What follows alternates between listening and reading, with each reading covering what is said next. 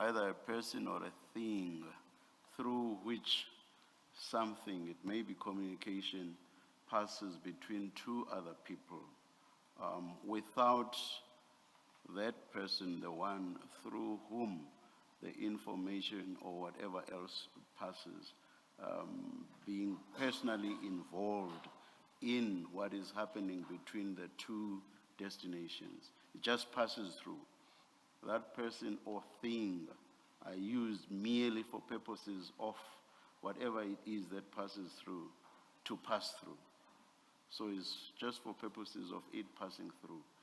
In this communication, or in what was happening here, according to what you say, you were exactly that, a conduit.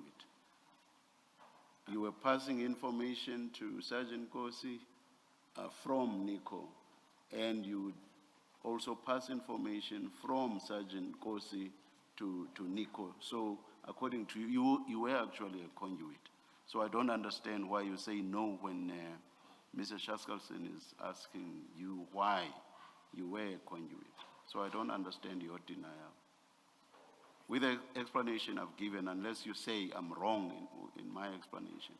So with the explanation I have given, can you now answer the question by Mr. Shaskalson?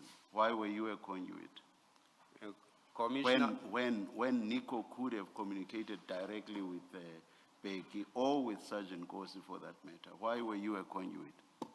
I still don't agree, Commissioner. We maintain different levels of relationship with both people that I maintain with Sergeant Kosi and Nico. So if someone will prefer to speak to me to either engage someone.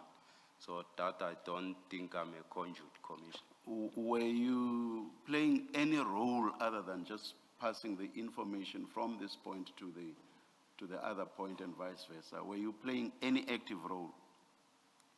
I will intervene if there's misunderstanding. Sergeant Kosi will request me to say perhaps intervene, then I'll intervene in that instance. Did that happen all the time, or would it happen only on odd occasions? That is the need for you to intervene. It was not on all occasions. So for the most part, you were just passing information between the two, for the most part, correct? He'll communicate something, I'll communicate to Nico.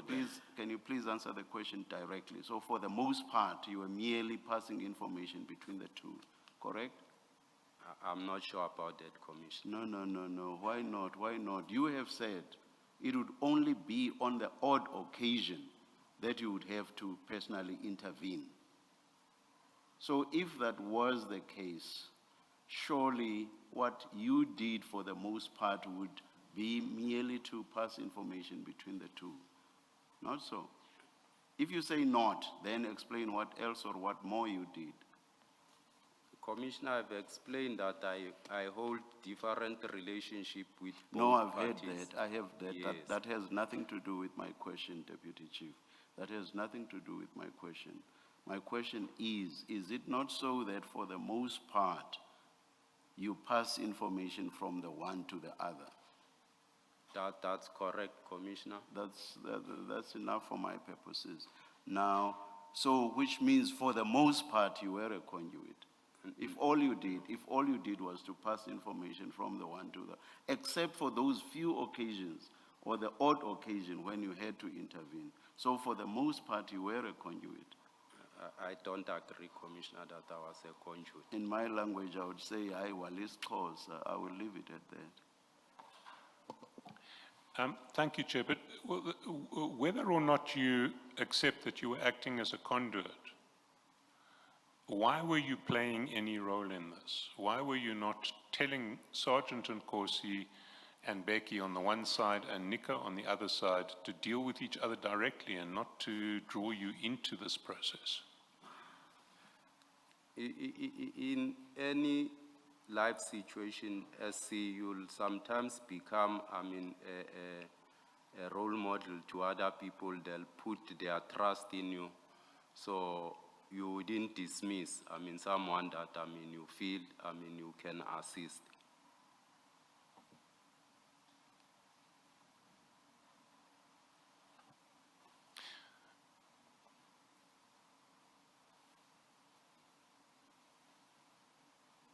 So you are assisting Ngapashea on because Sergeant Nkosi is your role, that you are Sergeant Nkosi's role model.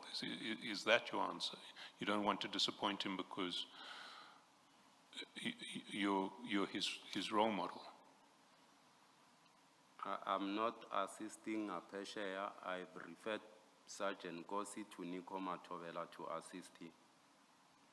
Yes, but you're keeping yourself in the picture. You're not, you've referred them to Nico months ago, and you're still being the person who passes Nico's messages to Ngapashea and who passes Sergeant Nkosi's messages to Nico.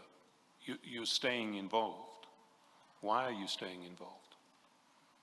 Much as I indicated, I have a relationship with Sergeant Nkosi. I nurtured him and I'll take interest in helping him. How are you helping him in this regard if you're not helping Ngapashea? I'm not helping Ngapashea as I indicated. I could have assisted Ngapashea with the skills and the capacity that I have, but I chose to refer them to Nico Matovela to assist them. But you just said that you are keeping yourself in the picture, or you're not removing yourself from the picture because you're helping Sergeant Nkosi. How are you helping him? Yes, SC, Sergeant Nkosi will come to me for intervention, then I'll intervene where there's a need. Mr. Dlamini, the question is, you say you were helping Sergeant Nkosi. The question is, in this tender, how are you helping him? What is it that you are doing that is to help Sergeant Nkosi? Commissioner, I indicated initially in my statement that I referred Sergeant Nkosi. When he came to me, I refused because he wanted me to assist Peggy direct. I said I can't. I referred him to Nico Matovela for assistance, and sometimes they will have that misunderstanding where Sergeant Nkosi will come to me and request intervention, or Nico will say, pass this information to Sergeant Nkosi. That's what I will do. Yeah, well, maybe for now, let's limit it to these documents and this information that you are passing on to Sergeant Nkosi. Let's limit it to that. How is that to help Sergeant Nkosi? It's Ngapashea tender. You say in Mpumalanga, it's Ngapashea. When you are sharing this information that you are passing on from Nico to Sergeant Nkosi in relation to a Ngapashea tender, how is that to help Sergeant Nkosi? He inquired, Commissioner. I gave him information to say, Nico indicate to say this document, he had them in his desk and he is addressing them because Sergeant Nkosi, raised that matter of, documents that, they need to be completed. Yes, Mr. Chaskason. Deputy Chief, before we leave this topic, I just want to take you to a document which supports your argument that this tender did not relate to TMPD1. It was not TMPD1. It's the document on page 536.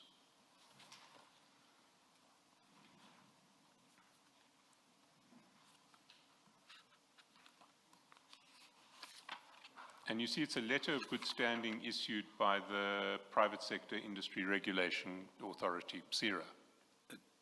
Are you going to make it bigger, please? Yes. You'll see that the date it was issued on its face is 6 February 2025. You see it? I'd agree to that, but yes. And that it was certified by the South African Police Service in Soshanguve on the 20th of February 2025. Yes. Now, those dates are after the submission date of TMPD1. TMPD1 had a deadline of October 2024.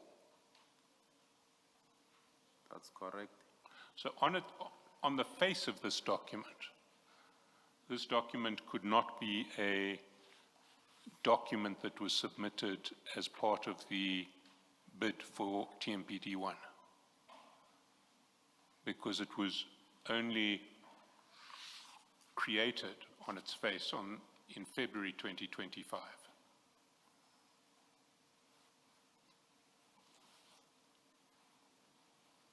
You see that? I see that, I see.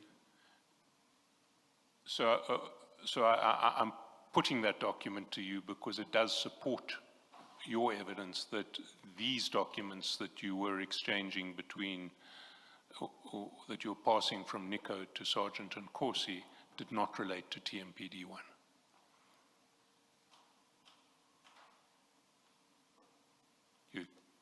Yes, I see. Mr. Chaskalson, can I ask you a question? It's not for the witness. Are we, as the Commission, able to get the full set of documents of Ngapeshare that were assessed by the BEC for the purposes of TMPD1? Because while what you're saying is possible, it may also be that in fact, what was done was that this very document was submitted long after the closing date, and those who assessed the bid relied on this document as proof of good standing. So there are multiple possibilities here. There are, and we will attempt to get the full set of documents for the bid. We have. Yeah. Okay, can I ask Deputy Chief Dlamini? This municipality in Mpumalanga, I mean, it's only 11 months ago when these chairs were exchanged between you and Sergeant Nkosi.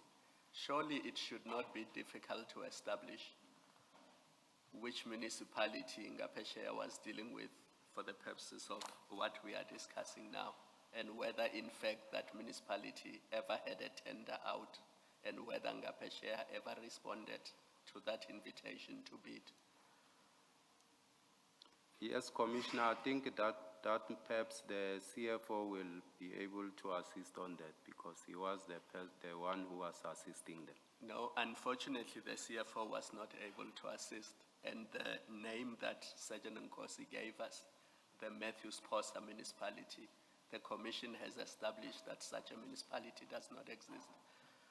So we're not talking about 10 years ago, we're talking about 11 months ago. I mean, surely one of you should remember which municipality was, but all you are giving us at this stage is a province to say it was in Mpumalanga. But if you are more specific and you say that municipality had a tender out, and it was that municipality that invited bids, and it was in respect of that bid that Ngapeshare submitted a bid, then we will be able to close this line of inquiry once and for all. I will verify with Nico, Commissioner, which one was specifically dealing with. Are you able to do that during the tea break? I will do so. Thank you. What might also be helpful, perhaps as you verify, is that if you look at page 538, the very last item relates to rates and taxes as some of the information that was missing that needed to be included. So item 12 is rates and taxes. It says company is in arrears and there is no list. And then it says directors' rates and taxes are not attached. That would suggest an address of Ngapeshare in that area, in that jurisdiction where that tender belongs, and the address of the director.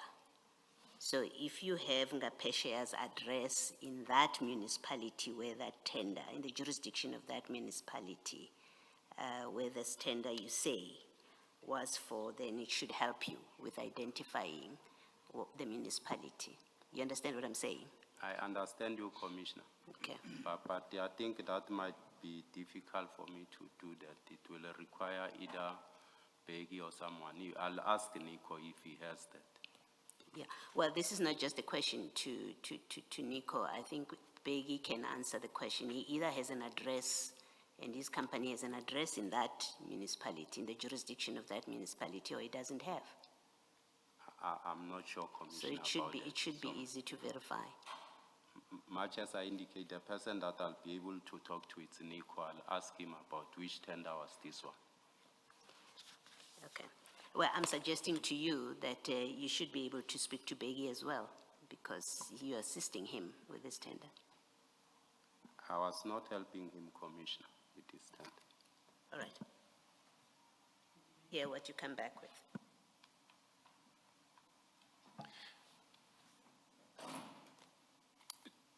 Can we leave this tender for now and then go to TMPD 3? And before we get to your involvement in relation to TMPD, I just want to sketch the timetable of TMPD 3 that we've established through the CFO. The timetable for TMPD was that the bid was advertised on the 12th of August 2024. If you can just take these dates down. This was the evidence of the CFO. The closing date was 21 February 2025. The first meeting of the BEC was 24 March 2025. The BEC recommended an award on either 28 May or 29 May. The minute of the meeting recommending the award is dated 28 May. The score sheets are dated 29 May. The BAC resolved to cancel the tender on 23 October. So that's the chronology. Now, your involvement that we want to look at starts on page 437. And on the 25th of March, 2025, page 437 of file 4, you send to Sergeant Nkosi a draft BEC report on this tender. Shortly, it's 25 March, and it runs from page 437 all the way down to page 439. And the document that you sent is actually attached as an annexure from page 511. And it may be, well, it runs from page 511 all the way through to page 524. Why did you send that document to Sergeant Nkosi on 25 March? Sergeant Nkosi requested me to send him a list of companies on that day, and I requested my office to download it for me on the web. Unfortunately, the website was off for the city of Tshwane. Then they requested from supply chain management if they have a list of bidders. Then they were also told that the website is still off. Then they provided them with this draft admin report. It's not a BEC report, SC. It's a draft report that they are preparing, a closeout report that they usually put on the website. So it's not a BEC report. Well, you say it is a closeout report that they normally put on the website. That's correct, SC. What they normally put on the website, and you've attached that in your additional documents, is the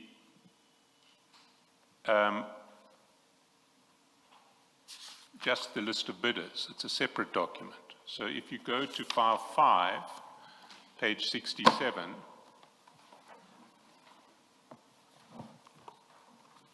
you'll see the list of bidders for TMPD3 that you can access from the website.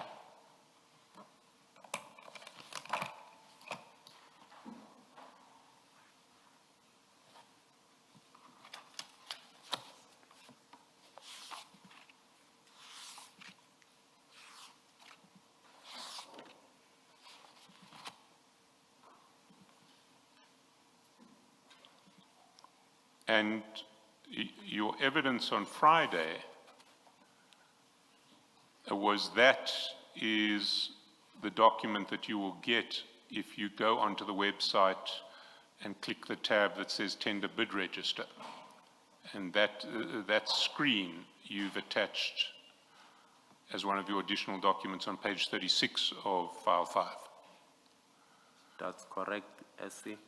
So the document that you sent is not the Tender Bid Register that everyone has access to.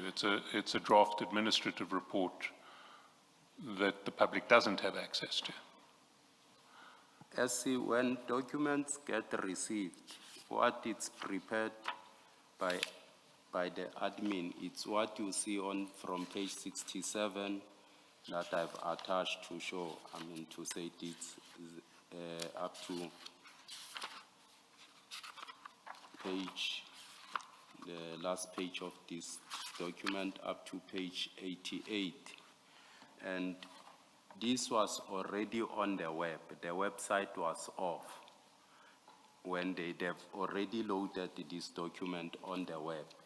If you can check, the tender closed on the 12th of August, as you indicated. This was already out there on the web when I forwarded it to Sergeant Kosi in March. The challenge was that the website was off. Then my office requested a CM, they gave them this draft admin report. It's what they are using to prepare the close-out report before they can load it on the system. So it's not a BEC report. Okay, let's call it the draft administrative report. Yes. Who prepares it? SCM, there's admin. When tender closed, there's admin staff that do that, which they hand it together with all the documents to the BEC for them to commence their work. They need a close-out report of all the bidders that have bid together with the tender document. So it's a report that's prepared for the BEC. Correct. And what this is a draft of a report that is being prepared for the BEC. They were preparing a closed-out report, so much as they made draft admin reports before they complete it to be this closed-out report that goes on their website. No, the closeout report doesn't go on the website. What goes on the website is the document that we see at 67? page 67? Not that. at page 67, which is accessed from page from the link at page 36, the tender bid register. It is the close-out report. No, the documents are different. If you look at the document at page 67, it is just a list of bidders and prices. Yes. Go. You can continue, sorry. So if you go to the end of the document at page 67, you will see that it ends with the last bidder.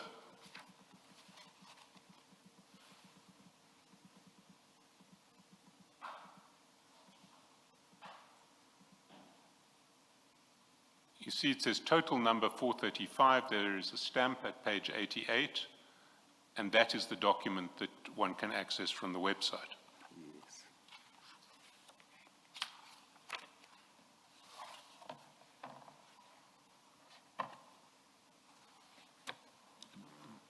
Did you agree? I did not hear your response. I'm Deputy saying this draft report, Commissioner SC, when they register the bids, they use this draft admin report to prepare this close-out report that they load on the work. It's a working document. By the day I wanted to access the close-out report, the system was off. Then they requested, my officer requested from supply chain, they provided with them because the information contained on this draft is the information that they're gonna access on the web. What gets uploaded? Is it the document starting at page 67 through to 88? Yes. That is a different document from the document that you sent to Sergeant Nkosi. What you sent to Sergeant Nkosi was not the bid register that you can access from the web, but it was a draft of a closeout report being prepared for the BEC. That's correct, SC, as I indicated to say that day the website was off, then they requested the report, the close-out report, they were provided with this draft admin report because it contains the same information that was gonna be accessed on there. It's not a confidential document, it's not a BEC report. Can I, that's not the version that you gave in your statement. If you go to page 10 of your statement in file 1,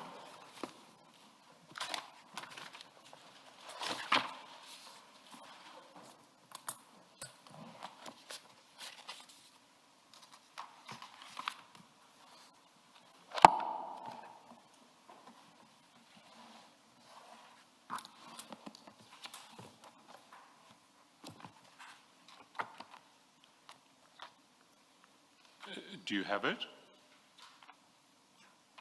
Yes, SC.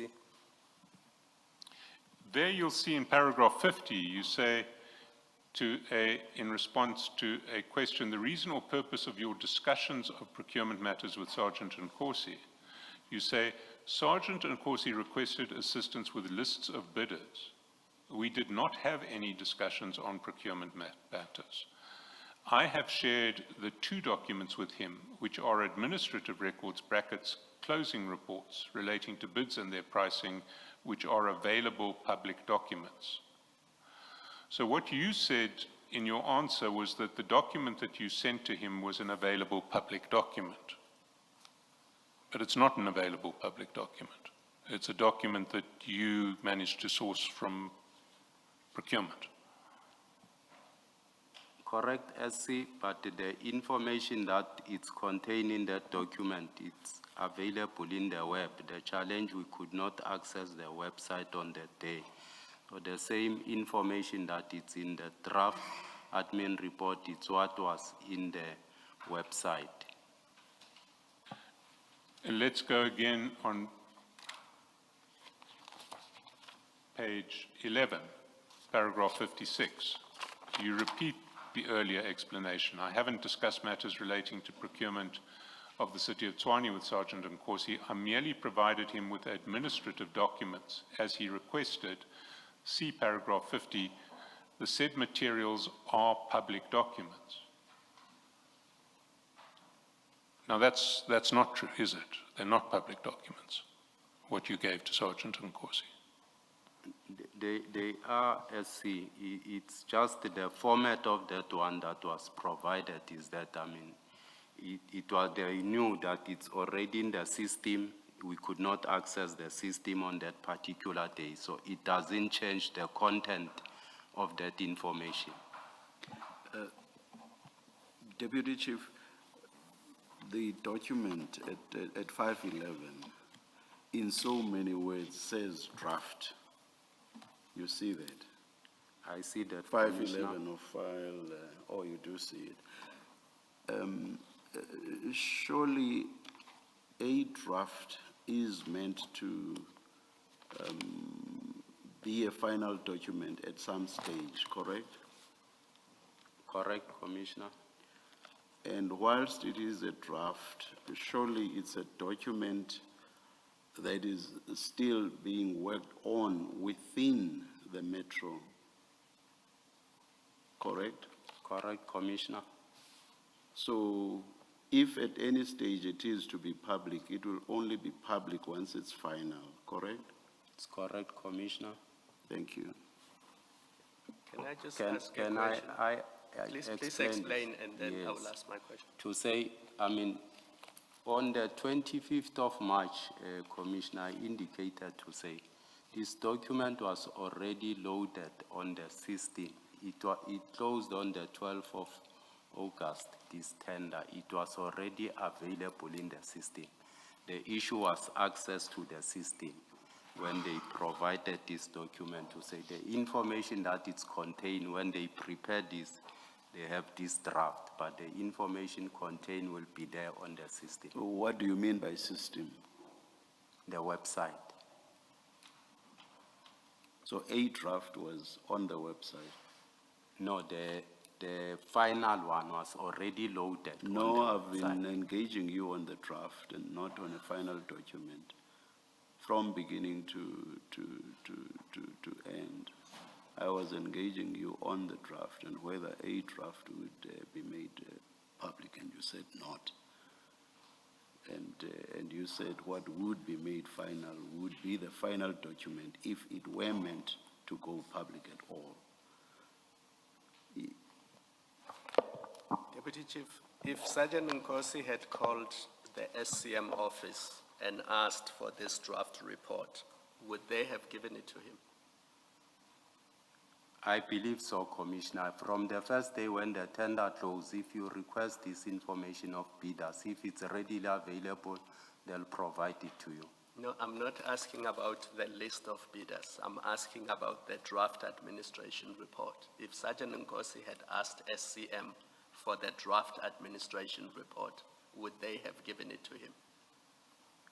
Commissioner, he was gonna ask for a list of bidders, and yes, That's exactly my point. I believe they could have provided him with, because it was already loaded on the website, the tenderers were already there, their pricing and everything. So they would have given him a document that includes paragraphs 2, 3, and 4 that you see on page 524.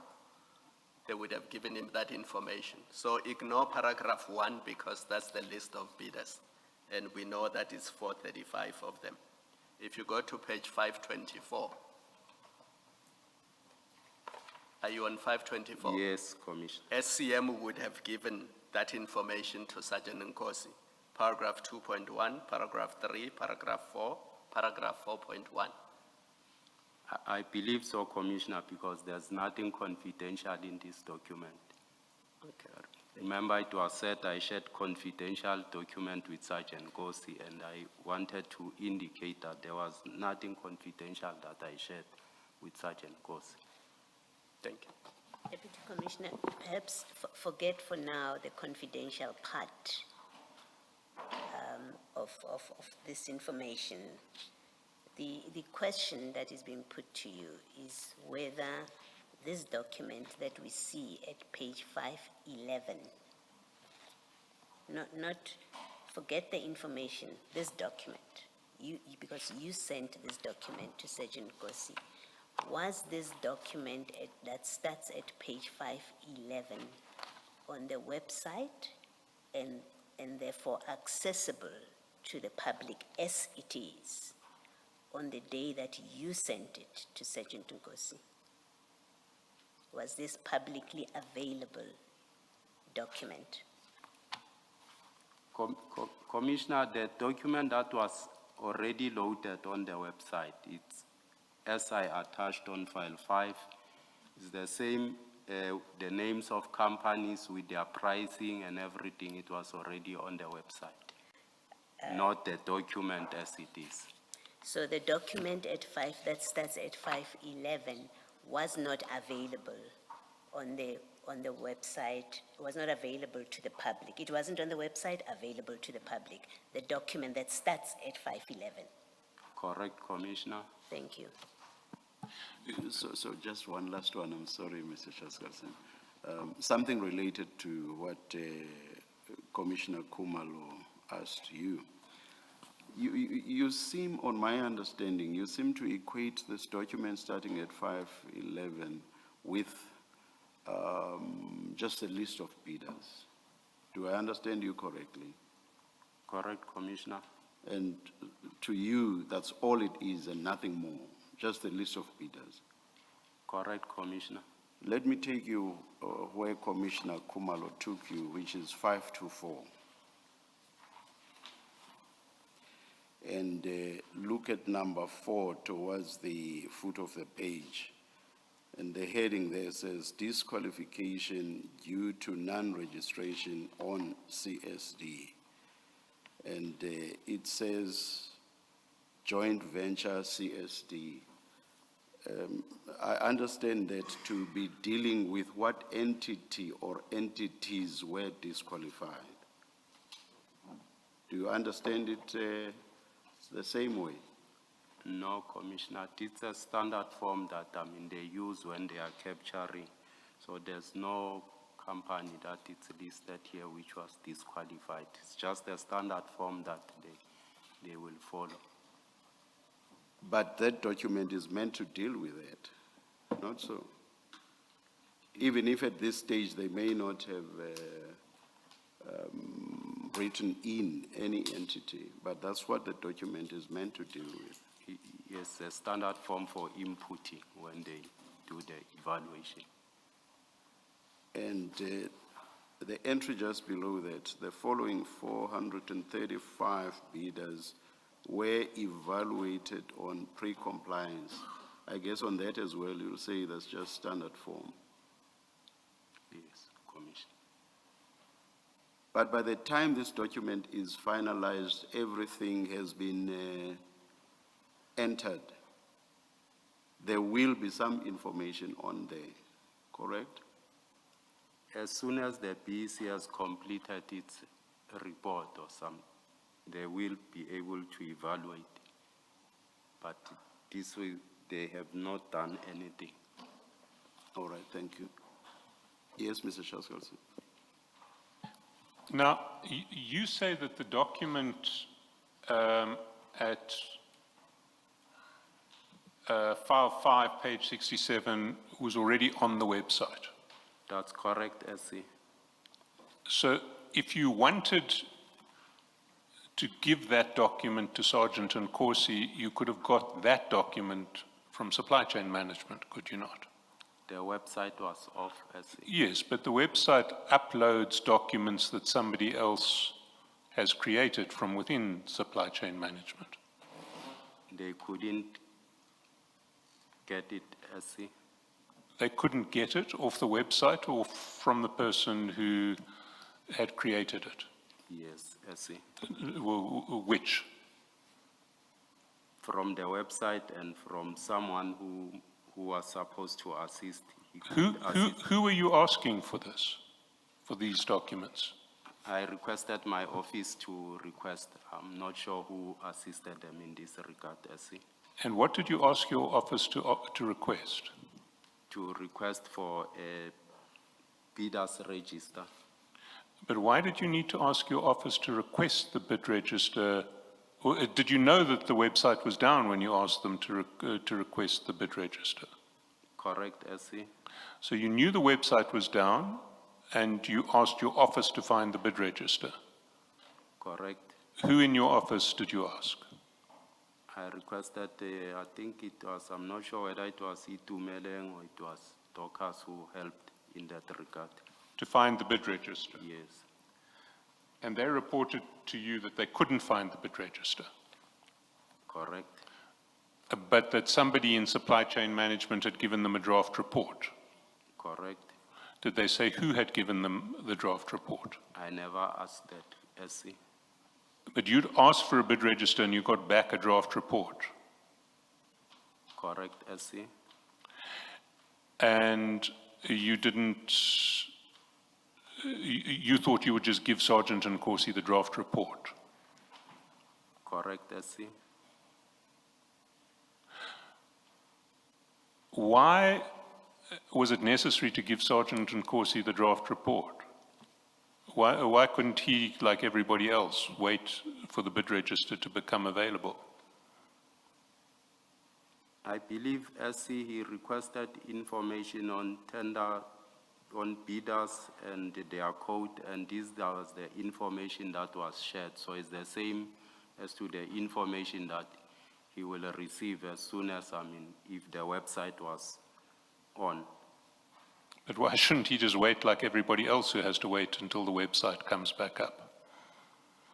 I can't tell on that one. No, you can tell, because you were the one who chose to give him a document that isn't a public document and that he hadn't requested for on your version. When he wanted it, he requested me. Yes, you are correct. Then this is what I could access. They could provide me with. I gave it to him because that's what he requested. And I saw no harm because the same information, it's not a confidential information. It's information that it's already loaded on the website. Yes, but nobody else who could get access to that information at that time, because the website was down. Correct, the website was down, SC, but there was no harm in sharing the same information that he was gonna get later on.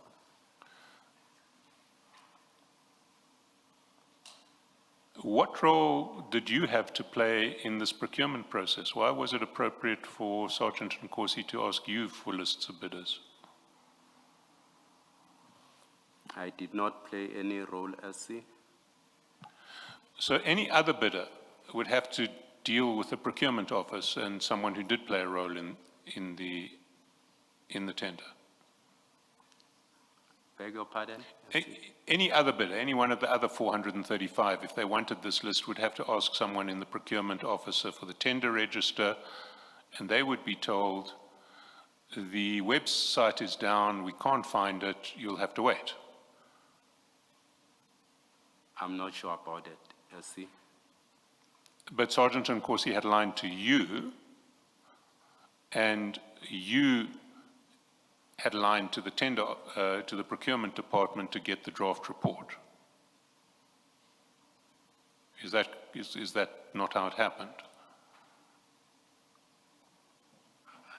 That's what transpired, but it's not like he was getting any favor, SC. Well, he was getting a favor. He was getting information that nobody else could get. Nobody else could get the draft report. They had to wait until the website came back up and they could get a register of tenders. I'm not sure who else could have asked the information. I believe they're gonna provide it to him, SC.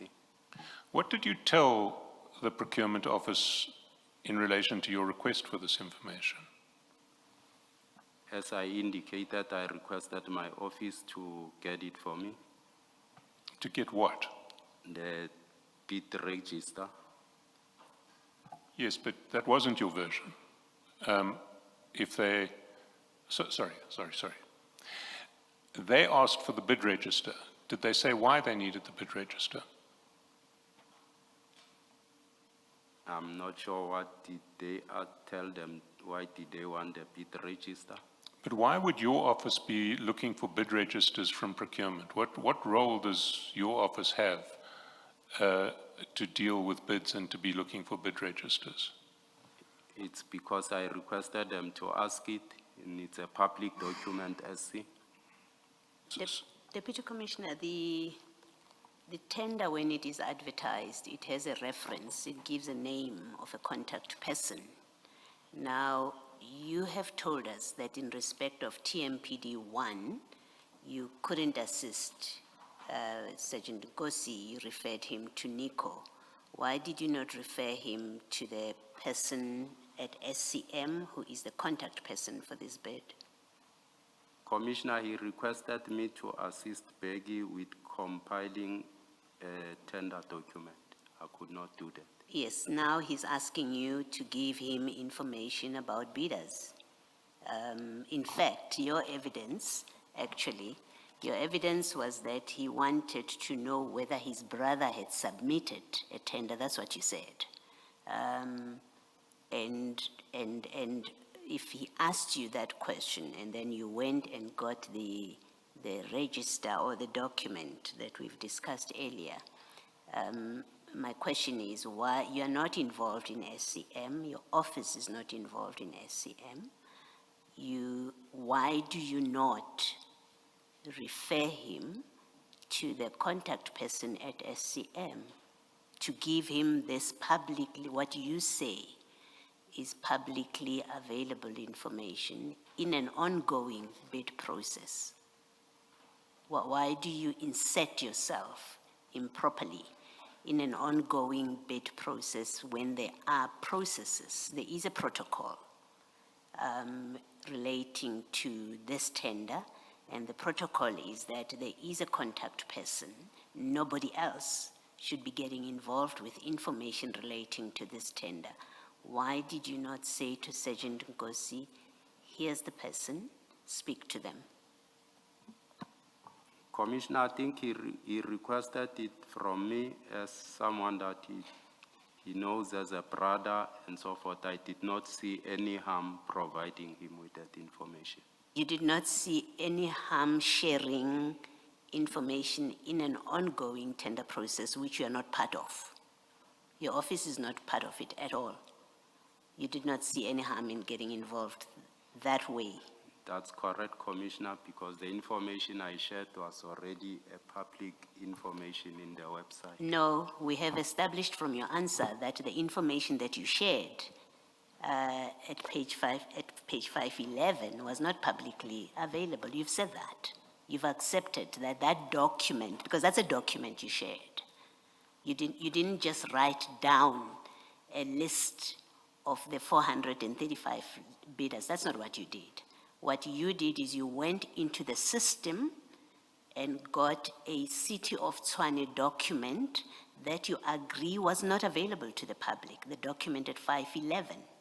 It wasn't available to the public, and you shared that with him. So, please do not repeat that that document at 511 was available to the public. It wasn't.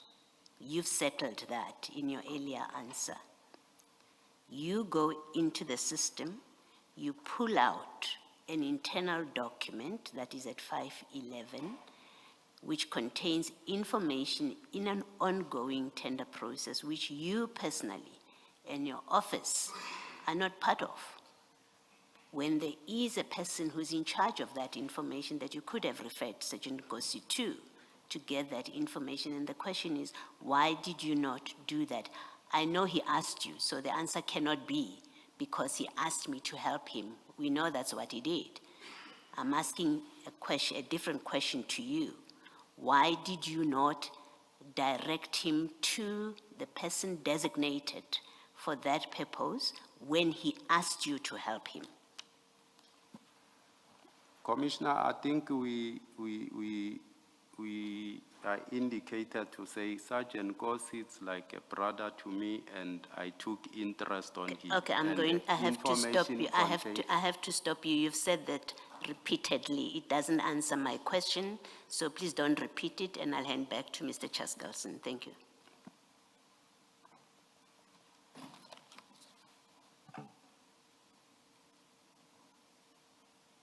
Do you recall your evidence yesterday about Mr. Mampani? That he is... On Friday. Sorry, on Friday.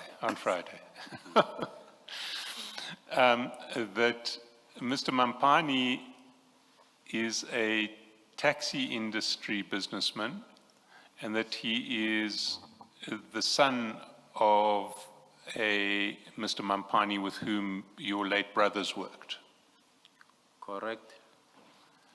Now, the evidence of Sergeant Nkosi was that on 30 April, that's a month, just over a month after he got this report, this draft report from you, he forwarded it to Mr. Mampani. Were you aware of this? I was not aware of it. And Mr. Mampani's response to receiving this draft list from him was, Buti, please let him say no to that appointment. Buti, please let him say no to that appointment. Did Sergeant Nkosi ever talk to you about TMPD3 again? No, SC. Did that not strike you as strange? No. He'd asked you for a list of bidders. Had he not?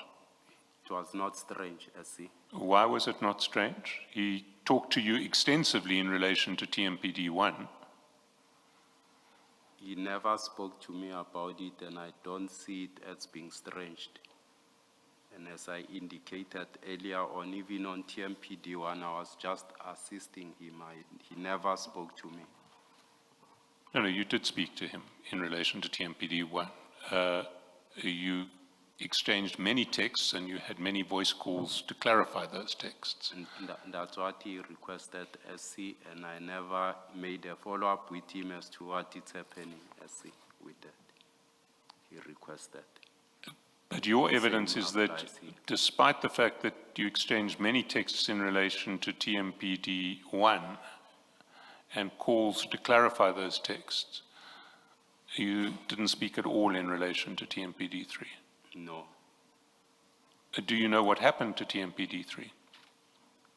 Yes, I know that TMPD3 was later on cancelled, as the CFO also indicated when he testified.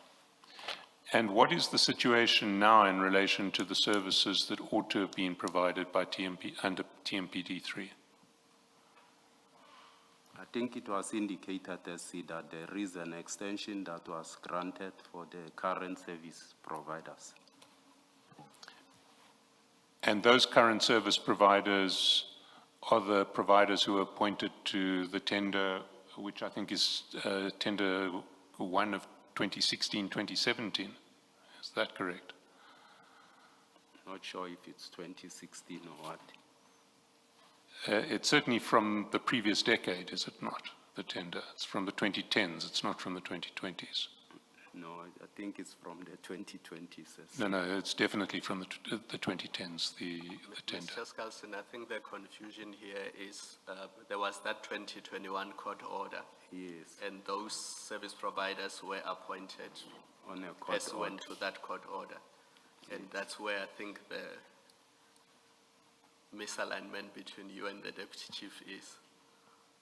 Yes, but the tender itself, pursuant to which they were appointed, is a tender from the previous decade. Not decade, Commissioner, SC. Sorry, I didn't hear that answer. I'm saying it's not decade, SC. No, it is. We've seen the evidence. I don't think so. On what basis do you say you don't think so? As I indicated, either it might be 21-22 financial year because it only ended in February 2025. So Yeah, that was the appointment pursuant to a court order in 2021. They started, yes, either 2022 because the 3-year ended on the 28th of February 2025. But the tender itself, pursuant to which those bidders were appointed, was a tender from the previous decade. It was 2016-17, I think. That's not true, SC. Mr. Skalson, it's the issue of language. I'm sorry to do this. When it was originally advertised, it was 2016-2017. When it was eventually awarded, it was pursuant to the court order sometime in 2021. That's when and then they started in 2022 for 3 years ending in 2025. Correct. But you're talking about the same tender. Your start point is the court order. Mr. Chaskalson's start point is when it was first advertised. But they were not working at that time. Yes. Because they only started working after they were appointed pursuant to the court order. And they were issued those letters that said, because of the court order, all 22 of you will be appointed. From 2022. Yes, Yes. but it was advertised for the first time, 2016, 2017. I'll verify that it might be correct that it was advertised prior. You can assume from our side that it was advertised in 2016, 2017. What would flow from that is that the specifications that were requested were specifications that were drawn up at the very latest in 2016. You accept that? If the tender was advertised in 2016, 17, the specifications couldn't have been drawn up before, after 2016. That's correct, I see. Now, have the specifications for these sorts of services remained constant? Have the city's needs for these sorts of services remained constant over the last 10 years?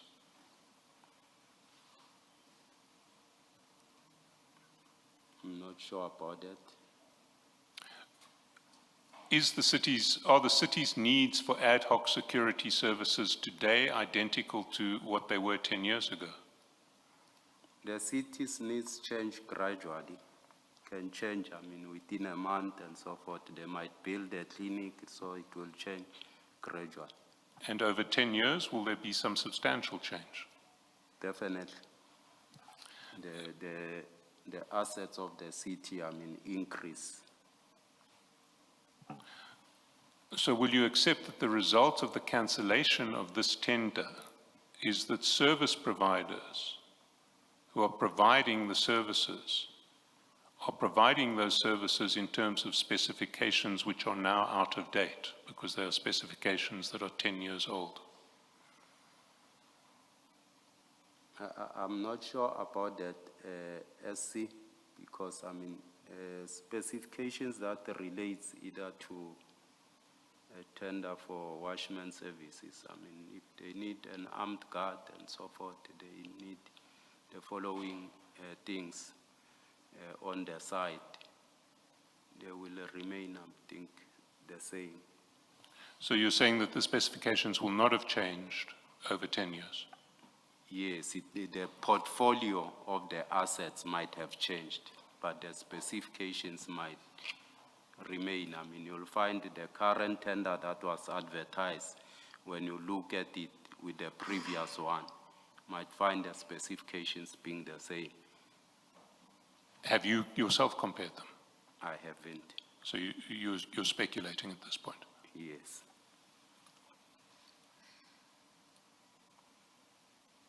Can we move to a different topic, which is the invoices that were paid on the process to pay invoices on the 5th and 6th of March 2025. And there we should go to page 426. And you'll see at the foot of page 426, in chat number 8, that at 9:46 in the morning, the Sergeant Nkosi sends you a screenshot of a conversation that he's having with the CFO, and that screenshot is at page 503.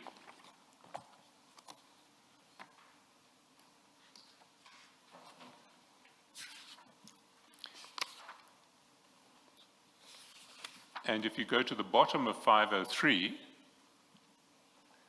you'll see that the CFO has asked Sergeant Nkosi, Mpuetu is General winning? And Sergeant Nkosi has responded, morning, my brother, I'm onto him. And that screenshot got sent to you at 10 o'clock that we see in,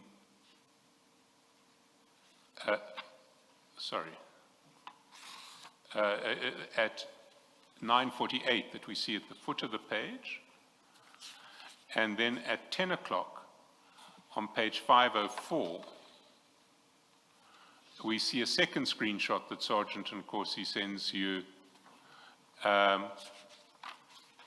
which says, which is his response. Morning, my brother, I'm on to him. He confirmed it will be sorted now. He'll give feedback soon before 12 o'clock. And the CFO has responded at 9:55 saying, okay, it's not yet in my system.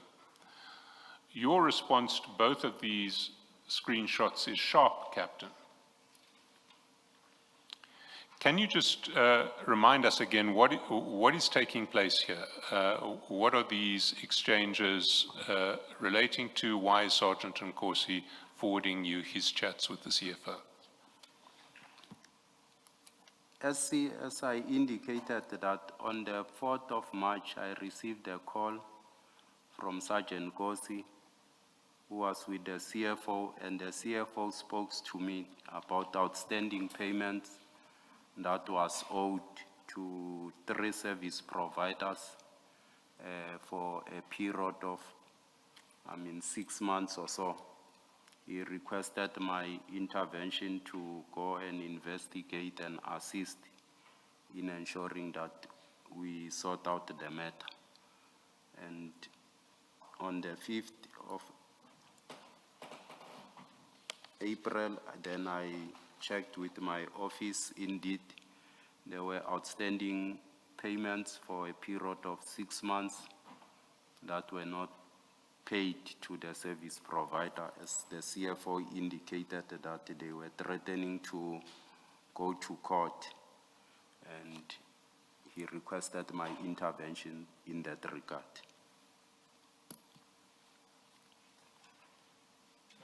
Can we go back to your evidence on Friday in relation to how the system should work? And how the system should work is that for these sorts of ad hoc services, you know what the price per guard is. And so when you get a request from a user department, say electricity, sorry, you're nodding. Can I just ask you for the record to say yes as it goes on? So you know what the contract with the service provider says in relation to rates. That's correct, SC. So you have a fixed rate that you will apply when you use that service provider. That's correct. When you get a request from a user department, and we use the example of electricity, for some guards to guard a power station that they would be working on, you know how many guards you're going to need and for how long. Correct. You then look at the general ledger to see if there is money provided for 2 guards 24 hours a day for 2 weeks, which is what the electricity department wants. And if there is, you authorize the deployment of the guards and you issue a purchase order. That's correct. The guards then are provided by the private company with whom you have the contract. They do the work. And at the end of that process, the company invoices. That's correct. And the invoice matches what your purchase order has provided for, because you have your purchase order authorized 2 guards 24 hours a day, 2 weeks. That's correct. I see. And then once you have the purchase order in place at the beginning and the invoice that's issued after the work is done, you check whether the work was in fact done. Is that correct? That's correct. I see. And if the work was in fact done, you then authorize payment pursuant to, in accordance with the purchase order that was issued at the start of the process. That's correct. So how can you find yourself in a situation that you are describing now, where there are a whole lot of invoices that have been issued and have not been paid, and for which it seems there are no purchase orders?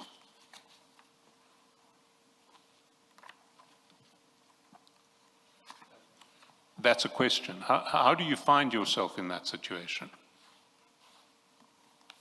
I think let me indicate to say, one, as it was indicated here, to say the question of, deployment of guards, it falls precisely under APSS, and by then it was overseen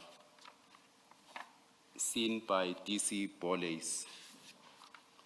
One, they allow a service provider to continue providing services for a period of 6 months. DC Boles says it just happened under his nose. There's coaching every quarter with the directors, where you check your budget, your everything. He could not pick it up the first quarter. He could not pick it up the second quarter to say there's expenditure taking place in his department that it's happening. They go to an extent of certifying services as being rendered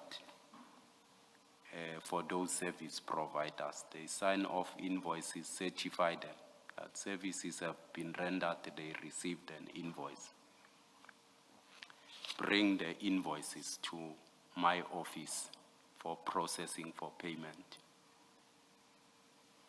My office engaged with them to say, you were supposed, you know the procedure, that in the first instance, you were supposed to ensure that, one, you liaise with the sister department around the GL, they provide you with a GL, you give us a GL account, we are able to create POs for those, services that need to be rendered. Because the department will indicate if it's water and sanitation or it's electricity, they'll indicate to say we need services for a period either of 3 months, we are refurbishing a substation or whatever the case it might be. That's the process that need to have taken place, that I think it was supposed to have been overseen by the director and the deputy chief concerned. They deploy service providers, they allow them to render services for 6 months.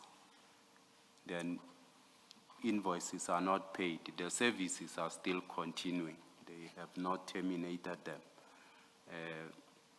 for those months.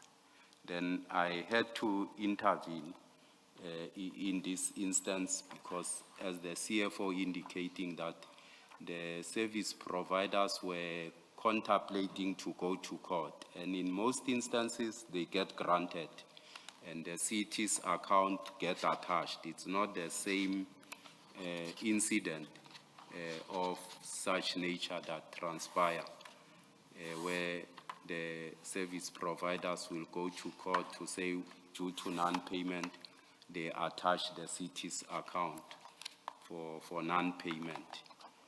And I had to intervene to say, but services were rendered, they have been certified as such because there's no dispute that services were rendered and companies need to be paid to avoid, the city's account being attached. That's where my intervention came in this instance, to ensure that we pay those outstanding invoices, because the section concerned have certified to say services have been rendered and so forth. So we had to ensure that we make payment to those service providers that have worked to avoid court processes in that regard. Well, let's go back to the start of the process. One of the invoices that gets paid is an invoice from July 2024. Correct. So an invoice has been issued in July 2024 to the city, claiming payment for services rendered. Correct. What was the backstory to that invoice? Was there a purchase order for that invoice before the service provider was put on site?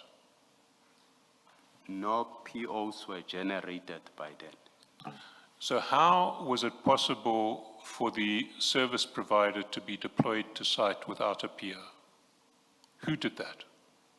They were deployed within APSS. I think the director there will be able to respond to that, Director Malachi, because he's the one who's overseeing those services. So Director Malachi should not have deployed those service providers to site in July 2024 without first ensuring that there was a purchase order in place. That's correct.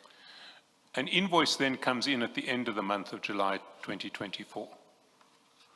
That invoice presumably goes to your department. Correct. What does your department do?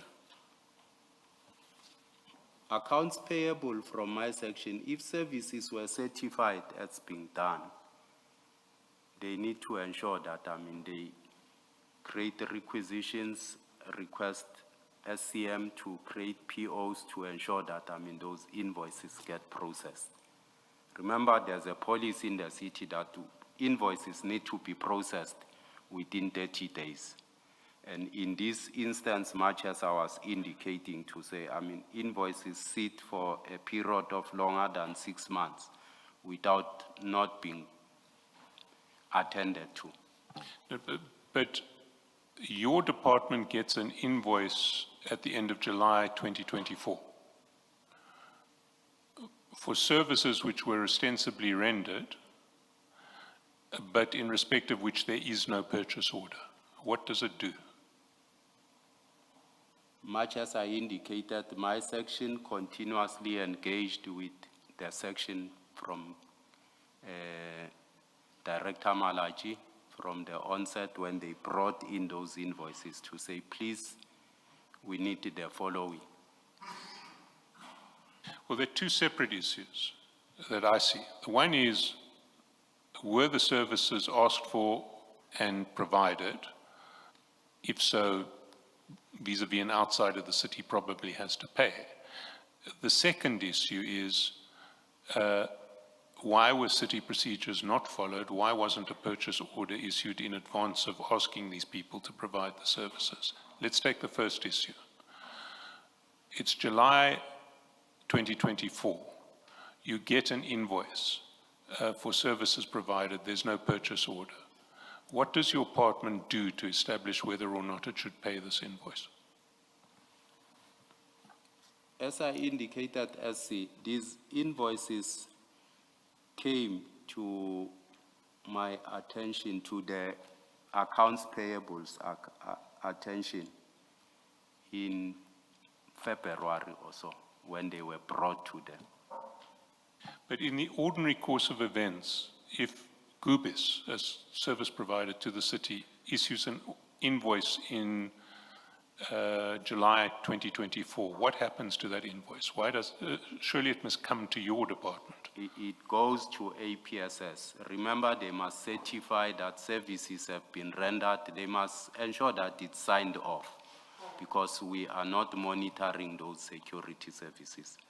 I'll give you a classical example. If the specifications of a tender says we need 2 armed guards on a site, the company don't post, either they post 1 armed guard, the other guard is not armed. If the tender has got what we call the penalty clause, they should be able to penalize it. So when they bring an invoice, it must come either, with those, penalty clause being, indicated to say they were penalized for it. So much as the section concerned must certify services as rendered, sign it off before it comes to accounts payable. Accounts payable's duty is to ensure that there's an invoice, the invoice is in order, there's an SLA in place for that particular service, the contract, its existence. And purchase orders? And there is also budget in that regard. There's budget and there's a purchase order, or not? Do you have to look for a purchase order? Correct. Remember, purchase orders, as I indicated, we get created each and every beginning of financial year. We look at the budget, we load it, get loaded, we create purchase orders for watchman services for the entire financial year. And you're saying that in respect of these invoices, going back to, in fact, June 2024, but we'll deal with June separately, but let's take the ones from July 2024. The first that those invoices were forwarded to your department, you say, is February 2025. Correct. Who was at fault there? I take the section concern, I think Director Malaji, because he was overseeing this, services, is supposed to ensure that, on a monthly basis, at finance section, they want to say before the 10th of every month, all invoices, there's what we call, there's a meeting that deals specifically on a monthly basis with invoices, whereby they indicate to say this department has got, either 2 invoices outstanding for non-payment and so forth, where we report on a monthly basis, to monitor the UIFW, unauthorized irregular fruitless expenditure and so forth that we report on. There's a work stream that deal with that. The city also has established circular 113 meeting to ensure that, we avoid audit, negative audit queries, whereby there's also report on issues of invoices in that regard. And they said for the entire 6 months, no report, nothing is happening, to say there are these invoices, services have been rendered and so forth. So let's stay with our July 2024 invoice. That invoice should have been forwarded to your department by 10 August 2024, if the system was followed. The latest, before the 10th, we encourage that at least we receive invoices, or when it's month end, at least the latest, the 5th or so that we are able to accrue every invoice with finance. But instead it was sent to your department more than 6 months overdue, that July 1. Correct. What steps were taken to hold anyone accountable for this? No one was held accountable. It will be the thing of passing the buck, much as I'm indicating to say, we have monthly, quarterly coaching whereby these matters could have been picked up, dealt with. The risk also that was associated with these invoices. The contract was ending on February. If we could not have secured an extension for that 4 months, it means these invoices were not gonna be paid. People were gonna go to court and we were going to pay them on a court order because there will no longer be a contract to pay those invoices. But hang on a minute. A contract normally ends at a given point. And in the last month of performance of the contract, services are performed. Yes. And you issue the service provider issues an invoice at the end of the performance of the services. But by the time the city gets the invoices, that invoice, the contract is no longer operative, but the invoice relates to a period when the contract was operative. So why is the end of the contract crucial in any respect? It is crucial, SC, remember the last invoice, the contract, if it ends end of February, that will be the last invoice that will be accrued and be paid. So if there's no longer a contract in place, you will no longer be able to process those invoices because there's no contract in place, so it then requires you to generate a report in that regard. We had an instances, of a contract that ended, then it had to go a post facto issue, CCTV, which, I mean, it's under some form of investigation, that process. So once the contract ends, you won't be able to process an invoice because you need a contract to be in place. So are you saying to me that the rush at this point was because the contract was due to expire at the end of February? It was in March, SC. It was the extension was granted end of February. I'm just indicating to say these were gonna be the risk. Yes, but by the time the rush was taking place on the 5th and 6th of March, There was already an extension. there was of an 4 extension for of 3 4 months. Or 3 months or 4 months? 4 months, 4 up months. until June.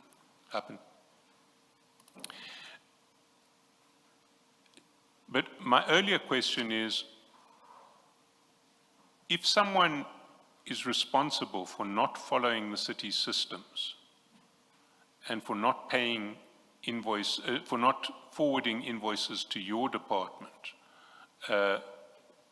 promptly when the invoices are issued by the service provider, why aren't they held to account? I think the city, much as I'm saying, they've introduced these, measures, the UIFW and so forth, and the Circular 113. And that's where I think the CM has put his feet down to say it can't be business as usual. Consequence management need to take place for non-performance, to say you can't be sitting with an invoice which, end up, without being accrued at the end of financial year, the city then get, a finding around it. But in this case, there were no consequences. There was no management of consequences. Nobody was held to account for sitting on invoices for 6 months. In this instance, there was none, SC, that was taken. But your evidence is that your department only received these invoices in February. Correct. Can we go to your message in chapter 4, also on page 427? Morning, Captain. Please just confirm for Mpueto Ukuti, I'm processing the issue. I've spoken to Kane and Vusi also to increase the target value as the amount is a bit higher. And as soon as all of them are released, I will let you know for his intervention to ensure that Tommy makes payment urgently. You see that? I see that, SC. Kane is Kane and Mpofu in supply chain management. Correct, SC. Who is Vusi?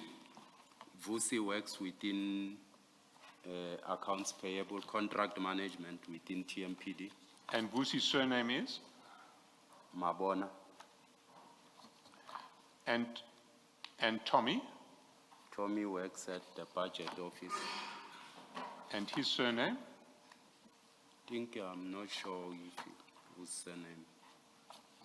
Know him as Tommy. Sometimes you'll know the name or the surname of officials. Okay, well, there can't be too many Tommies in the budget office. Yes. You say to increase the target value as the amount is a bit higher. What are you referring to there?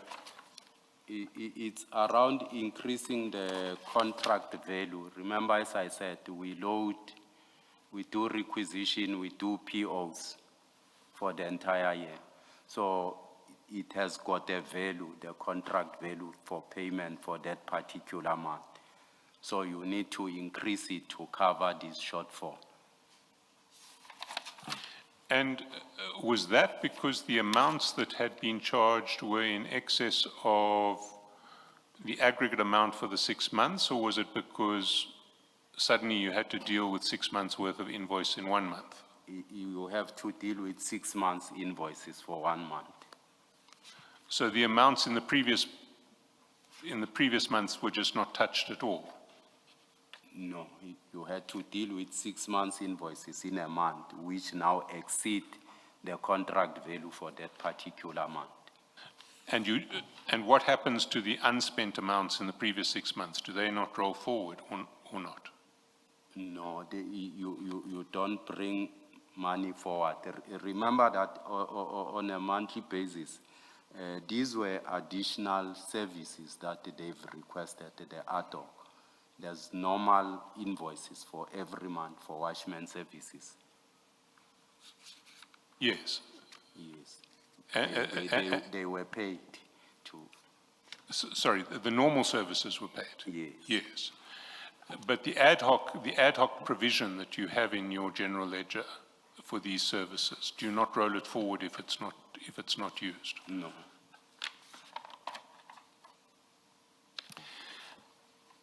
The exchanges with the CFO and with your through Sergeant and Corsi continue, and we see them all the way through pages 427 and 428. You've understood, you've explained to us why there was this need. So I don't want to take you to the substance of the payments. What I want to ask you is, why was Sergeant and Corsi involved in this process? Why were you not dealing direct with the CFO? As indicated, I think the CFO indicated to say he saw Sergeant Corsi working, him working through Sergeant Corsi being the best way. He made Sergeant Corsi his extension to communicate with me. I think that's what transpired in this case. But why did you participate in that arrangement that way? You're dealing with city business between yourself, the Deputy Chief of TMPD, and the CFO. Why is there any need for, one, why is there any need for Sergeant and Corsi to get involved? And two, why is it appropriate for Sergeant and Corsi to get involved? So first, is there any need for Sergeant and Corsi to get involved? Could you not have done this directly with the CFO? As I indicate to say, I mean, CFO saw it fit that he must use Sergeant Corsi to communicate with me. He made Sergeant Corsi his extension, and I was responding to the CFO through Sergeant Corsi. That's what actually transpired in this case. Commissioner, you're not a junior employee who just follows what the CFO chooses to do, even when it is irregular and maybe even unlawful. You're a senior, you hold a senior position, Deputy Commissioner. You realize you must have known that, in fact, let me say, you must have known that Sergeant Nkosi has no business being involved in this by the CFO, if he's involved by the CFO. You must have known that. A person at your level of seniority, why did you not choose to deal directly with the CFO when you saw, yes, when he first involved Sergeant Nkosi, you who has the power and status to deal with him directly, why did you not decide to deal with him directly? You're not a junior employee in this picture who is afraid of the CFO unless you tell us that you were afraid to upset the CFO for whatever reason. But I want to assume that you didn't have that kind of problem. You have the authority to deal directly with the CFO. Why did you not give those answers directly to the CFO? Because you are improperly dealing with city affairs through Sergeant Nkosi, and there's no debating that. It's simply improper to involve Sergeant Nkosi in this. You must have known that. Why did you choose to continue anyway? Thanks, Commissioner. I did not choose Commissioner out of my own. I know that if you'll go to, in most instances, if you go to file 1 in page 146, Commissioner, file 146.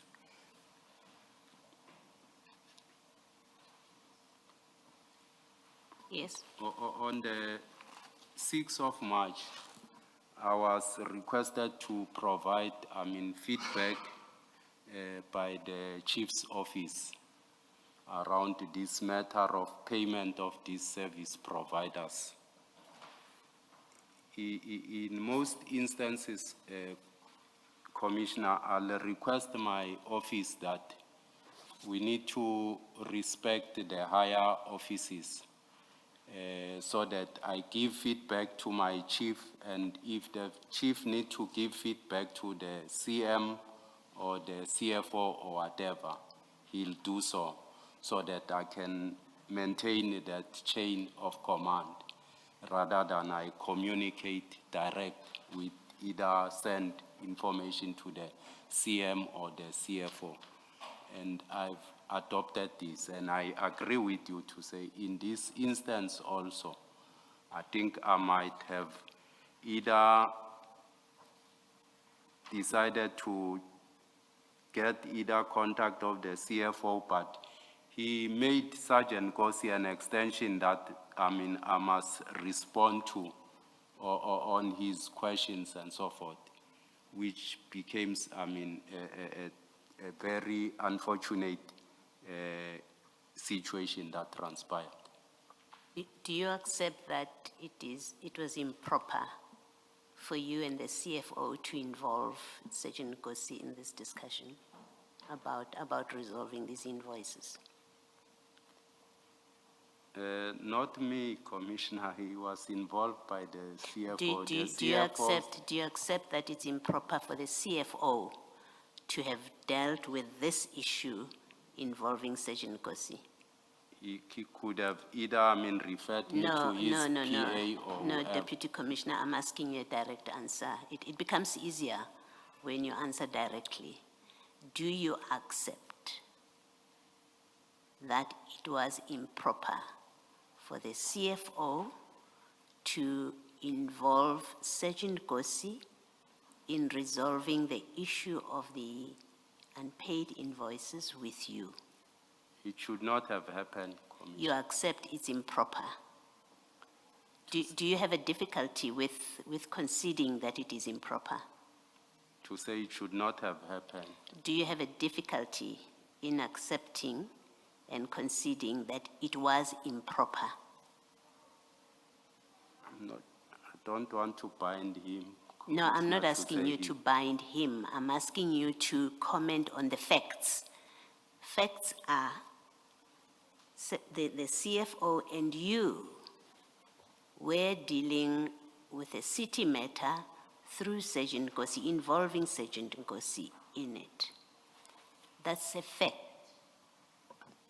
Now I'm asking you, do you accept, and your explanation is, Sergeant Gossi was involved by the CFO, not by you, so I'm happy to break it down. Do you accept that involving Sergeant Gossi, a member of the public, in resolving a payment issue with a service provider, that it was improper for Sergeant Gossi to be involved in this? You can say no. There are only two possible answers. Only two possible answers. Your answer is either no, it wasn't improper, or it was improper, and it doesn't require an explanation. I wouldn't use the improper, Commissioner. I'll say it was incorrect maybe for the CFO to have involved Sergeant Gossi from the onset on this matter. Do you accept that it was improper for you to respond to the CFO through Sergeant Gossi? He is a member of the public. Do you accept that? No, Commissioner. I was responding to the CFO because he made Sergeant Gossi his extension. So to involve a member, you involving a member of the public in resolving a payment issue, you say that was proper to do. that you involved Sergeant Nkosi? I did not involve Sergeant Nkosi. He was That you the communicate- CFO's extension commissioner. So that you communicated through Sergeant Nkosi to the CFO, you say that was proper. There was nothing wrong with that. I was a responding commissioner to the CFO. Thank you. I never communicated to the Thank you. Sergeant Nkosi.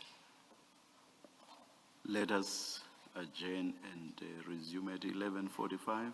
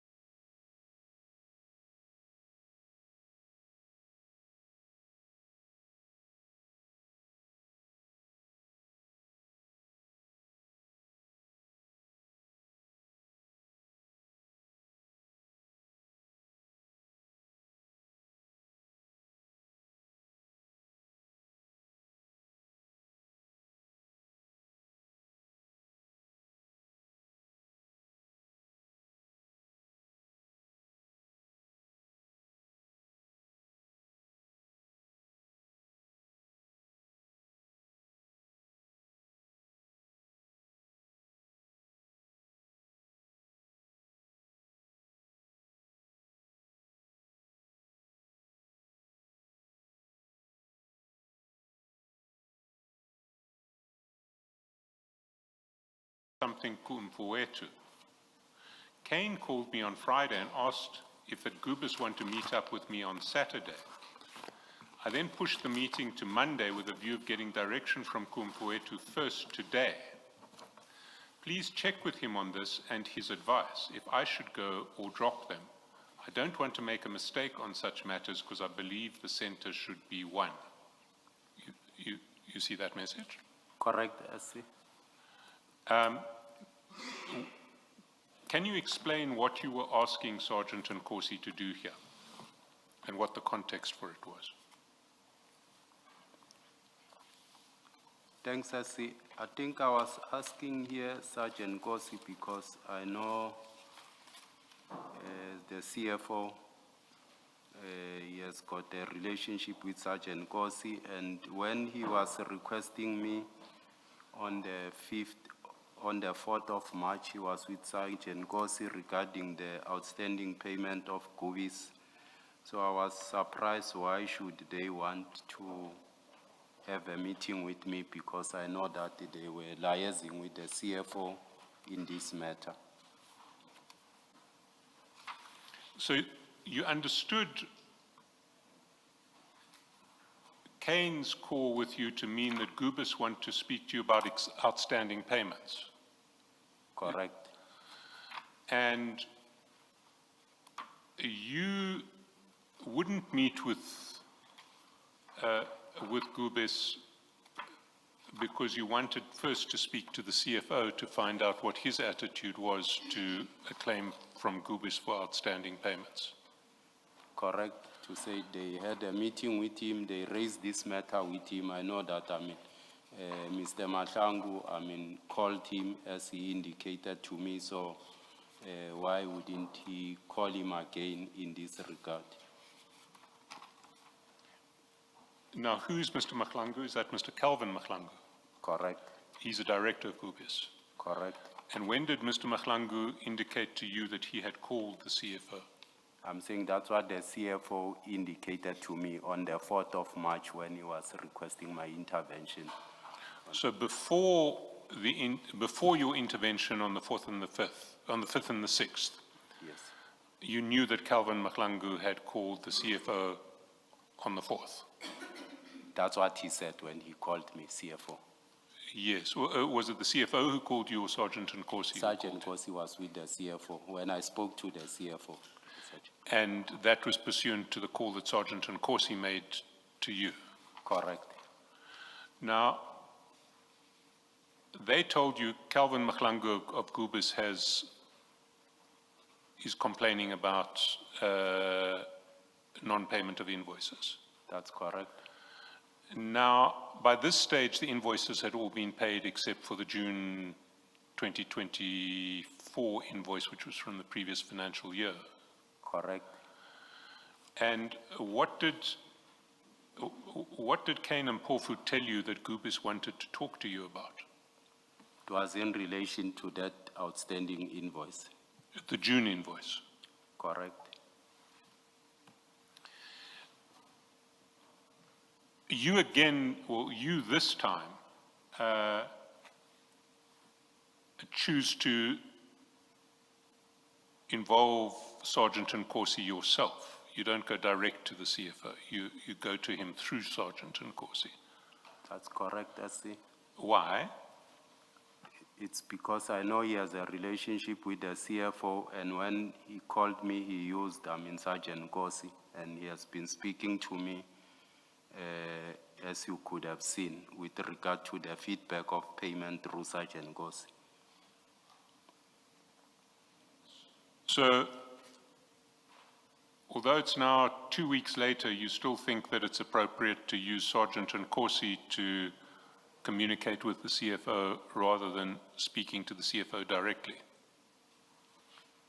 That's how I took it at that particular time, because the CFO never asked for my contact numbers either to speak to me, and he's senior to me. I wouldn't just go and ask for his contact numbers.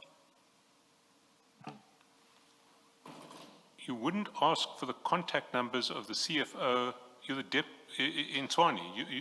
You don't. want to speak to the CFO directly? Either in meetings, when we are in meetings at MCAM's meeting or budget meetings and so forth, we speak at that level, but not on through phones and so forth. Why can't You you are- just email him?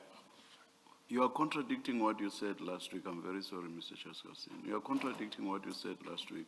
Last week you said you accept that it was a matter of relative ease for you to get the contact details of the CFO. But you chose this Nkosi route to the CFO purely because you found it convenient. That had nothing to do with you not wanting to contact somebody who is senior to you. Do you recall that? I don't recall that. Well, I tell you, that was your testimony. I don't recall that. Yes, Mr. Chaskasin.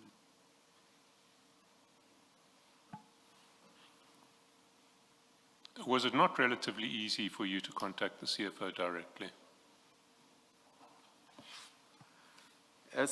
Under a normal circumstances, that could have been that way, but in most instances, even myself, if I don't have your contact number, it wouldn't be easy for me to pick up that call when you call me. Why don't you just email him? You've already pushed the meeting into the following week. You get called by Kane on Friday. You've arranged for the meeting to be postponed to Monday. Why don't you just email him? Since I knew that he has got frequent meetings with Nkosi, or they are seeing each other, or they are talking together, I felt it could be an easiest way for me to check with Sergeant Nkosi. Deputy Chief, you must have assumed that they are communicating on a daily basis for you to send this message through Sergeant Nkosi. Because if they were only communicating once a week or seeing each other once a week, your message would be delayed by a week. So you sending it through Sergeant Nkosi must mean you knew or you assumed that they are communicating on a daily basis, so that if you send a message to Sergeant Nkosi, it will immediately get through to the CFO. I know that they are brothers, they talk frequently. On a daily basis. I'm not sure on a daily, but they speak frequently, Commissioner. But you understand my point that if they only spoke once a week or after 2 weeks, your message would be delayed. Much as I indicate, they frequently speak. Thanks.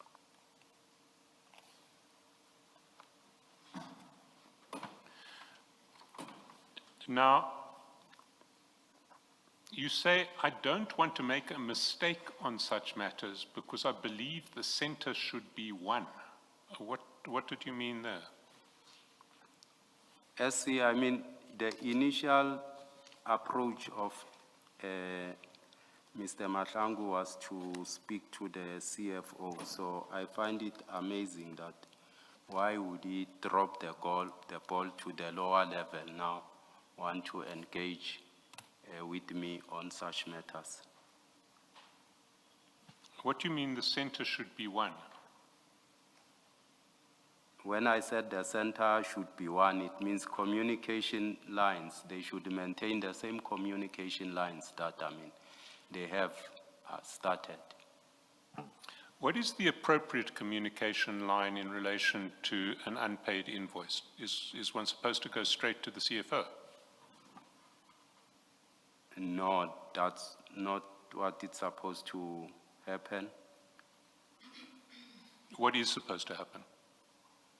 In this instance, if they were not paid, they were supposed to have been gone to Director Malachi, because they deal with Director Malachi on a daily basis, and either escalate the matter to the Director Finance. If they don't get joy, then escalate it to myself, to the chief, in that sequence. So why didn't you say to Kane, the correct procedure is to go to Director Malachi? In this case, as they've already started their communication with the CFO, and we didn't know what transpired in their discussions that I should end up, being part of that. They wouldn't sometimes relate the entire things as they've spoken with the CFO. So because they were able to get to the CFO out of sequence or out of procedure on the 4th of March, you now took the attitude that they must always go first to the CFO. On this matter of payment, they could have raised it. They've raised it initially with him. They must, I think, finish that matter with the CFO. That was my approach in this instance. And what was the matter of payment that Kane explained to you they needed to address?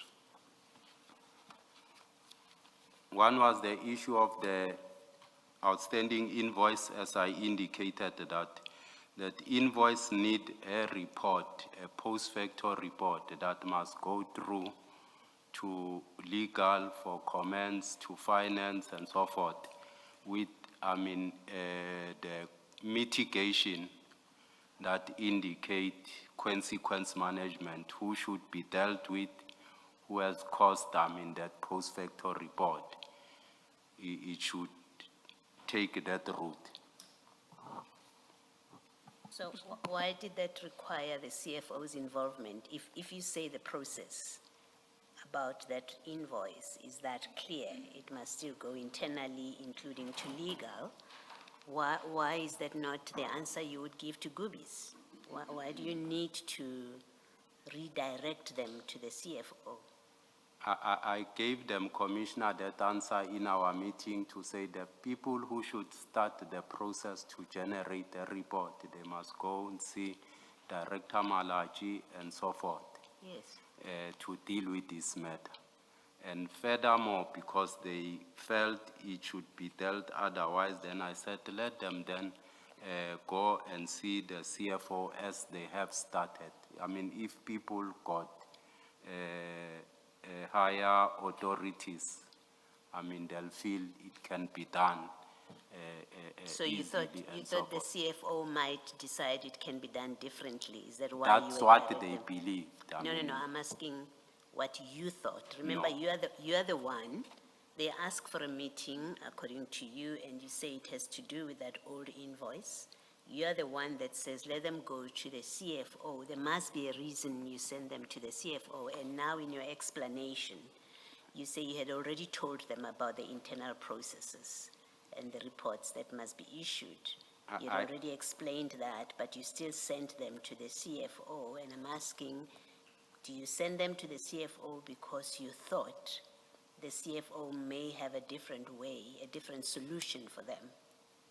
No, I never thought as such. I'm saying I explained to them in a meeting what is the process to be undertaken in terms of a post-facto payment. What are the processes that they need to undergo? But people who are sometimes service providers or believe maybe there might be another way to handle it. Why wasn't your answer simply, I've given it to Kane? Why didn't you just say to Kane, I have explained the process to these people, I don't have a reason to meet with them? If you have given them an explanation, why are you involving the CFO? The explanation was done in a meeting that we had, Commissioner, with Kane and them. Yes. Andrew, and here they were just requesting a meeting. Yes, and I'm asking you, you say the meeting, it was to discuss the unpaid invoice. Remember, that's your evidence. Yes, I did that. Yes, and I'm saying once you've given them the explanation of the process, and Kane comes back to you and says they want a meeting after you've given them an explanation, why did you not just say, I have nothing more to say, instead of referring to the CFO so that there is only one center, whatever you say in that WhatsApp message? Commissioner, maybe we are speaking over each other. They requested to meet with me. Yes. Then I asked Sergeant Gossi to say, please check, these Gubis guys want, Kane called me, he said they need a meeting with me, because I know that they were dealing with the CFOs on this matter of payment. And we met later on, they raised this matter to say there's an outstanding payment. I explained to them the process, what should happen, and so forth. And people, if they are not satisfied, you can't convince them to say this is the route. If they believe either someone is at a higher authority, they think he might come with a different direction to them. Did they ask to meet with the CFO? Did Kane say to you, these people want to meet with the CFO?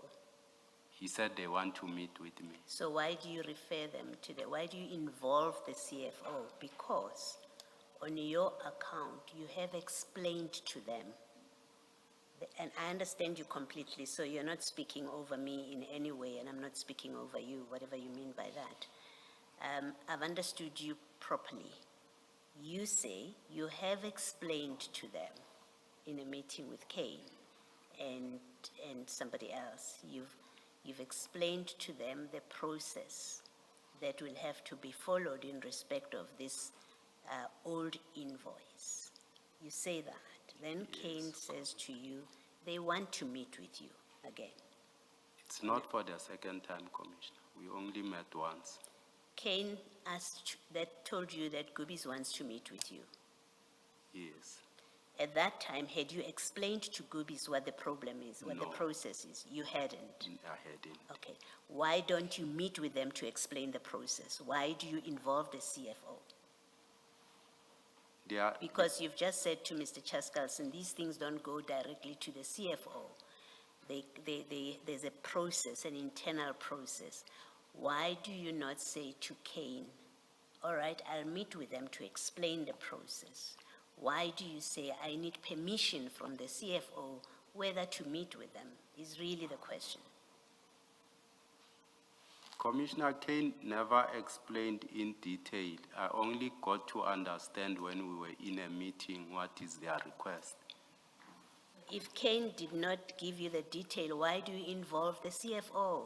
Exactly the question, that if Kane doesn't give you the detail of what Gubis wants to discuss with you, and therefore you don't know what Gubis wants to discuss with you, why do you involve the CFO? And I want to suggest to you that the reason you would involve the CFO is because you knew from Kane what they want to discuss with you and you thought it's relevant to the CFO. That's the only explanation why, if Kane doesn't tell you the detail, as you say, of what Gubis wants to discuss, you then say, I need permission from the CFO. It's because you knew what they wanted to discuss. That's not correct, Commissioner. Thank you.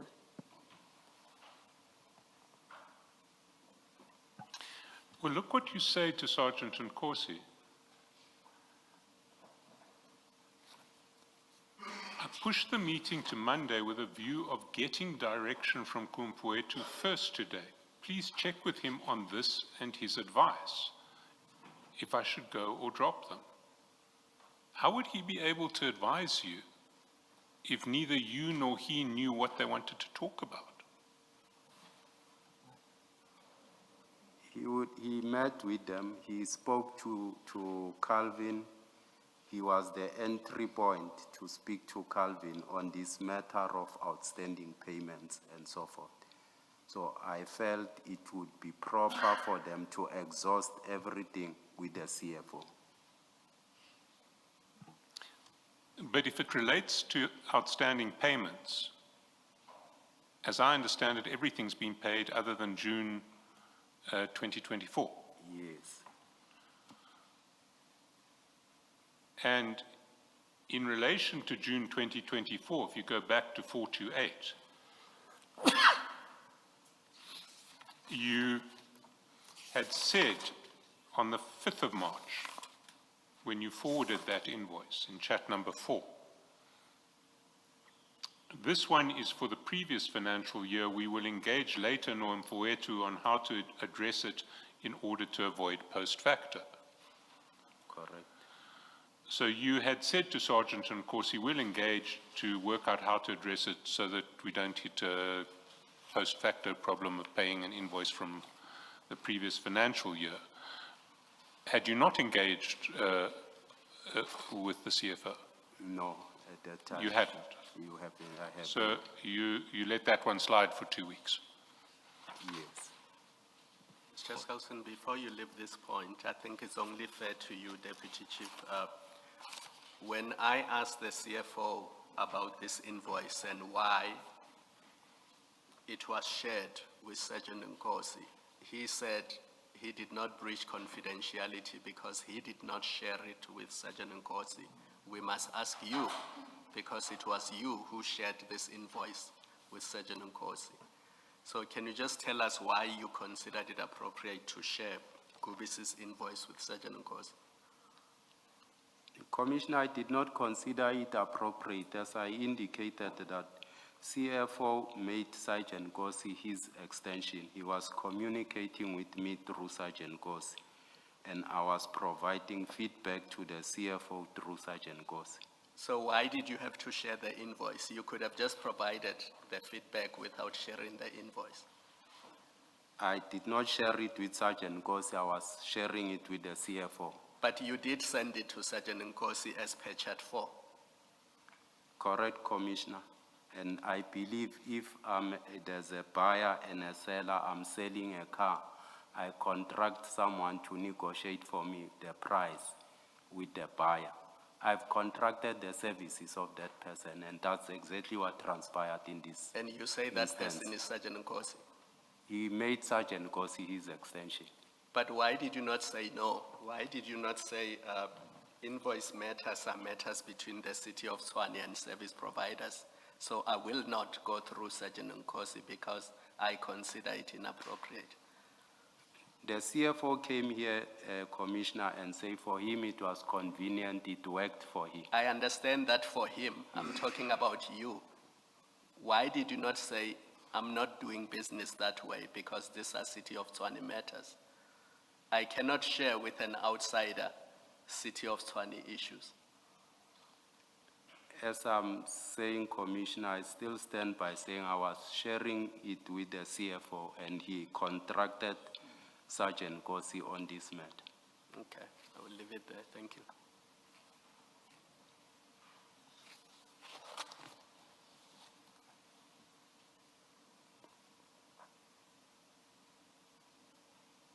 Now, we see at chat number 2 that Sergeant Nkosi forwards a screenshot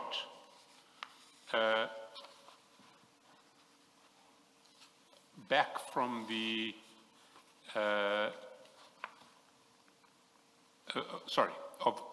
of your call that he has sent to the CFO, and asks you, copy General, and you say, thank you, my brother, we will wait to hear from him. We'll wait to hear from the CFO. Then there is a series of chats going up to 819,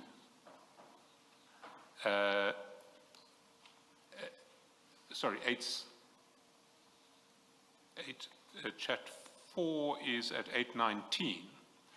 And if we go to page 155, we see that at 825, file 3, foot of 155, file 3.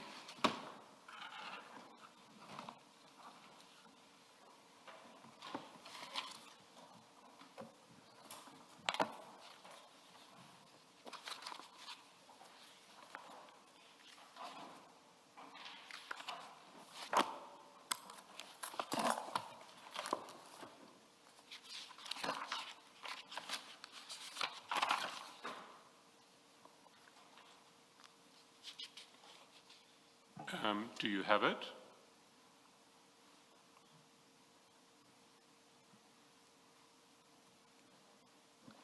Are you there, Deputy Chief? Yes. And the CFO says, let's let General meet him, then he will brief us of the outcomes of the discussion when we meet later in Mfowethu. So I understand that you did then have your meeting with Gubis without the CFO. Correct. And who did you meet from Gubis? It was Mr. Madlanga and Mr. Andrew something.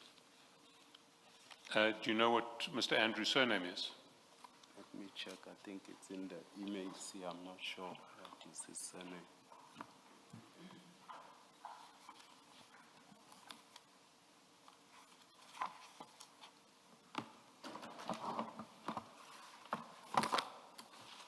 Is it Kwadi or something like that? Mr. Andrew Kwadi. How do you spell that? Kwadi.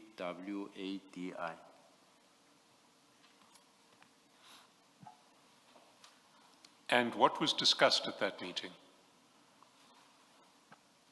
It was the issue of the outstanding invoice that was discussed. And what did you tell them?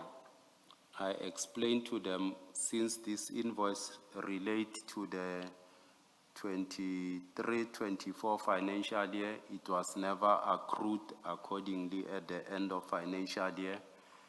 There should be a post-facto report which must be generated by the section. And who is the section? APSS.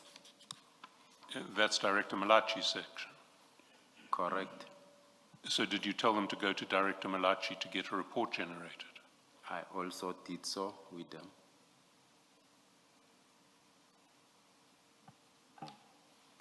And was that all that you told them? Correct. Let's go to 441. When you report on that meeting to the CFO through Sergeant Nkosi.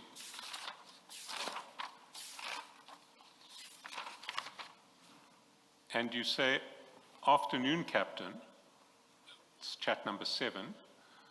I had a meeting with Kane and those guys today, as I indicated. I've told them that they should go back where they've started Mfowethu. I said to them, he is the only gateway. They can't go with a back door. I will only be able to assist if I get an indication from Mfowethu. Protocol must be observed at all cost. Sergeant Nkosi responds, nice one, General, let me inform Mfowethu. And then he sends you a screenshot of a conversation that he has forwarded,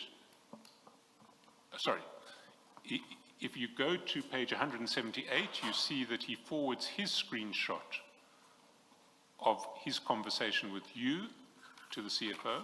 That's file 3, page 178.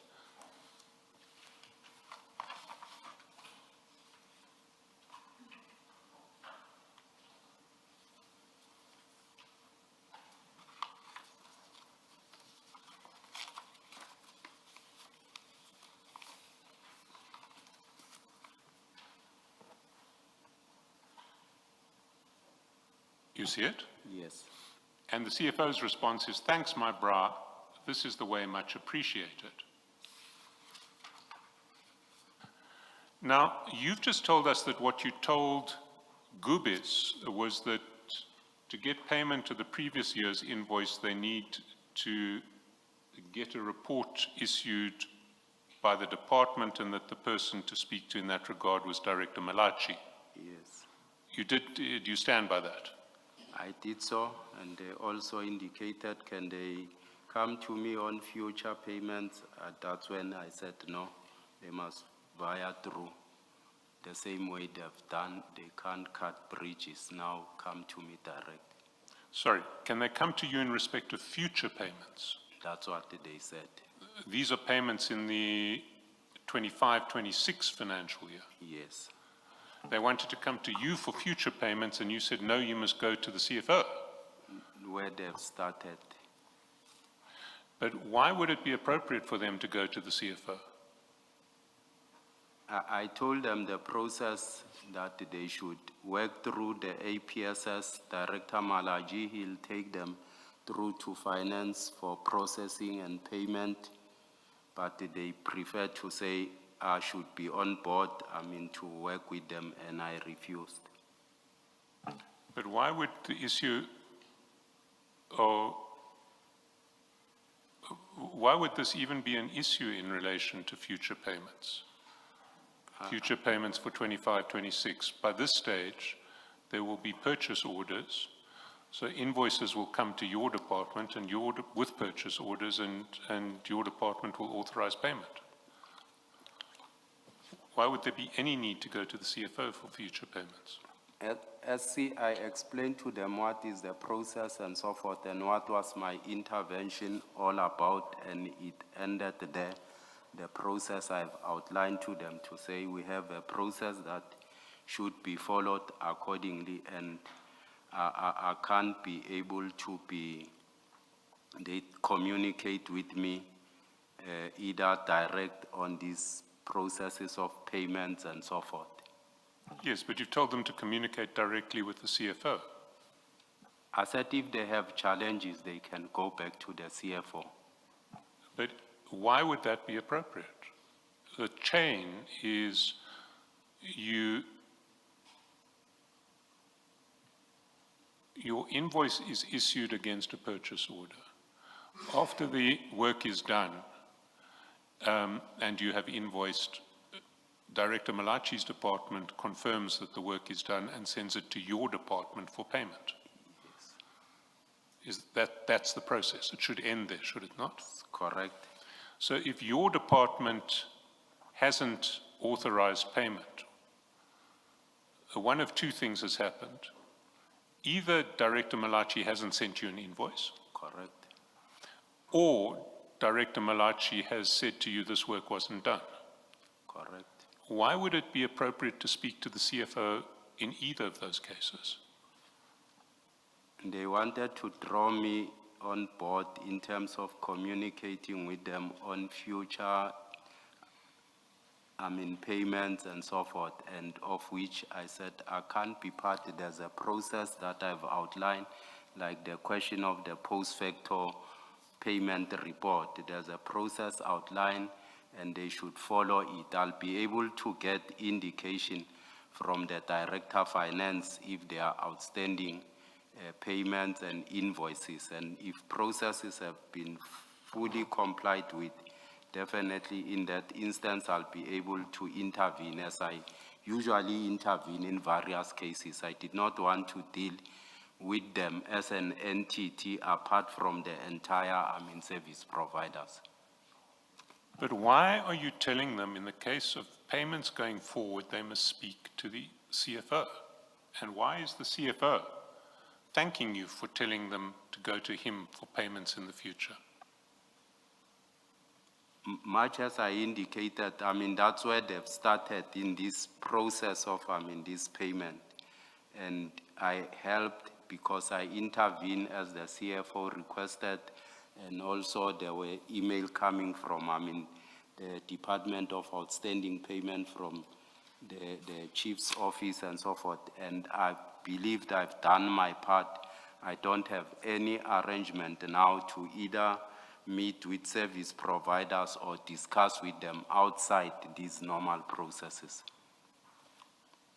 Your message says they must go back to the CFO, so you're not talking about future invoices. Yeah. Read your message. You say, I had a meeting with Kane today. I have told them that they should go back. Yes. Where they have started going forward. So, you're not talking about future invoices, Yes, if there are two issues. And you're not talking about the old invoice, because you say you have explained to them already what the process is. I said to them, he is the only gateway. So you are directing them straight to the CFO. You have, right, to solve the problem. They can't go with a back door. I will only be able to assist if I get an indication from going forward too. So this is not about future invoices, because there are no problems in the future yet. You say you started at the CFO, go back there. So you're talking about something historical here. Yes, so it can be, it cannot be correct what you're telling us, that you are now talking to them about if there are future problems. This is how it will work. There were two aspects, Commissioner. The outstanding payment, I explained to them, and they did not find joy going to Malachi. That was the first thing, to say in future, if they experience challenges, should they come direct to me in this regard.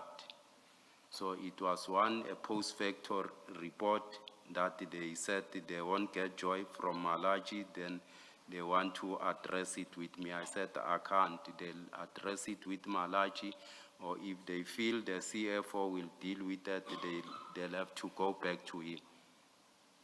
So you're saying, after you told them the procedure and a report, which you know is your internal processes, that's Yes. how it must be. Yes. You still said to them, go back to the CFO.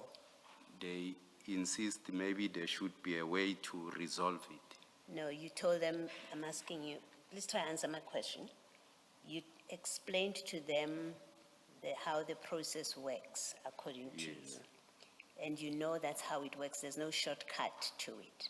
Correct. You still said to them, go back to the CFO and I will assist you if I get an indication from him.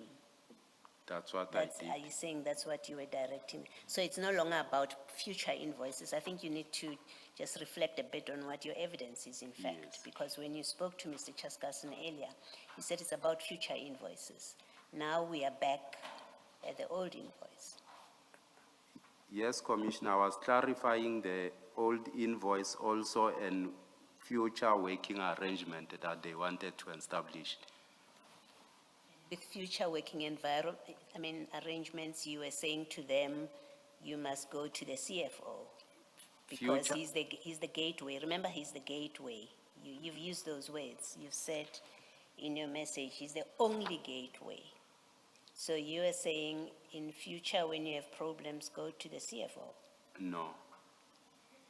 You're saying if you want payment for this invoice, go to the CFO, because he's a gateway, remember? That's what they believe to No, say. I'm asking you, I'm not asking you what they believed. I'm asking you, what were you advising them? You record here what you said, and we are reading here. I'm not putting in words into your WhatsApp message. I'm reading the words that you used and what you conveyed. You said, I said to them, he is the only gateway. They must go back where they started going forward to. I said to them, he is the only gateway. They can't go with a back door. I will only be able to assist if I get an indication from going forward to. Now, in your explanation, you say it was about the old invoice, and then you also say it was about future problems. So Yes. I'm asking you this question. You were saying to them, the problem with the old invoice, they must go to the CFO because he is the gateway for payment of that invoice, even after you explained the process to them. It's about the working relationship they want to establish with me in terms of ensuring that I assist them when they have challenges. Here what you're saying is you will hear from him, from the CFO, right? So I'm asking you, according to you, the CFO is the gateway for payment of the old invoice, and he will tell you what to do. Is that what you were conveying? No. Okay? Future invoices, if there are problems in the future, the CFO is the gateway, because that's what you're saying here. he's the gateway and you will deal with them depending on what he tells you. Is that what you're conveying when you read this message with the explanation that you're now giving to us? Yes, what I was conveying to them to say, because they want to establish a direct working relationship with me, I said, no, I can't. They've started with the CFO and they must go to him. Okay. Your explanation doesn't, I'm sorry, doesn't make sense. Mr. Chesterton. You see, if this meeting was really about invoices, it's difficult to make sense of your communications with the CFO. Because as we've seen in your exchange with Commissioner Baloy, telling them to use the CFO as a gateway for the one single outstanding old invoice doesn't make sense. You've explained to them the procedure. If they follow that procedure, and if Director Malachi makes the appropriate motivation, they will be paid. There's no need to go to the CFO. You accept that? Through SC, but as I indicated, they wanted to build a relationship with me, of which I was not comfortable with it, working with them. Well, if that's not relating to the old invoice, that's relating to future invoices. You're nodding your head, is that a yes? Also. Now, how would it be appropriate to tell them in relation to future invoices, you must go to the CFO? That's not relating to procedure, that's not following procedure at all, is it? I did explain to them, SC, and if people feel no, it will be easier if we come through to you while you tell them this, the process in terms of payment. It's a clear process that is clearly defined. Like any other service providers, they follow that processes. There's Priscilla there who works at accounts payable. There's Jethro whom they could engage with. So I find it strange if I must be, within their communication. No, I agree with you that it would be very strange for you to be in the line of communication, but it would be even stranger for the CFO to be in the line of communication, and that's what you suggest to them. Remember, I know this matter because of the CFO, so it will only be ideal for me to refer them back. Then it will be up to the CFO, how does he deal with it? Why would it be appropriate for the CFO to be a gateway for them in relation to future payments? If they manage to see that maybe the CFO intervene for them now they want in future, if they experience this, I must be on board. If I can't help, But why are you sending them to the CFO for future payments? Is that procedure? I outlined the procedure to them. And the procedure does not involve going to the CFO? And it doesn't also involve me, and they still want to insist that I should be, But you say that the CFO is the only gateway. So you're saying to them, don't come to me, come to the CFO. I'm saying to them, if I get a request, maybe in future from the CFO, I might assist them. I might assist, not a request coming direct from them to me. Well, why would it ever be appropriate for you to assist them on future invoices? I explained that the process to them of future invoices, how they should be followed and so forth. If I find I'm in my section not being unable to assist, or either I get a request from the chief of police to say these companies were not paid, intervene, I will intervene like any other companies that I intervene on. Yes, but that's not what you're saying to them. What you're saying is that the CFO is a gateway. He is the only gateway. The CFO is the only gateway. They must go to the CFO if they want their problem sorted out. They want to work with me. I refuse SC to say I can't in the middle of them communicating with me. I don't deal SC with, service providers. I'm a free runner. I want to run free. I don't want to owe any person any favor nor any other thing. So I said I can't be communicating with them direct on matters of, payments. There are people within the section who deals with that. Let them work with them. But why would it be appropriate for the CFO to communicate directly with them? They said the CFO, worked with them with this one, so I should, if they have encounter future challenges, I must work with them. I said, no, that's not the process. I'd rather go back to him. Why do you say them going to the CFO is the protocol? What protocol is that?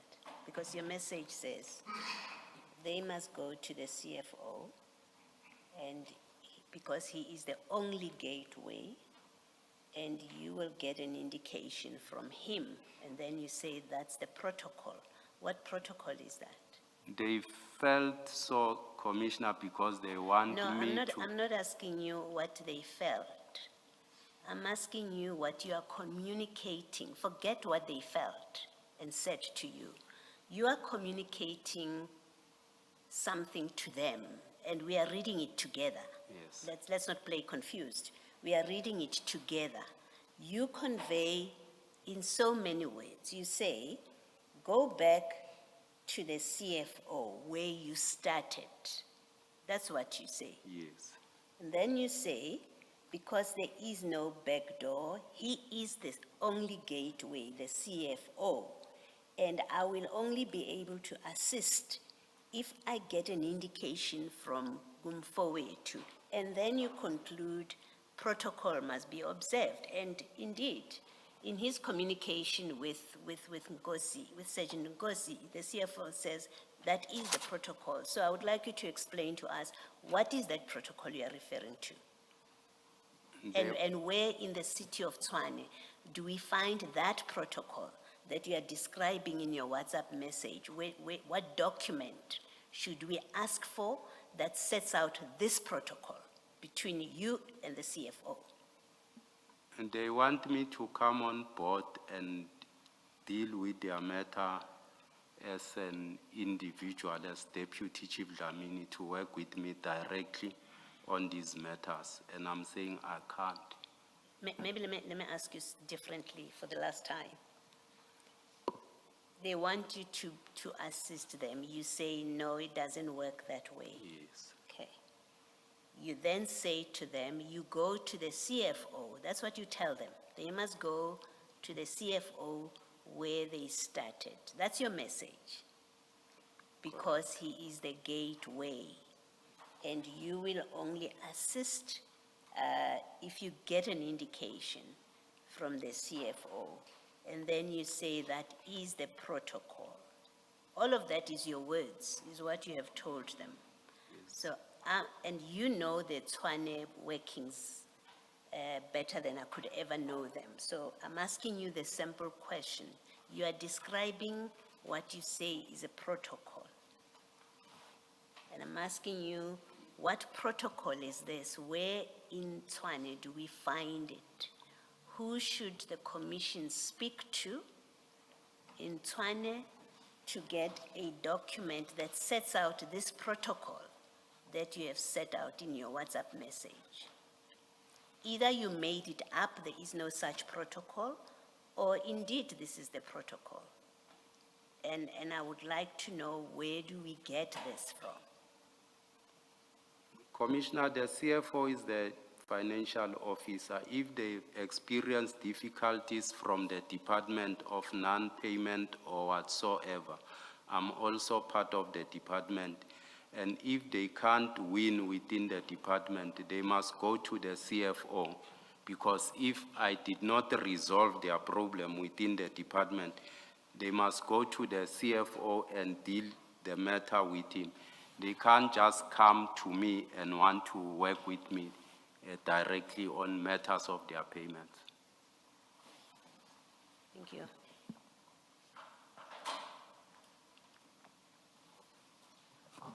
You see, what I want to put to you is that it doesn't, this set of chats just doesn't make sense if what you were talking about was invoices. But there is certainly a possibility that what you were talking about was not payment of invoices, it was something else. Were you aware that Gubis was a bidder for TMPD1? I was not aware. You deny that you were aware that Gubis was a bidder for TMPD1? No, I was not aware. Are you aware that Gubis was is one of the successful bidders for TMPD1? Yes. You are. Let's look at what you had.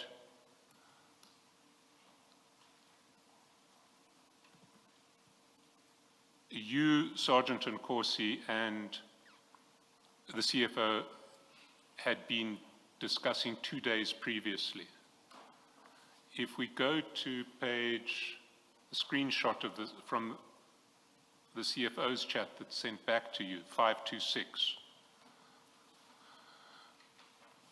you'll see that at 9 o'clock, 9:08, at the top of 526, do you have 526?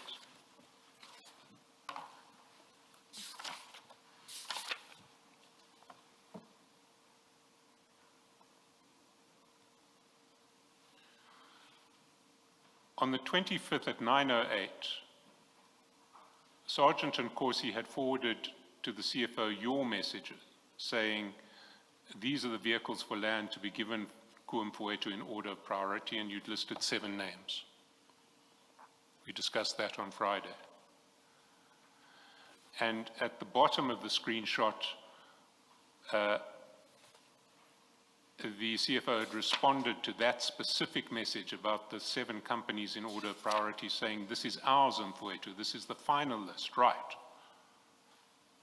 Yes, it's our final list, Sergeant Nkosi had responded. And we had debated on Friday whether it was plausible that this was a list of companies to be checked for compliance, or whether it was a list of companies to be awarded the tender in a process of rigging the tender. You recall that? Yes.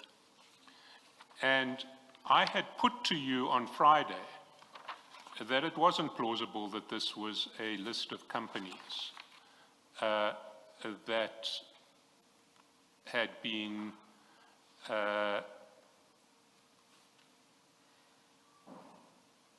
identified by NICO to be checked for compliance by the CFO. I put to you that that was not a plausible version, and we'd had some exchange around that. You recall? Yes. And one of the issues in that exchange was linked to the sequence of the chats. And you'll recall that you had forwarded to Sergeant Nkosi the list of companies that Nico had said was the mandate he had given to Victor. Correct. And an hour later, you had forwarded him the list of 7 companies that you said was our list in order of priority. Correct. And you had tried to explain that the first list was a list that you got from Nico in response to Sergeant Nkosi's request for 7 companies who should be checked for compliance. You recall? That's correct. And the second list was a list of 7 different companies that Sergeant Nkosi asked for, because he asked you to check for a list of 7 different companies for compliance, because he didn't like the list that Nico had given you. He wanted another 7. Correct. And I asked you,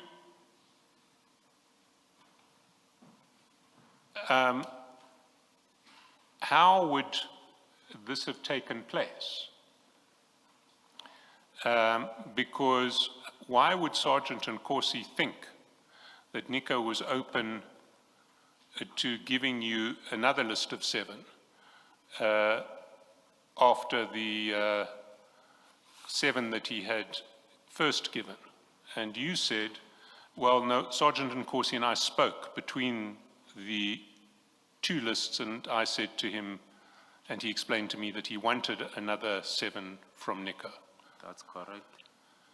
And I pointed out to you that there was no communication between yourself and Sergeant Nkosi between those 2 messages, that there was no communication. And you said, I'm reading, there is, I called him. I think there's incoming calls you could pick up and an outgoing call, incoming call. And I pointed out, well, on WhatsApp there was no communication, either voice calls or messages. You said, just voice calls.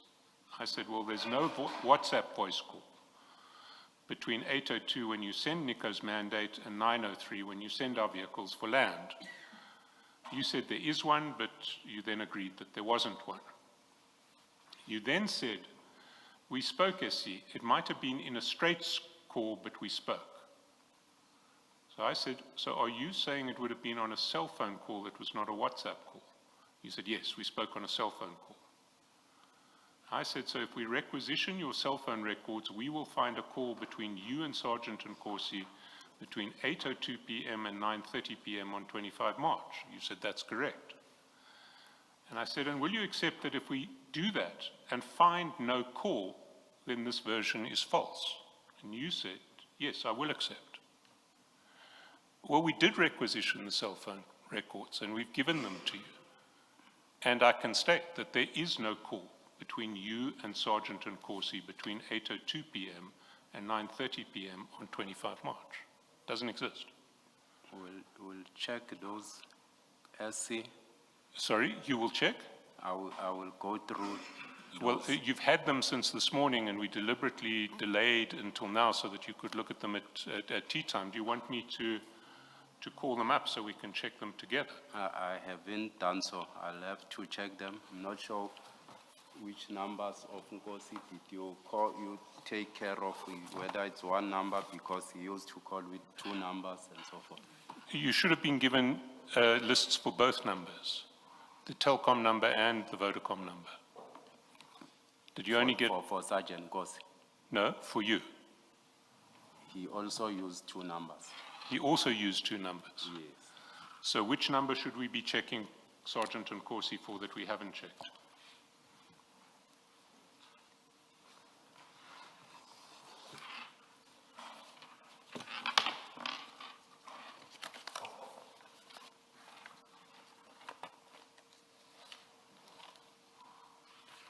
But Deputy Commissioner, whichever number he used, it would reflect on both, on either one of your phones, or both. So it should be sufficient if we have your numbers. In fairness to the Deputy Chief, we've given him an extract because we didn't want to show details of numbers that were irrelevant. So, I mean, if he gives us the other number that we should check, we can come back and do the exercise. I understand. And do it. For now, this version is still just about alive. So can you give us the other number that Sergeant Nkosi calls you on? I'll check it. Sorry? I'll check it. Yes, can you write it down at lunchtime and give it to us, and we'll do this exercise at lunchtime? I'll check it. You see, what I want to put to you is some different propositions. The first is that what your communications with Sergeant Nkosi and the CFO in relation to vehicles for land in order of priority was about, was actually about which companies were going to be given priority for the tender to be rigged in their favor. And Gubis wasn't on that list. And that why Gubis was so anxious to speak to you and then to the CFO was because Gubis wanted to be on that list. And somehow Gubis managed to find its way into the final award of the tender. What's your response to that? That's not correct, SC. Much as I'm saying, if they had access to Mr. Mpofu, who's the head of supply chain, nearly they did not need me to. But Mr. Mpofu involved you. Much as I'm saying, if they had, access, Mr. Mpofu and myself, we only spoke about payment. If they had access, they would not have needed me. Mr. Selson, can he respond to the first proposition, which was Gubis is not on either of the three lists? So if you start on 148 of file 3,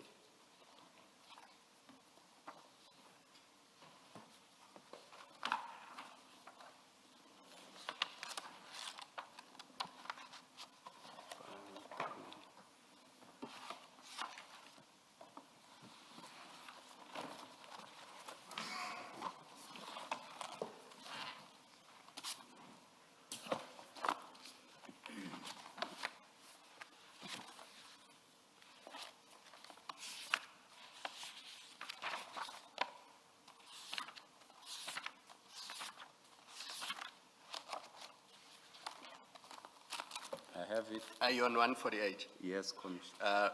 In the second last chat, remember, is that list that allegedly came from the EFF, and it's 7 companies. Correct. And then on 176,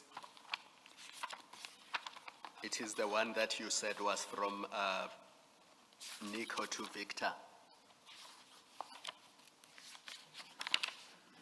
That's correct. And it's 7 companies. It's different from the one on 148.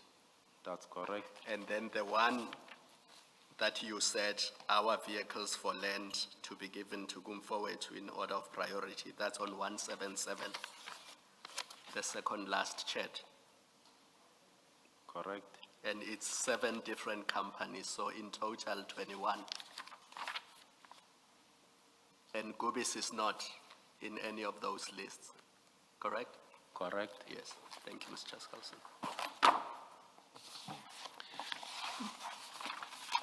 Before we leave this topic, I just want to take you to the rest of the communications on 27 March. And you'll see that on page 442, if you go to 442,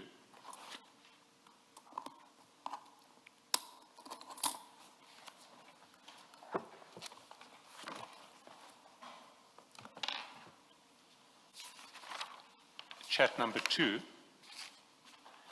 is a Sergeant Nkosi sending you a screenshot of his communications with the CFO. We'll get to it in a minute. Chat number 3 is a voice call from you to Sergeant Nkosi, and we've checked. That voice call lasted 5 minutes and 19 seconds. Chat number 4 is another voice call from you to Sergeant Nkosi, and that one lasted 9 minutes and 43 seconds.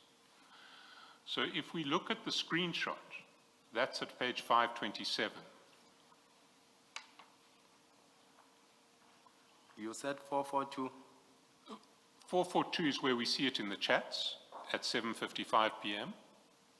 But the actual screenshot itself, to look into it, is at page 527. Also at 7:55, you'll see. Sorry, SC, you speak about voice calls and so forth, and I suspect, Mr. Chaskalson, he was not with us when you started on this page on 442. If you can so please- let's go back to 442 and I'll take you through them. You see the screenshot at 7:55, chat number 2. yes, Chat number 3 is a voice call from you. chat number 3 is a voice call. That voice call we have checked lasted 5 minutes and 19 seconds. Chat number 4 is You said SC incoming WhatsApp messages. How does it? You say it's a voice call. it's incoming for Sergeant Nkosi. So the chats on anything that comes from the left-hand side of the page is sent by you. Anything on the right to Sergeant Nkosi, anything on the right-hand side of the page is from Sergeant Nkosi to you. But these are Sergeant Nkosi's chats, so in respect of him, it's incoming. You're making a call that is incoming for him. How do we see that's a call, SC? Sorry? How do we see that it's a call? Well, those empty bubbles represent calls, and we can generate another download of or extraction report from the image of the phone to find out how long the call lasted for. We've done that, and we found in relation to that call that it lasted for 5 minutes and 19 seconds. I think that would be proper because you said these are not calls, they are just chats. No, we've always treated them as voice calls in these exchanges. It's not in my chats with Sergeant Gosi. It only reflect on the CFO, the voice calls and so forth. Mine, it's only chats. Yes, those empty bubbles are how this type of report reflects a voice call. It doesn't have text content in it, so it comes across as an empty bubble. I think it will help me also to know, to say this was a voice call and so forth, if we can get that. I mean, it's not the first time we've mentioned that it's a voice call. Over lunch, I can give you another, on these particular voice calls, I can get another extraction report extract given to you so that you can see that these are voice calls. Give it to you over lunch. For now, you can assume that these are voice calls and that the first one lasted 5 minutes and 19 seconds and the second is 9 minutes and 43 seconds.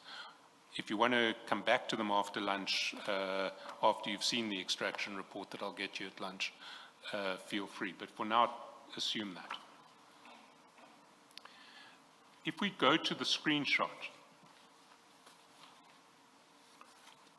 we see the screenshot that was sent to you at 7:55 at page 527.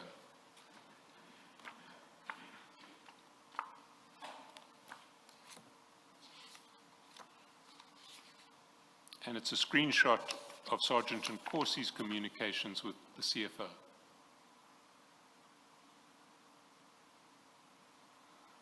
And you'll see that Sergeant Nkosi at 7:40 has sent to the CFO, sorry, at 18:59, has sent to the CFO your message. Afternoon, Captain. I had a meeting with Kane and those guys today, as I indicated. I've told them that they should go back where they have started, Kumfuetu. I said to them, he's the only gateway. They can't go with a back door. I will only be able to assist if I get an indication from Kumfuetu. Protocol must be observed at all cost. And Sergeant Nkosi responds to you, nice one, General, let me inform Mfuetu, and then he informs Mfuetu by sending a screenshot of that whole chat with you. The CFO responds at 19:43, thanks my bra, this is the way, much appreciated. There's then a missed voice call and a voice call for 5 minutes. And then there is a screenshot that the CFO sends of a missed call from Mandla Mqina to the CFO at 18:55 and 2 calls between Mandla Mqina and the CFO at 19:33. And that's what Sergeant Nkosi sends you. You see that? Yes. And then after receipt of these calls, you have 2 relatively lengthy chats with Sergeant Nkosi in chats 3 and chats 4. 5 minutes, 19 seconds, and 9 minutes, 43 seconds. All in all, you've spent more than 15 minutes on the phone to Sergeant Nkosi after receiving this chat on the same night. Now, why would Sergeant Nkosi send you a screenshot that shows that Mandla Mqina is calling the CFO? Why would he do that? I can't tell, I never took that into account. I thought he's just sending me this feedback that I gave him. Sorry, he's just, you thought this was just feedback. You thought it was completely coincidental that it ends with a series of calls from Mandla Mqina to the CFO. Yes, I never even took that into account of Mandla Mqina. because I never met with Mandla. And you spoke to Sergeant Nkosi after receiving this this screenshot. Do you recall what you spoke to Sergeant Nkosi about? No, I can't recall.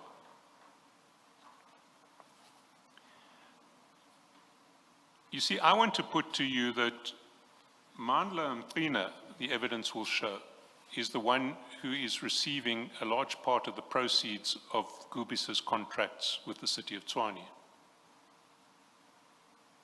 Are you aware of this? I'm not aware. And Mandla Mqina is the nephew of Mr. Sibanyoni. You were aware of that? I'm not aware. I heard it from you. I said I've never seen him. I've never met him. I see.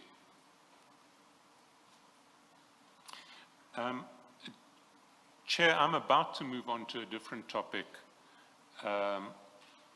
and it's a few minutes before 1. Before you leave.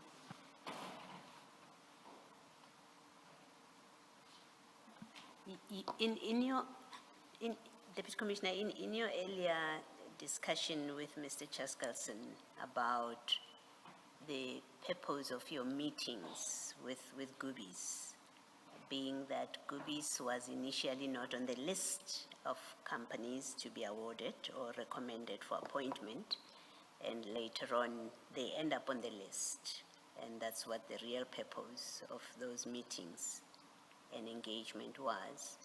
You answered that they didn't need you for that because they already had Kane, they had access to Kane. You remember that evidence?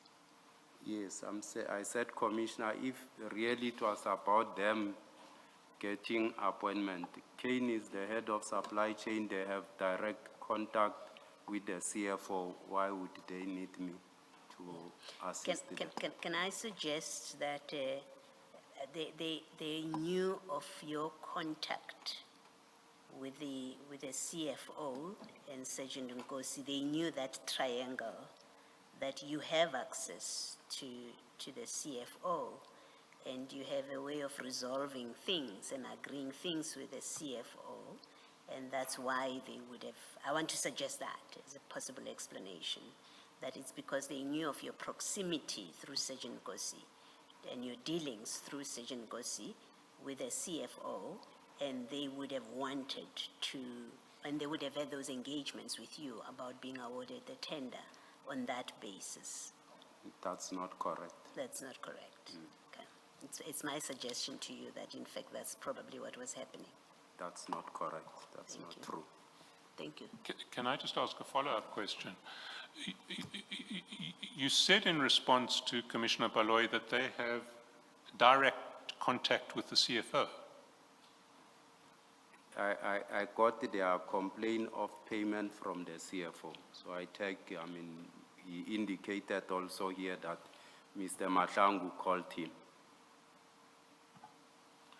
So Gubis wouldn't go to you if they wanted to rig a tender, they would go to the CFO, you're suggesting?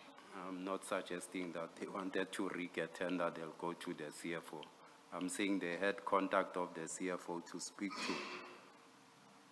to. Why was it relevant then to mention the CFO in that context? Why was it relevant to say that they have direct contact with the CFO? I just wanted to express to you that I had no role with Gubis, no whatsoever, to be in a position even to assist them. But they had been trying to reach you and to get you to do something which you treated as the function of the CFO, was the preserve of the CFO. Protocol demanded that the CFO was the only gateway. It was around payment, SC, and that was all about it. We've been there. I want to put to you that whatever it was about, it's extremely implausible that it was about payment of invoices. That's not true, what you are saying. We can leave it here for now. Let's adjourn and resume at 2 p.m.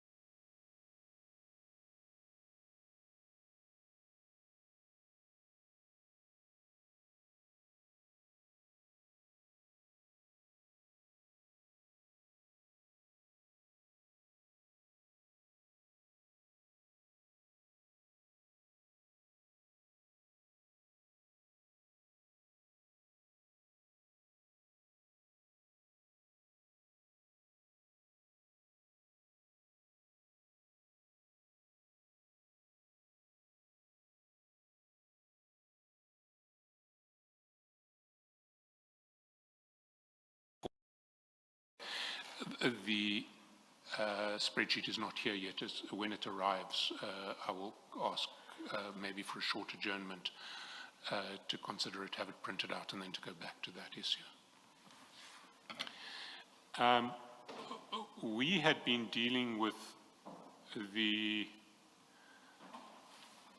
communications in relation to the Gubis meeting. There is one final topic relating to Gubis that I want to address, and it starts at page 466 of file 4.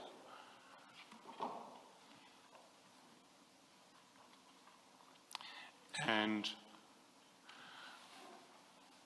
there, Deputy Chief, in chat number 3, you will see that at 10:12 a.m., Sergeant Nkosi sent to you a document called Termination Letter COT Ad Hoc. And the letter that document is at page 566, and it's a letter from Deputy Chief Spitz terminating the provision of services by Gubis at a range of sites in Tshwane. If you go to 566, you'll see that letter.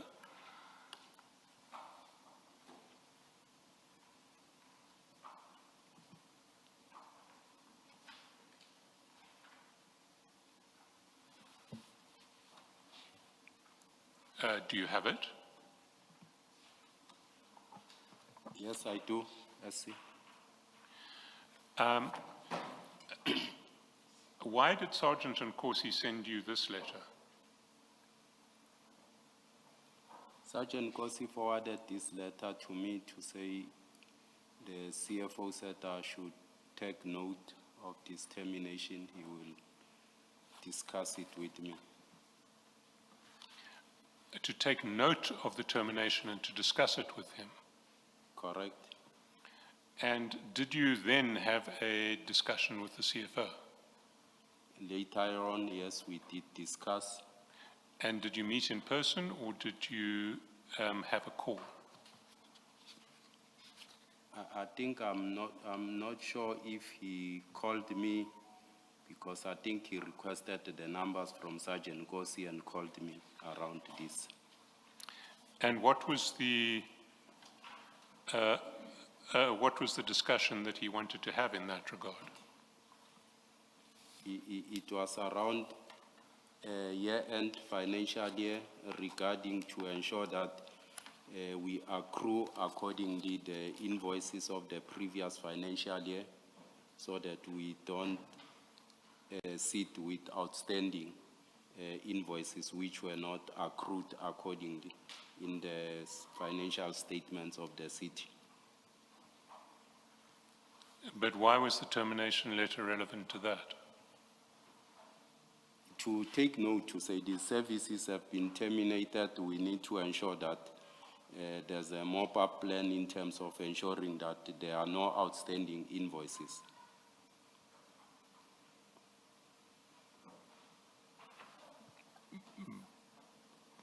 Was that a matter of urgency? Yes, I can say so. Remember that end of financial year, people need to ensure that actually we request service providers to submit invoices for June earlier, so that we are able to ensure that they are being accrued accordingly. But by 26 June, you would presumably have already made those requests to service providers. Definitely they do request. We request divisions to do so, so that invoices should be earlier submitted. So why was the termination letter relevant to that? It's something that you do always at the end of a financial year. As I indicated, to say, he was saying I need to take note that we need to ensure that there are no outstanding payment, as it was in the 23-24 financial year. Yes, but I still don't see why termination was relevant to that. You would have wanted to ensure that there were no outstanding payments, whether or not the contract had been terminated. Yes, SC, he wanted to see, for me to note that this will be the last invoice for June and there shouldn't be any other. I should be able to also monitor, follow up this process. Yes, but of course, if an invoice came after June, then the city would just refuse to honor it because it had already told Gubis that the services were terminated with effect from the end of June. I beg your pardon, if the invoices they've rendered services, then it come after June, or services were not rendered, they bring an invoice, I'm not sure. No. If Gubis continues to render services in July, the city is not going to pay for that because it has terminated the agreement in relation to those services. No, definitely. Definitely, he was relating to end of June invoices. So I still don't understand why year-end had anything, why the termination letter had anything to do with this. Let me ask you a series of questions. In the ordinary course of events, any supplier who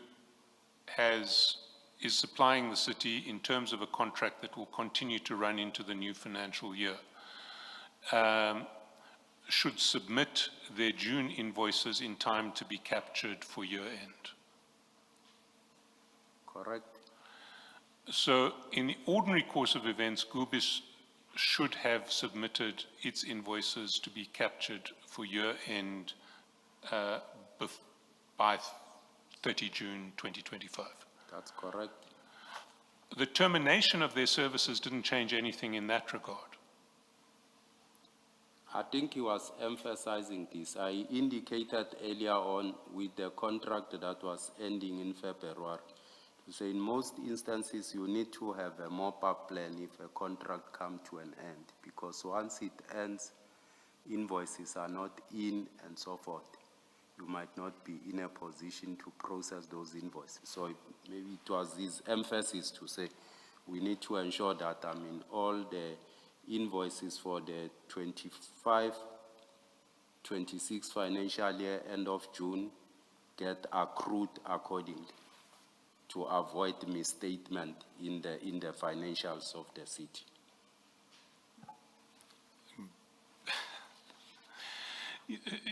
You see, we've heard this version from the CFO, that it had to do with financial year end, which was somehow made more complicated by the termination letter. I don't understand why the termination letter and financial year end were related in any way, or together would cause complications that wouldn't ordinarily just be present. Why was the fact of a termination letter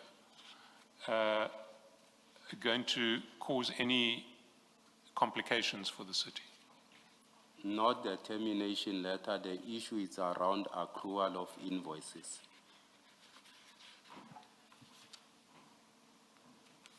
Accrual of invoices for the 24-25 financial year. Correct. But in any situation, whether or not the contract has been terminated, you need to ensure that the accrual of invoices is properly addressed at the end of the financial year, or in relation to the end of the financial year. Correct, but you can't just assume. We have seen it that there was an invoice which was not accrued accordingly. So yes, but that had nothing to do with termination. You can't just assume and say it's given, it will happen as such. But that had nothing to do with termination. It was just an emphasis, as I indicated.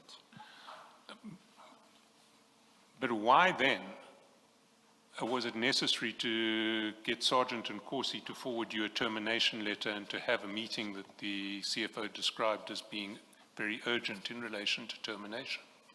As I indicated earlier on to say the CFO might have found it easy for him to use Sergeant Nkosi, and I couldn't, be held responsible for the CFO. Yes, way of I don't want to go communication. down that road again, but why was it necessary? Why was there any urgency to bring the termination to your attention? Because the CFO suggested that it was very urgent for you to be made aware of the termination. As I indicated earlier on to say, he said I need to ensure that invoices get accrued accordingly. There's a mop-up plan in terms of the ad hoc services that we don't see ourselves having outstanding payments in the new financial year. Yes, but would you agree that that is a problem that you face in relation to all contracts, whether they've been terminated at the end of the financial year or whether they are going into the new financial year? Correct, SC? So that doesn't explain why it was so urgent to alert you to the termination. Did you see any urgency to which the termination was relevant? It's not about the termination, it's about services that were rendered under ad hoc services and so forth. So he was just indicating to say this has been terminated. Let's ensure that we accrue every invoices. We ensure that, we close the financial year proper. So from your perspective, if there was any urgency, it didn't relate to the termination letter, it related to issues of accrual of invoices which were not specifically caused by the termination letter. And that's correct, but we should also take into account and see that we communicate in various ways when we communicate certain subject matters. Sorry. Did you receive a termination letter from the CFO in respect of I think it was Triotic was the other company that was rendering ad hoc services? Did you get a similar letter? In terms of Triotic, commissioner and more another service provider, remember these ad hoc services with the spreadsheet for 6 months. We were paying Gubis an amount of, it's 1.8 or something, 2 million when it has inclusive of VAT per month. Come January, ad hoc increased just for Gubis to 14 million in February when I picked it up in March, when accounts payable said to me, this is the situation. So this was in relation to those additional services that were procured since January, which escalated the ad hoc services. Does your explanation mean only Gubis was informed Yes. that its services have been terminated? Correct, Commissioner. No one else was being terminated? No. The other service providers who were providing ad hoc services who had been authorized Yes. by Mr. Piri, are you saying they didn't get similar letters that tell them that the service is now discontinued? I'm not sure who authorized them, but these mainly the services that were authorized by Mr. Piri were these ones of Gubis for water treatment plants and so forth. Thank you. But just to clarify from your perspective, there was nothing urgent created by the termination letter. There was Nothing urgent created by the termination letter. Yes, much as I'm saying we don't need to look at the termination in isolation of the subject matter that he was talking about. He was emphasizing the issue of invoices. SC. You see, when he spoke to us, he tried to suggest that it was the termination letter that was creating an urgent situation. I think he's better placed perhaps to explain that one. My discussions with the CFO was in relations to accrual of invoices, ensuring that we close the financial year without taking the previous financial year expenditure into the next financial year.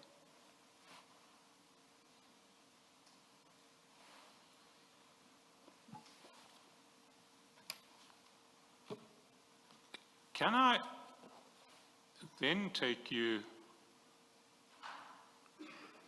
to a chat on page 400, page 421, file 4.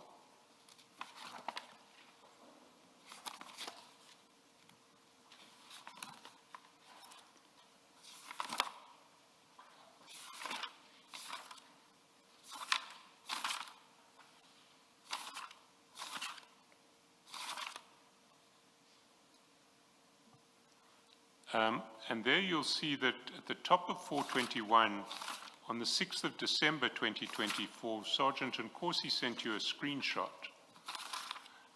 And at 9:54 p.m. and at 10:01 you responded, "Evening, Captain. I thought you told him that your wife is in hospital and you had to rush there and reschedule our appointment." You see that? Yes, I see that. Do you recall what that was about? I can't recall.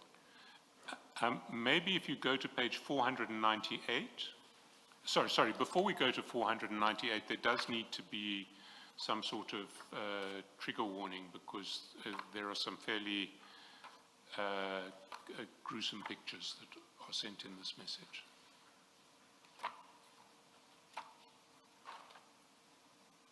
You said it's page 498. 498. Let's just have a look before.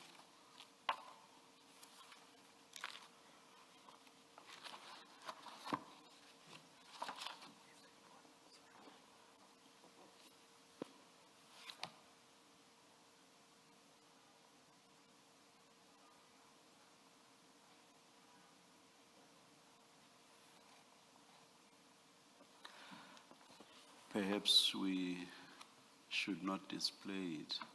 Yes, that may be Pictures the are easiest just way. too gruesome, yeah. Do you see the picture at 498? Correct? Do you know what that picture, well, it depicts some bodies, but do you know what scene it relates to? I don't know what scene it relates to. Did Sergeant Nkosi not explain to you what scene it related to? No, much as I was saying, he said he's rushing to somewhere and you need to attend. So I said, but I thought you, because your wife is in hospital, you wouldn't be, doing duties on that particular day. Yes, but your response, at the bottom of the message, says, "My brewer," and this is from the sender of the message, someone who Sergeant Nkosi saves as Ngwato Advocate. Do you know who Ngwato Advocate is? Yes. Who is it? It's Sergeant Nkosi's advocate. And have you had meetings with him before? No. The only time I think I was booking for a couple's event at his place. I think we're supposed to go and view the venue with Sergeant Nkosi. Is that the place at Hartbeespoort Down? Yes. So it's in fact his attorney, not his advocate. It's Mr. Ngwato, who has the place, yes, is his attorney. Well, at the bottom of that message, Mr. Ngwato writes, "My brewer, any update of number 1?" And that seems to be what you are responding to at 6 minutes, at 10:01 on page 421, where you say, Evening, Captain, I thought you told him your wife is in hospital and you had to rush there and reschedule our appointment. Yes. So who was number one? I don't know who's number one. But then why did you respond, I thought you told him that your wife is in hospital and you had to rush there and reschedule our appointment? Much as I'm saying to say we were supposed either to view that venue because we wanted to use it for couple seminar in RTPS. And his wife was also sick. Much as I'm saying, he rescheduled our appointment because he wanted to rush to the hospital. That's what I was indicating. So did you understand that the message at the bottom saying, my brewer, any update of number one related to a proposed appointment between yourself, Sergeant Nkosi, and Mr. Ngwato to look at the venue? We were not meeting with Mr. Nyatlo there. We were meeting with the people who are working there at the venue. Well then, a meeting for yourself and Sergeant Nkosi and the people at the venue. Yes, the to manager look there, at the venue. The manager there. And so when when the message refers to any update of number one, then it seems to be referring to you as number one. No, Well, who is it referring to as number one? I don't know. But you responded in relation to a meeting that you had planned with Sergeant Nkosi to go and look at Mr. Ngwato's venue. It's two separate incidents, I think. Here he was telling me about this, either he's rushing somewhere. He was, I'm not sure it's a screenshot that he was also showing the advocate to say either he's rushing somewhere there.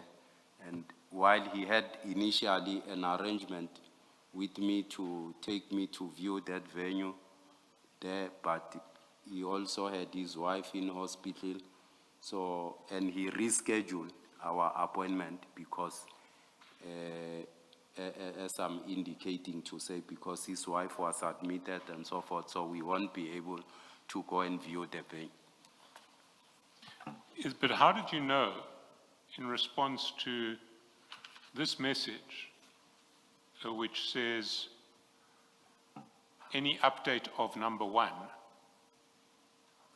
that Sergeant Nkosi was that a response relating to your proposed appointment to view the venue was what Sergeant Nkosi was looking for?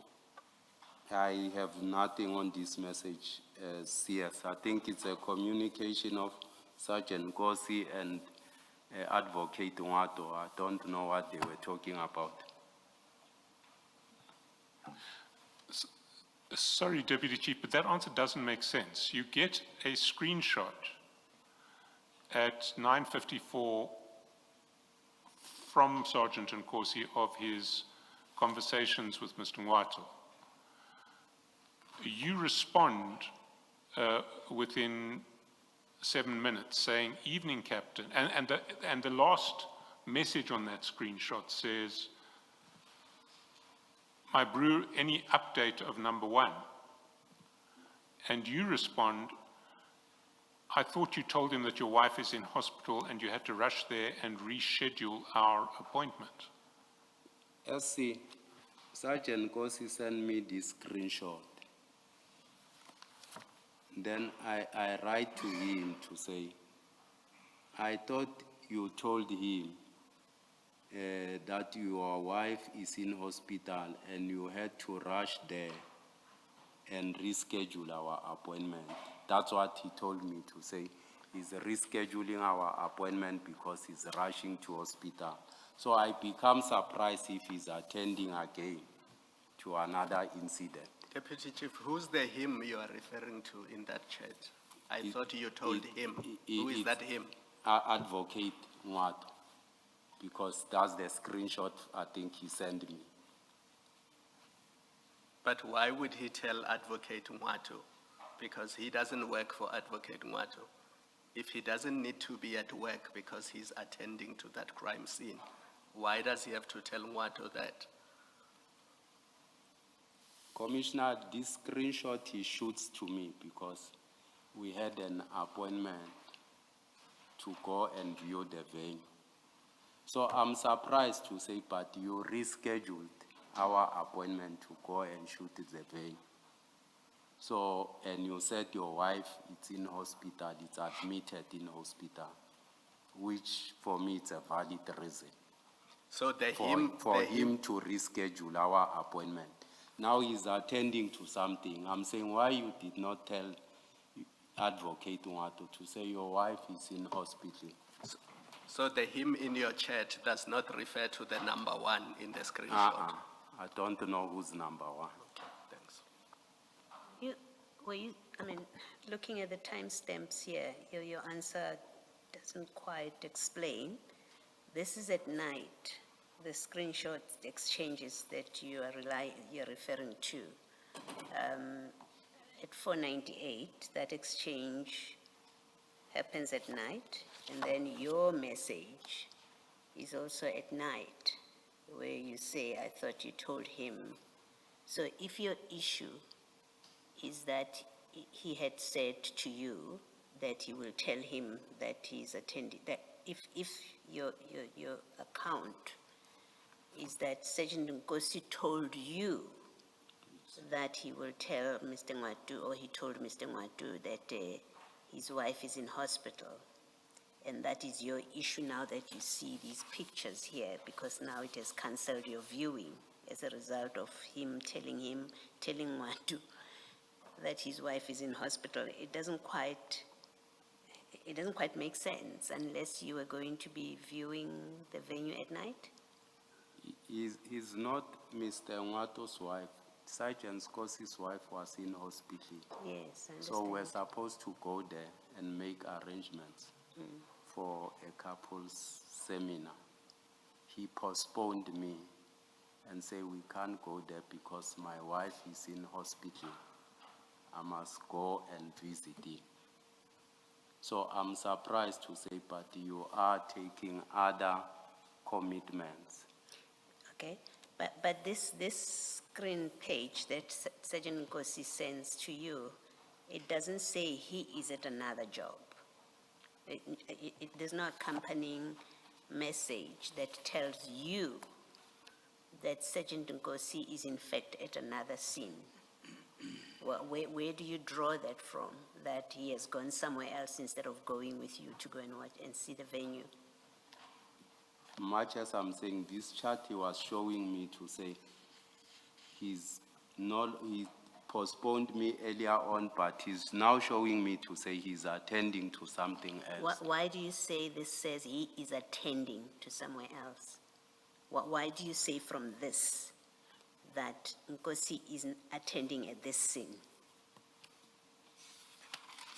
Why am I saying he's attending to this scene? Yes, that he is at this scene where these pictures are. I can't recall very well, Commissioner, but he might have spoken to me, much as I sent him that message, because I was supposed to finalize the arrangement. Well, you're responding by WhatsApp, so he would have had to tell you on WhatsApp that I'm at another scene. Then your response would make sense, where you say, I thought you told him that your wife is in hospital. He would have had to say it to you on WhatsApp. Commissioner, I think this is what I recall about this incident. This one had nothing to do with me. Who's number 1, I don't know. Thank you, Mr. Shaska.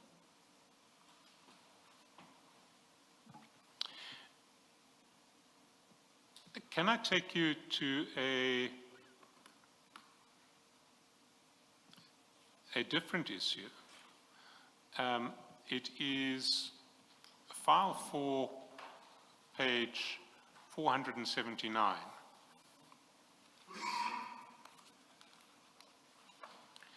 And there on the 14th of September,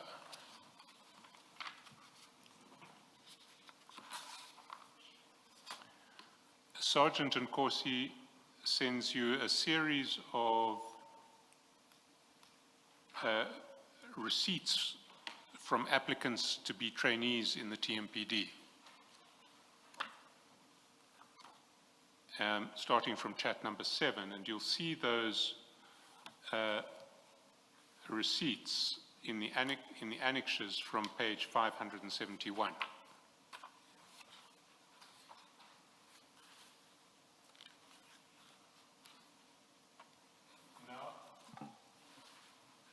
Can you explain to the Commission what was happening here? Why Sergeant Nkosi was sending you receipts, application receipts in relation to particular trainees?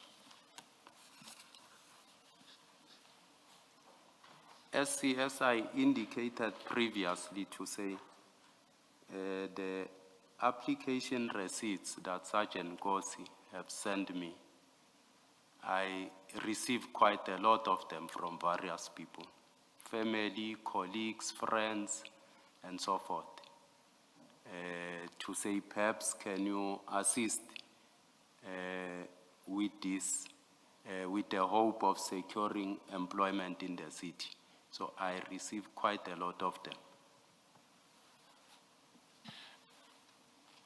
Does employment relations and appointments fall within any of your responsibilities in your position at the city? It falls within SC because I'm support and admin, but I think I've attached a letter there that perhaps we should go to it and read it so that I can be able to clarify this. Let's look at it. Where is it? It's one of your additional documents. Yes. In fact, I'm not sure that it's been paginated because it came in late. I don't know, Chair and Commissioners, it was the email that we spoke about at the start of Friday's questioning. I'm not sure if it has been made available to you.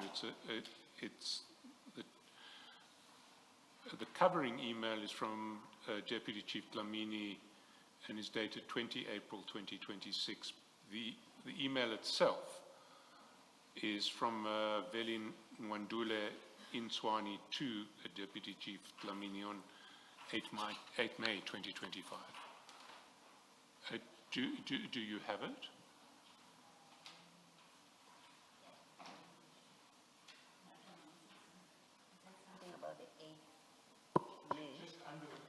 It's directly under the covering. Oh yes, I see that.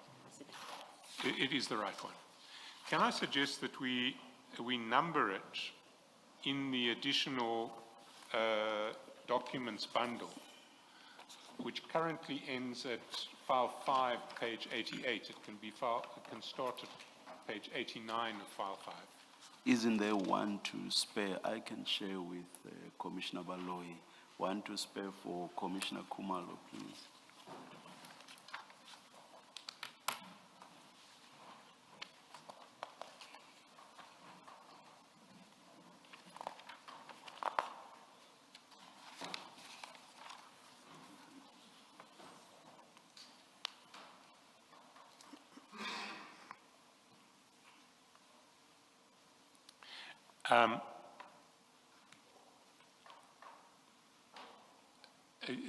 Are we ready to proceed? And can I suggest that we number it from 89 so that my copy ends at 91 and it goes into file 5. 89.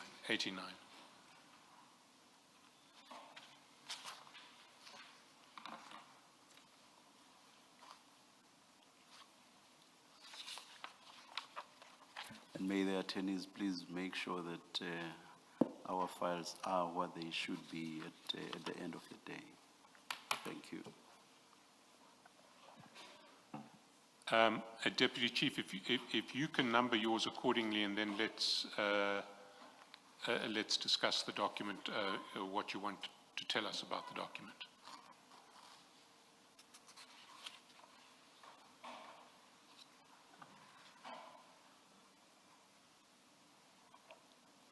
Yes, I've numbered it. Let's see. And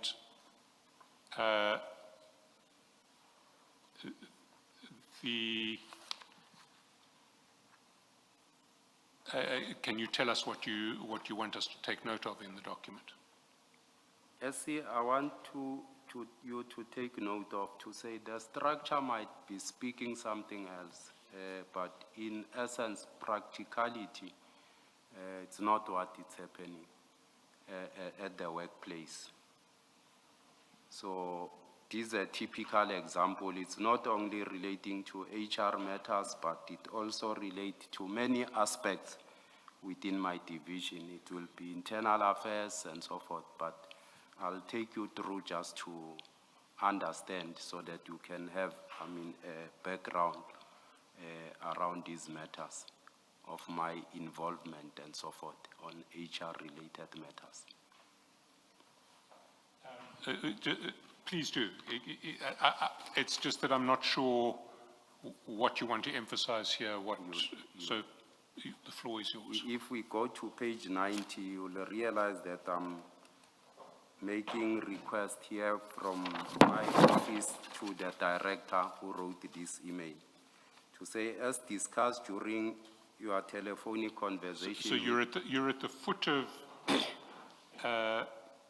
you're at the foot of page 90. Page 90. And that's the email from Iris Ngubeni to Yes. Velen Rwandule. Yes.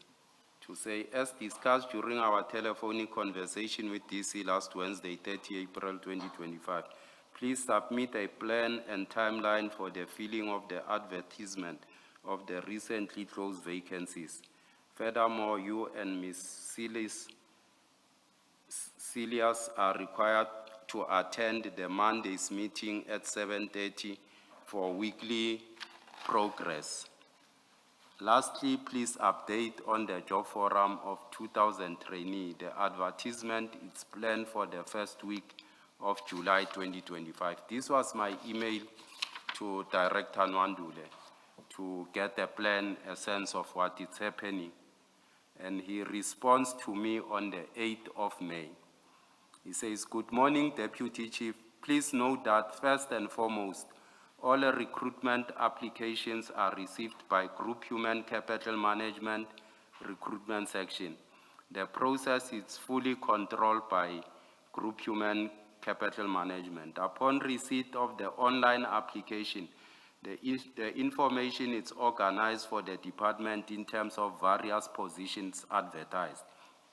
In an effort to structure a proper way forward, I engaged with Nadia Silas on 6 May 2025 regarding a need for us to have a session where we need to finalize plans, wherein she stated categorically clear that she will only be communicating with the Chief of Police regarding recruitments, and she was instructed not to engage any other person in the department. Even though I made it clear to her that I am the director must and cannot be left out at all, she made it clear that she was instructed by the Office of the Chief and will brief the Chief on regular basis via WhatsApp. What I stated here above is an indication that the Metro Police Department is hell-bent on continuing to conduct wrongdoings on a repeated basis when coming to recruitment. One can conclude that it is either arrogance by the department or the key account specialist, and or both conniving and enjoying the same arrogance. I thought the meeting organized by the Commissioner of Police and Deputy Commissioner Support and Admin on 18 March 2025, which was intended to clarify roles insofar as human resource matters are concerned, was very clear, but I seem to be wrong.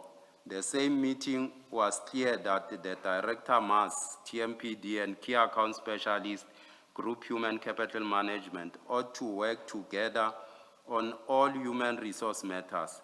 It is rather strange that Nadia Silas undertook it differently and she can't even provide proper advice on the right procedure or at least the role of the department director for mass to whoever is giving the so-called instruction. Right across all departments of the city, the key account specialist and the director mass would work together seamlessly on all the recruitment matters, except in the Metro Police Department, where the key account specialist is only comfortable only in working with white managers and continue to undermine the existence of director mass, probably because he is African and black in particular. It is clear that Nadia Silas wants to be a law unto herself when coming to Metro Police Department. This rotten attitude must come to an abrupt end. My expectations going forward is that order and professionalism will be restored in the department by adhering to procedures. All recruitment initiatives and processes will be done through and in conjunction with the director mass in the Metro Police Department. Given the above, I request agent intervention in order to determine the way forward. This I want to bring SC to your attention that HR, yes, it's under me in terms of structure.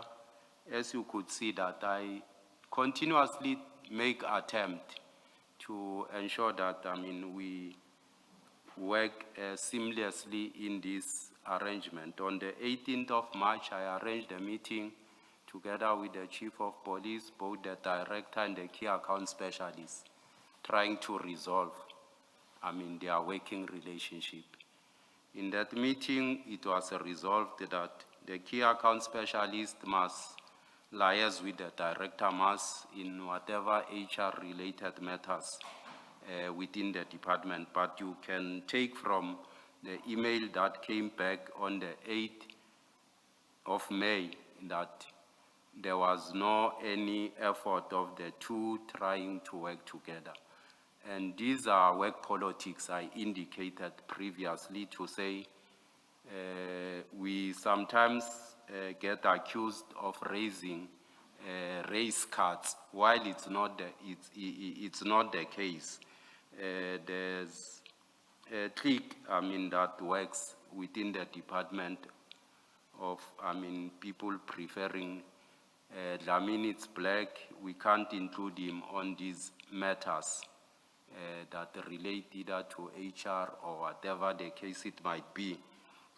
He'll prefer to work with DC Police on any other matter that relate to HR. Much as DC Police, when he came here, it was clear that he's attending arbitrations and so forth, which are all related, coming from grievances and so forth, which get run by Director Nwandu, who must go to step 3. But because of these matters that he raised here, the status quo is such that DC Police will continue doing arbitrations and so forth. I'll only come at the tail end if there's an enforcement order that they are attaching the city's assets. It's when these matters will be brought to my attention to ensure payment for members who either got an award and now they have an enforcement order. So I just wanted to bring it to your attention to say it's not an isolated matter. It same applies with internal affairs. It's there in the structure reporting to Dlamini. But Director Minar will be called to the office not to inform DC Dlamini. I don't attend consequence management meeting. And these are some of the things that are happening. So my involvement on HR matters, it will be when there's an advert, I get inquiries from members of the public, either communities, to say, is it perhaps a bogus advert or not? Confirm if this is a real advert or whatever the case it might be. That's what I will confirm. No, it's a real advert. It's from the city. Some officials will send me the receipt. You see, Sergeant Kosi has sent me to say either my daughter applied, can you assist, and so forth.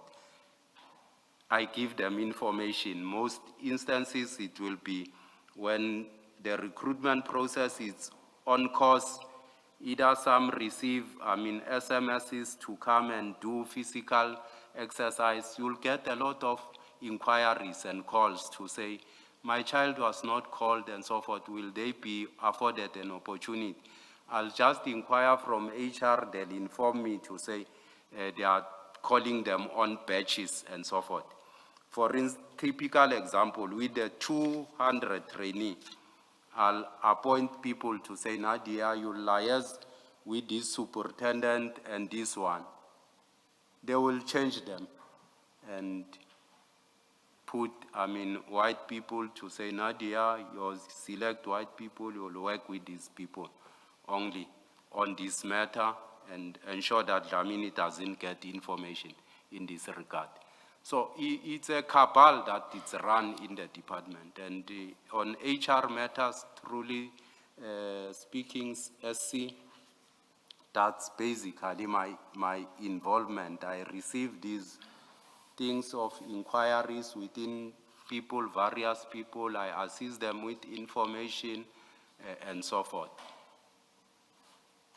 So I just wanted to bring this to the attention of the Commission to say there's no way I will influence a recruitment process because the panel get appointed by the Chief of Police in conjunction with Ms. Silas and Mr. Boles, who decide who sits on the panel and so forth, who does what, and all those kind of things. Well, let me clarify some issues. You have a role in relation to appointments within the TMPD.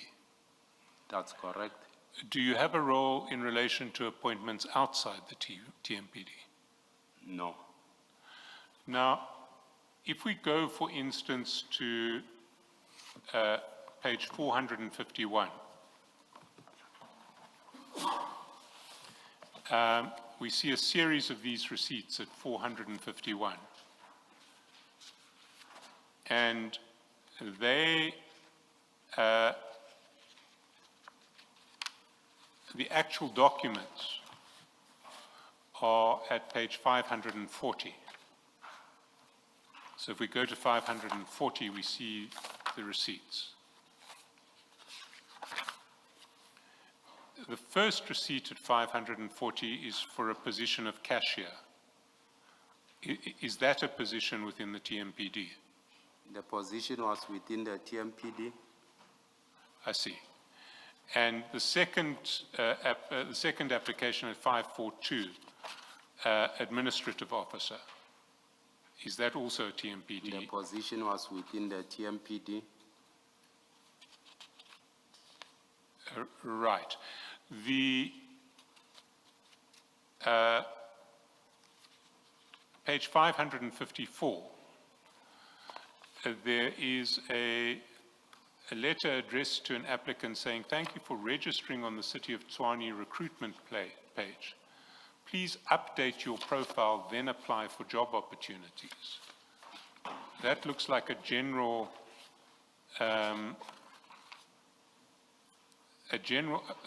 letter for someone whose profile needs to be updated. What do we have in 544. 544? Oh, 44. Do you see it? I see, the city has introduced the online applications in the city, and most of these youngsters, and they are not, aware that once you go on the online, application website to apply, it requires you to create a job profile first. And some people will take these as applications because they are not, fully vested with the system. How does it work?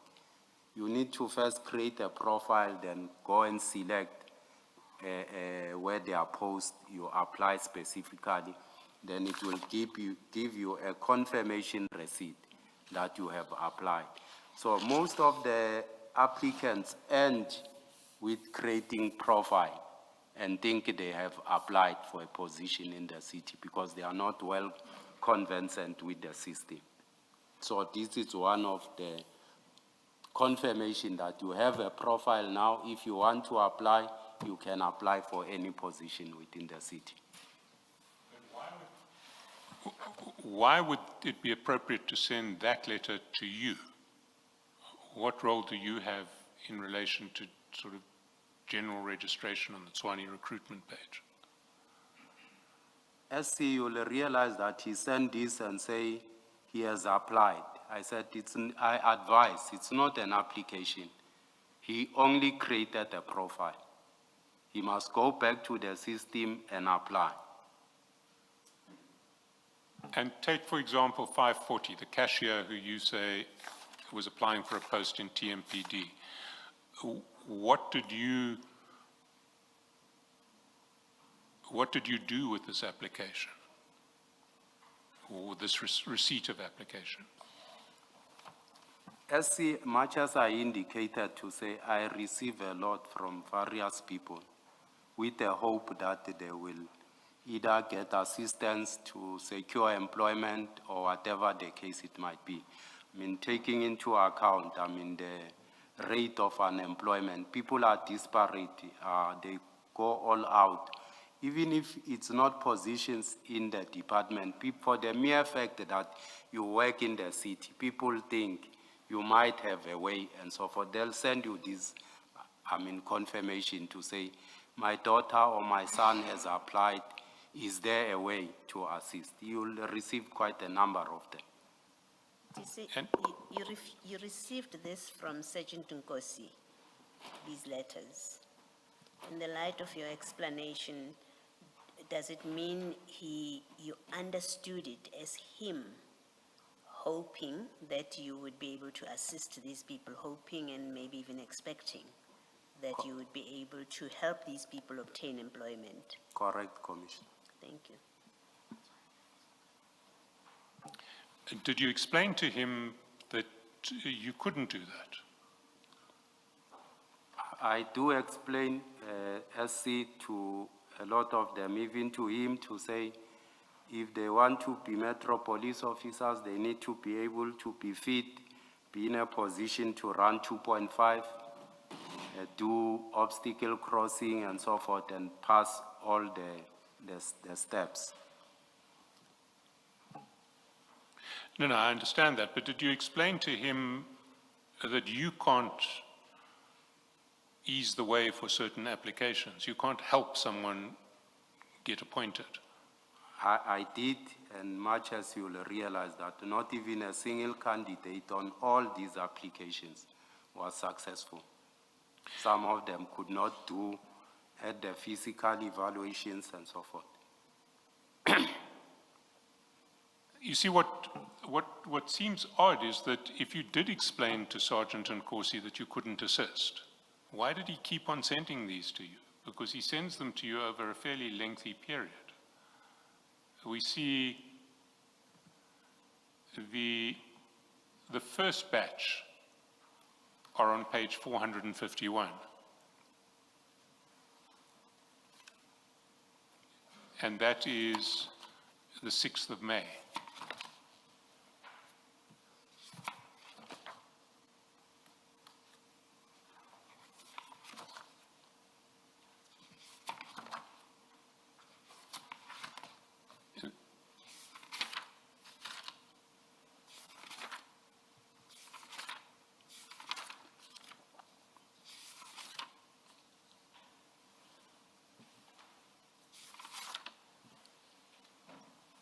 Yes, SC, I do explain. It's not only to him, but to a number of people.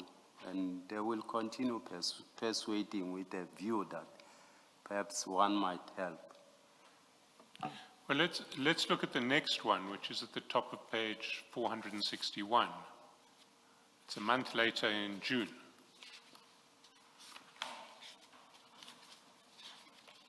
And Sergeant Nkosi says to you in chat 2, Morning, my General. This one is General Shabiri's daughter. She graduated in 2002.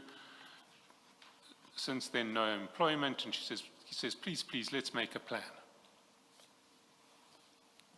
Did you explain to him that you couldn't make a plan?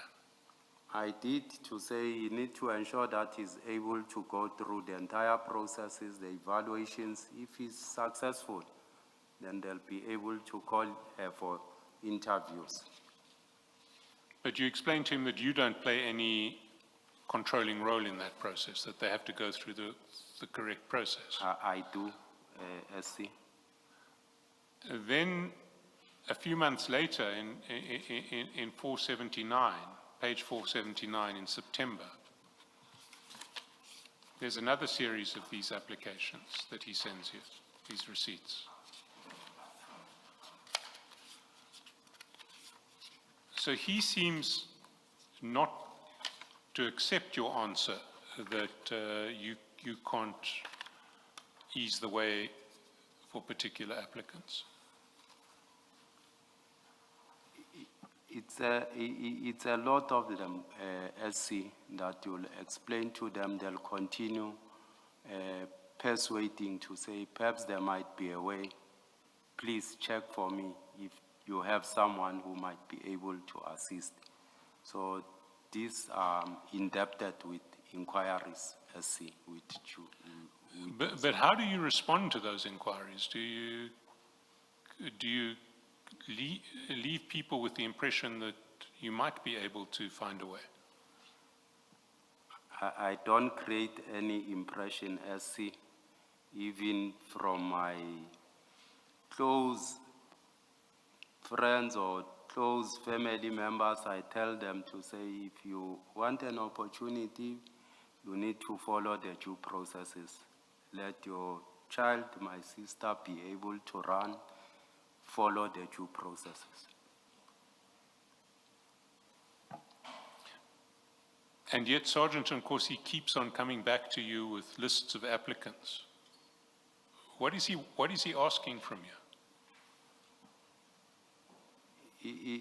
It's not only him, SC. I'll give you a classical, example. One of my sister's son went, he ran, he was able to do the obstacle crossings and so forth. He went for driving, he passed, he went for psychometric, he passed the psychometric. When he went for driving and so forth, they required documents. He attached the statement of result. He was disqualified on that. And my sister will come and say, is there no way that you can assist? I'll tell him to say, train your kids to be responsible. If they say these are the requirements, let them follow them. So I might not be able to assist. I indicated to say, I don't appoint the panel. It's appointed by DC, police, Nadia, and the chief. I can only assist with inquiries.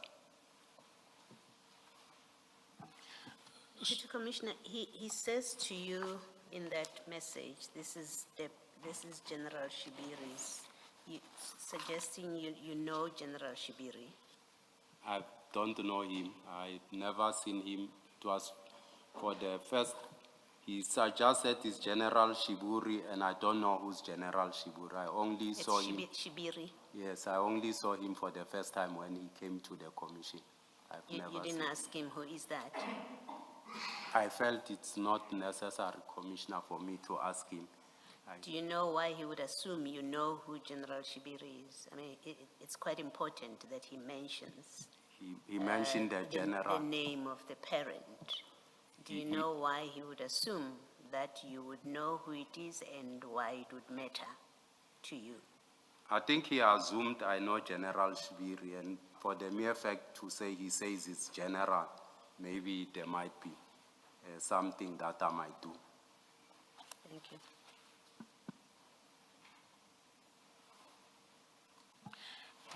Can we go to a different topic, which is the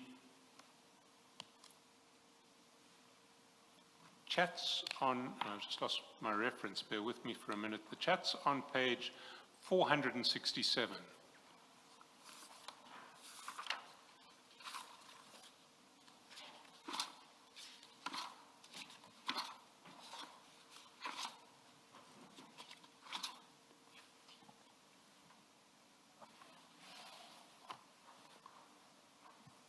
And there you'll see that on 26 June, Sergeant Nkosi sends you 2 pictures, and you'll find those pictures at page 567,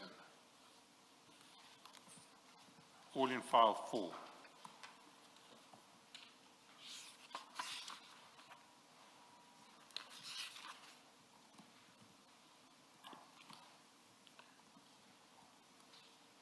And so if you go down 567, 568, 569, and then we'll get to 570 shortly. What were those pictures? I think he shared these pictures with me because I did not know what is happening. We spoke and he told me to say it's General Kumalo who was arrested and so forth. But I did not even know him because General Kumalo, whoever. I think he shared this for me because one, he knows I'm not on social media. Secondly, I'm not watching any TV, no, the news or whatsoever. I think he likes sharing information with me on those bases. This is not social media information. These are private photographs of people being taken into a court. Are you aware of that? I'm not aware. I wouldn't know SC where he got it, but as I indicate to say, I'm not on social media, I don't watch TV, nor follow, these things in most instances. What did he tell you about these? He just said there was an arrest of the, General Kumalo and so forth.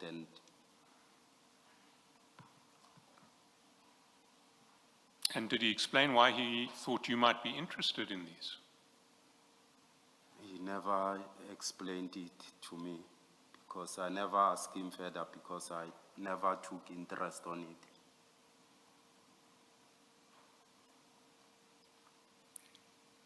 So you just got these pictures from him without knowing why he sent them to you?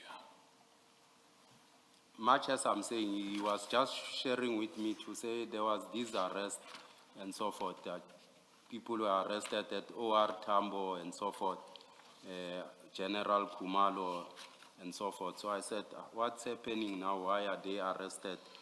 He said, I don't know, he'll let me know, but I never followed up in that thing.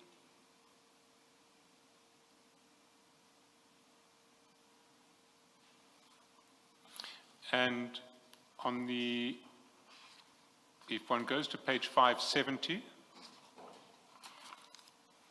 one sees a list of people who, with case numbers.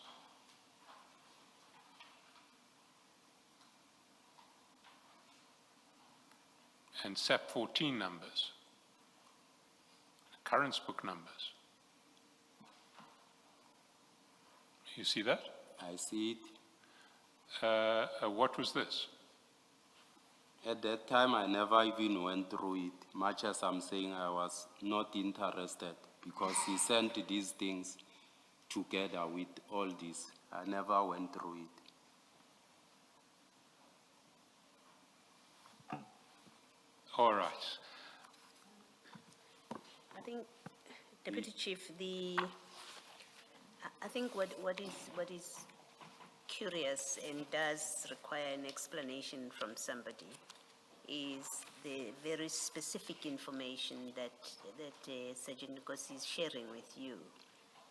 Firstly, at 467, where you've got those pictures, he gives you names. On the face of it, at least according to me, it suggests that these names must mean something to you. This is not just a sharing of what's on social media. He gives you names of people that have been arrested. At 467, he says General Gabela. He says Brigadier Madondo, and then there's General Kumalo. So there must be a significance to him mentioning the names. And then when you then turn to that page 570, which is the contents of a diary with names and case numbers, it's difficult to accept at face value that these had no significance for you. At the very least, one would expect you would have asked, why are you sending me these things? If you didn't know, you would have said, why are you sharing the diary with me? Who are these people that you have listed, Gabela, Madondo? Who are these people? Unless you tell us that, well, I always knew who Gabela is. I knew who Madondo is. I knew who Kumalo is. And so when he sent me those names, it made sense why he would just give me the names. You've just said you know nothing about this. Commissioner, to be honest, I did not take interest. I don't follow, Commissioner, the news of SAPS a lot or any news. I did not, know them. Much as I asked him later to say what is happening, then he said General Kumalo was arrested coming from OR and all those kind of things. I never followed up. The chart at 475, I never took interest to go who are the names and so forth, because for me, it was of significant importance. It was not of significant importance to me. Yeah, you see, but more the reason, from what you're saying, more the reason why there has to be a better explanation why he would have sent you this. You say you don't take any interest in subs matters. So, on that account, Sergeant Nkosi woke up one morning on a topic that you have absolutely no interest in, decided to share with you information about who has been arrested, the names, that you say, I actually have no interest in that. But perhaps more importantly, certainly more importantly, he shares the contents of a diary which has people's names, case numbers, and OB numbers. That's not random information that you share with someone who's just interested about something that was in the paper. It's something that you share with the expectation that the person you are sending this to has an interest in receiving this, or would be interested to receive this kind of information. I did not, Commissioner. At that time, I never took interest in this. Thank you.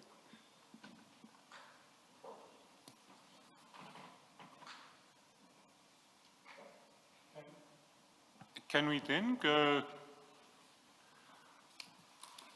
to page 471?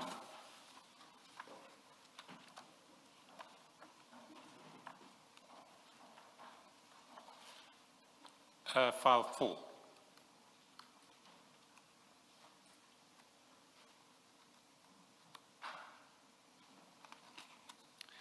And there on the 12th of July 2025 at chat 3, you send a WhatsApp to Sergeant Nkosi that reads as follows. Morning, Captain. I can see, Ukuti, that you have captured Umfowethu, and he wouldn't want to leave him. You wouldn't want you to leave him. You should gear yourself to do so forever, my brother. Umfowethu is the best person to be with, Ujuda Wethu, who will do great things for us, compared to Baba Wako Ngaseko.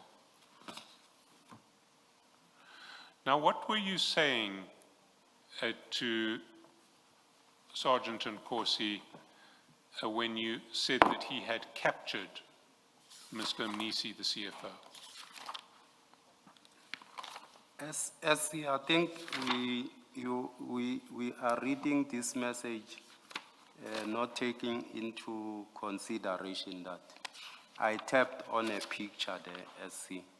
It's not like I wrote this message purely, so there was a picture that I was tapping on it when I wrote this message. Sorry, you say there was a picture Yes. that was on this message? Yes. That you sent a picture with this message? Yes, I tapped on the picture, then I responded on the picture. So this message was a reply to The photograph. to a photograph. Yes. Are you referring to what appears under chat 2, or are you referring to something else? I'm referring to, I think it's chat 2 that came to us, a picture that was sent to me. I tapped on it, then I wrote this message. Are you able to take us there, perhaps, Mr. Chaselson? I'm not, it's not a picture, it is a video. The video. We may or may not be able to display it. Well, let me describe it.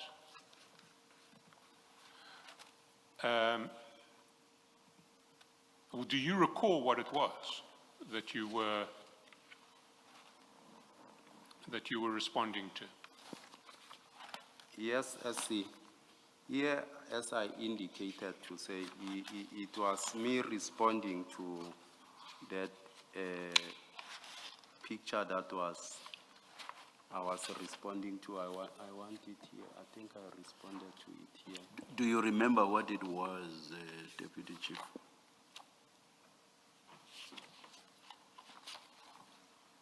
When was? In terms of content. Yes, in terms of content, Commissioner, I wanted to indicate to say he have captured the attention of the CFO, and much as I indicated there to say, I mean, you must get yourself to do so every time, because the CFO will always want to. No, Deputy Chief, you said what you've just read now, or paraphrased at least part of it. You said that in response to a picture, and you say that picture is what appears under chat number 2. So the question by Mr. Chaskalson is, what was that? Do you recall what this was? He was appearing there with the CFO on that picture. Yes, Mr. Chaskalson. Well, the video, if we, Chair, if we are given 2 minutes, I can produce the video. Can I suggest that we stand down for 5 minutes and we can then play the video? Let's do so. We'll come back when we are called.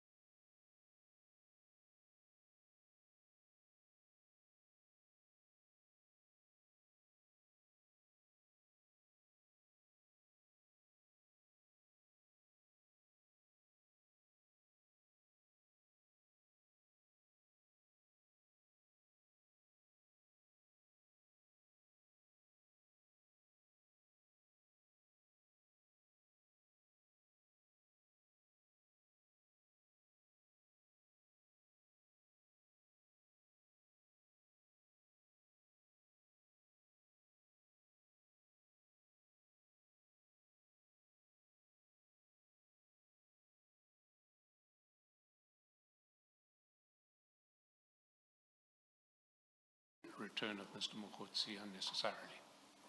And about that timeline, would that be set today still, or will there be engagements between the two sides after now, after today?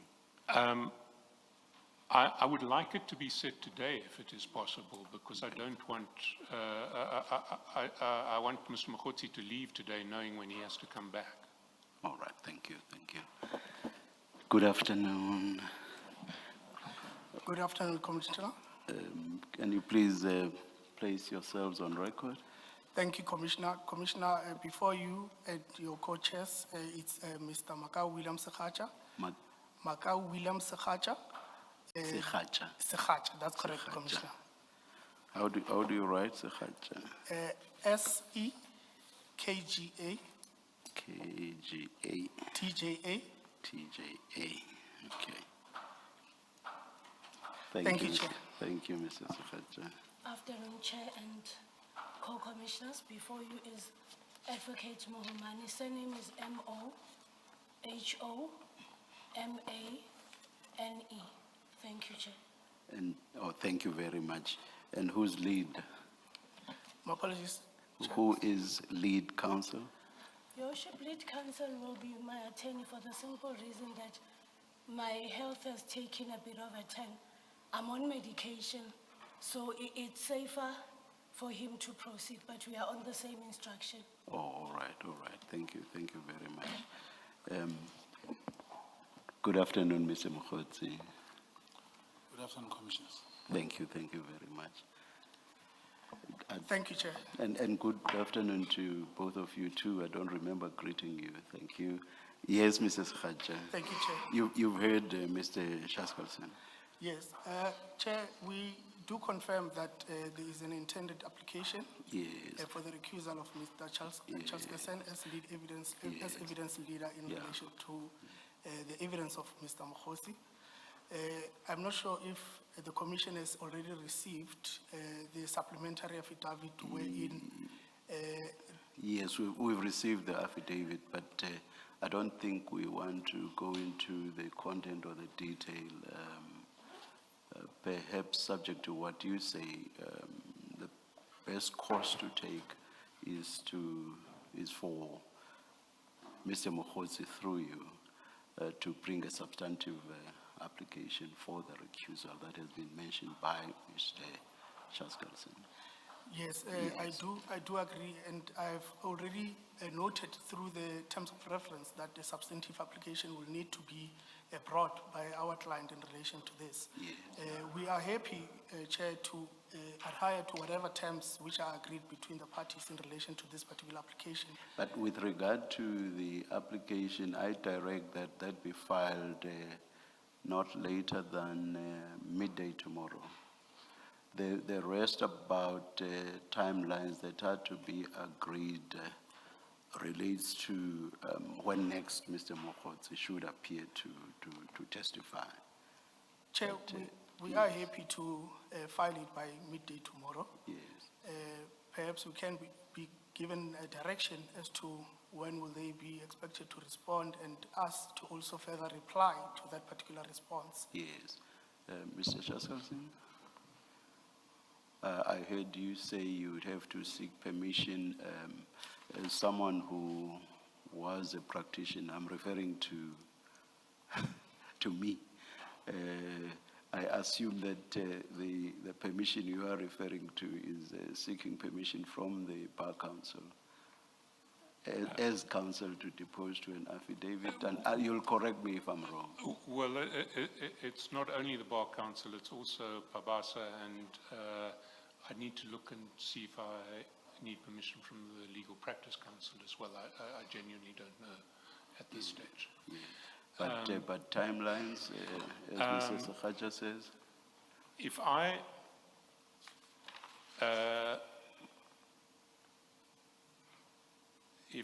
I can respond by 6 May, because I'm going to need, the response will not take long, but obtaining permission to depose to the affidavit and submit it may take long. It may 6 take May. longer. 6 May. So 6 May would, I think, give me enough time. It will be a week after the affidavit comes in.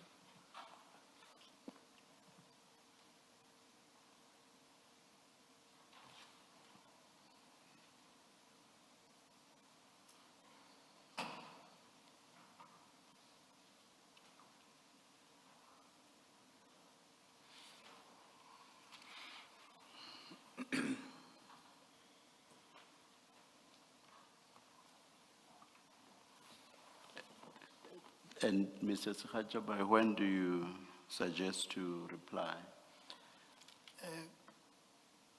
Commissioner, it will depend on the veracity of the contents of that particular affidavit. But Length or what? the length, yes, the length. And was veracity intended in the sense that the Yes. time you require will also depend on the veracity? Yes, Okay, all right, Commissioner, all right. also we need to also obtain instructions from our client in relation to that. Perhaps, I would say 3 days after the 3 affidavit has days been, after has been that. So filed. by 9 May. I do not have my calendar with me. Day is the 9th, Sunday. The 9th is a Saturday, Chair. 11? Yes, my counsel is suggesting the 11th.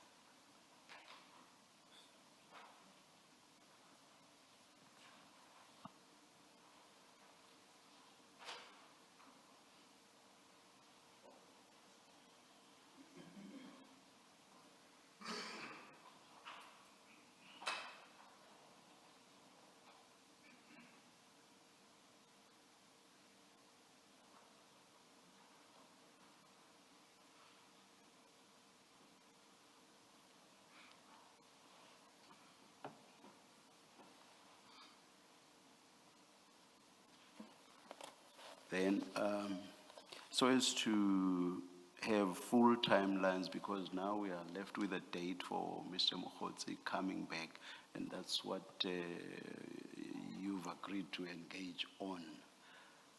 Unless when Mr. Shaskalson suggests a date, Mr. Sekhaja agrees to that date now, we may have to adjourn very briefly for you to engage each other and agree on a date. But of course, there's also the question of when this application is argued.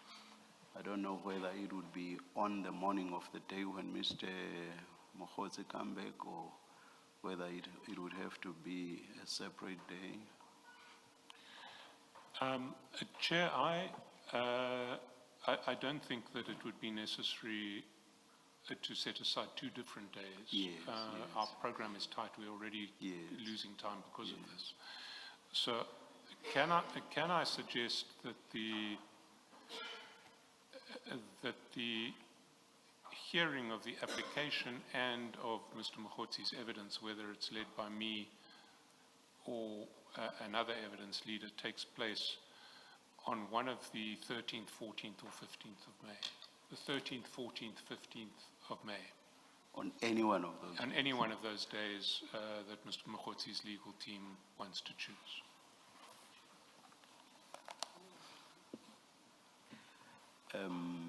On your assessment now, would it have taken only 1 day for Mr. Mokhotsi's testimony to be finalized? Yes, not even a day.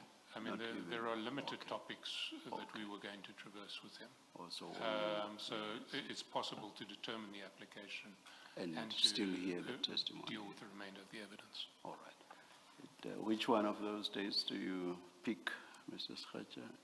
Chair, If any at all, but I hope you will pick one. the 15th, Chair. 1-5. Yes, Chair.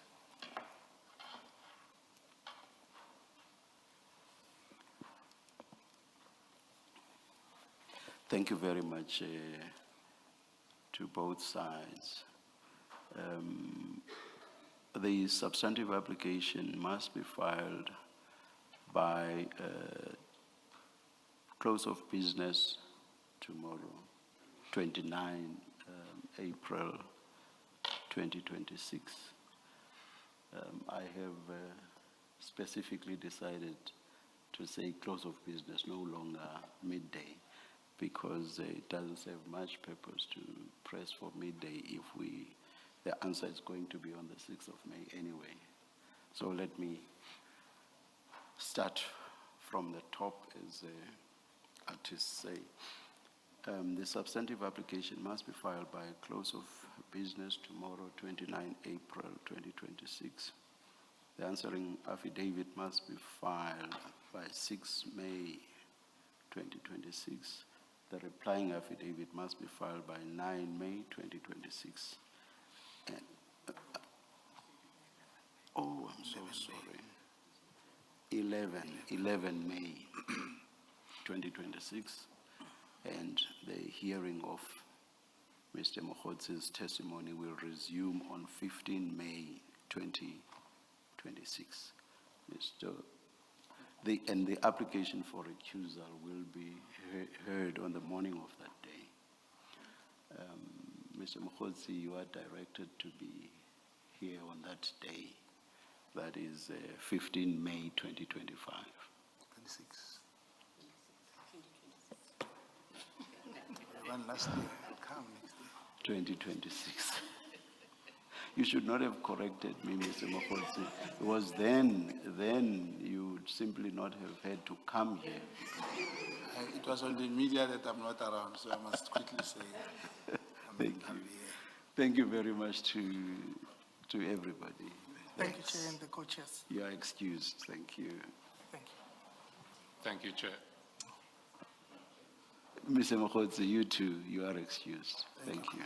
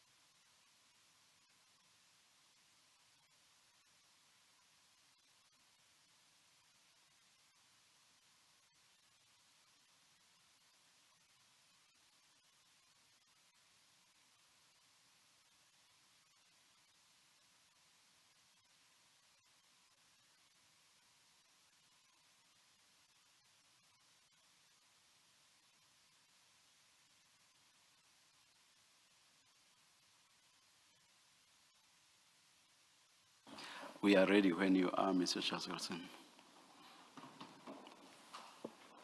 Thank you, Chair.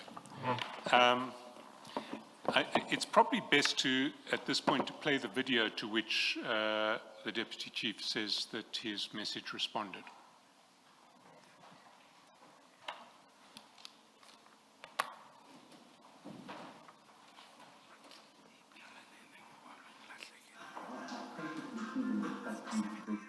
I always hope that I could have put down with him.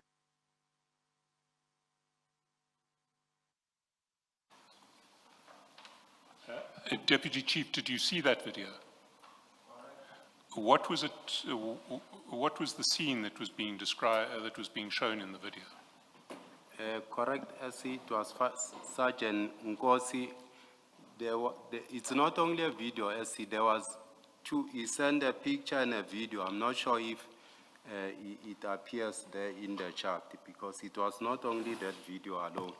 It was a picture and a video, because they were at the funeral, if I recollect very well, of the Deputy President by that particular day. So it was the funeral of the late Deputy President Mabuza. Correct, SC. And Sergeant Nkosi was walking with Mr. Mnisi at the funeral. Yes. Now, in that context, how are we to understand, I can see, Ukuthi, you have captured Umfowethu, and he wouldn't want you to leave him.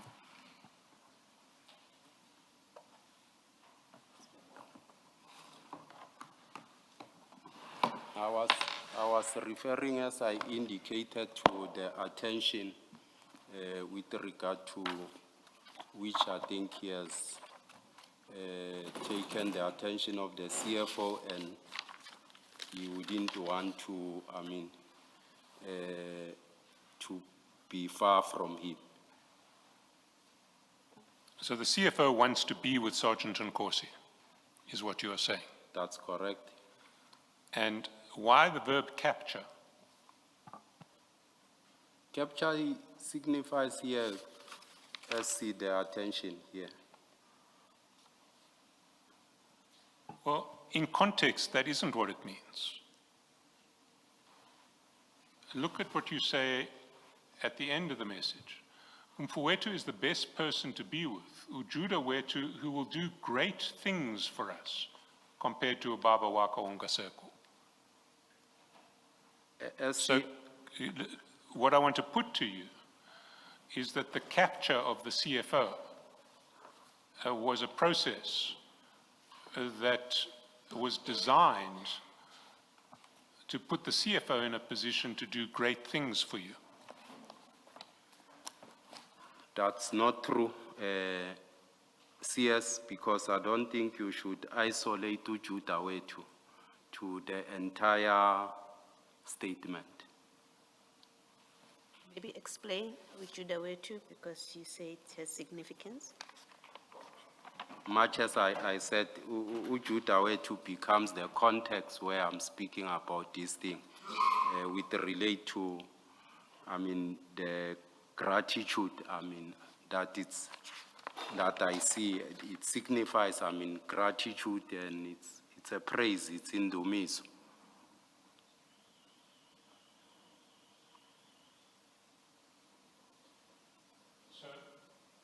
Why don't you read that last sentence, substituting for Ujuda wetu gratitude or praise or whatever you say it means, so that we understand your context?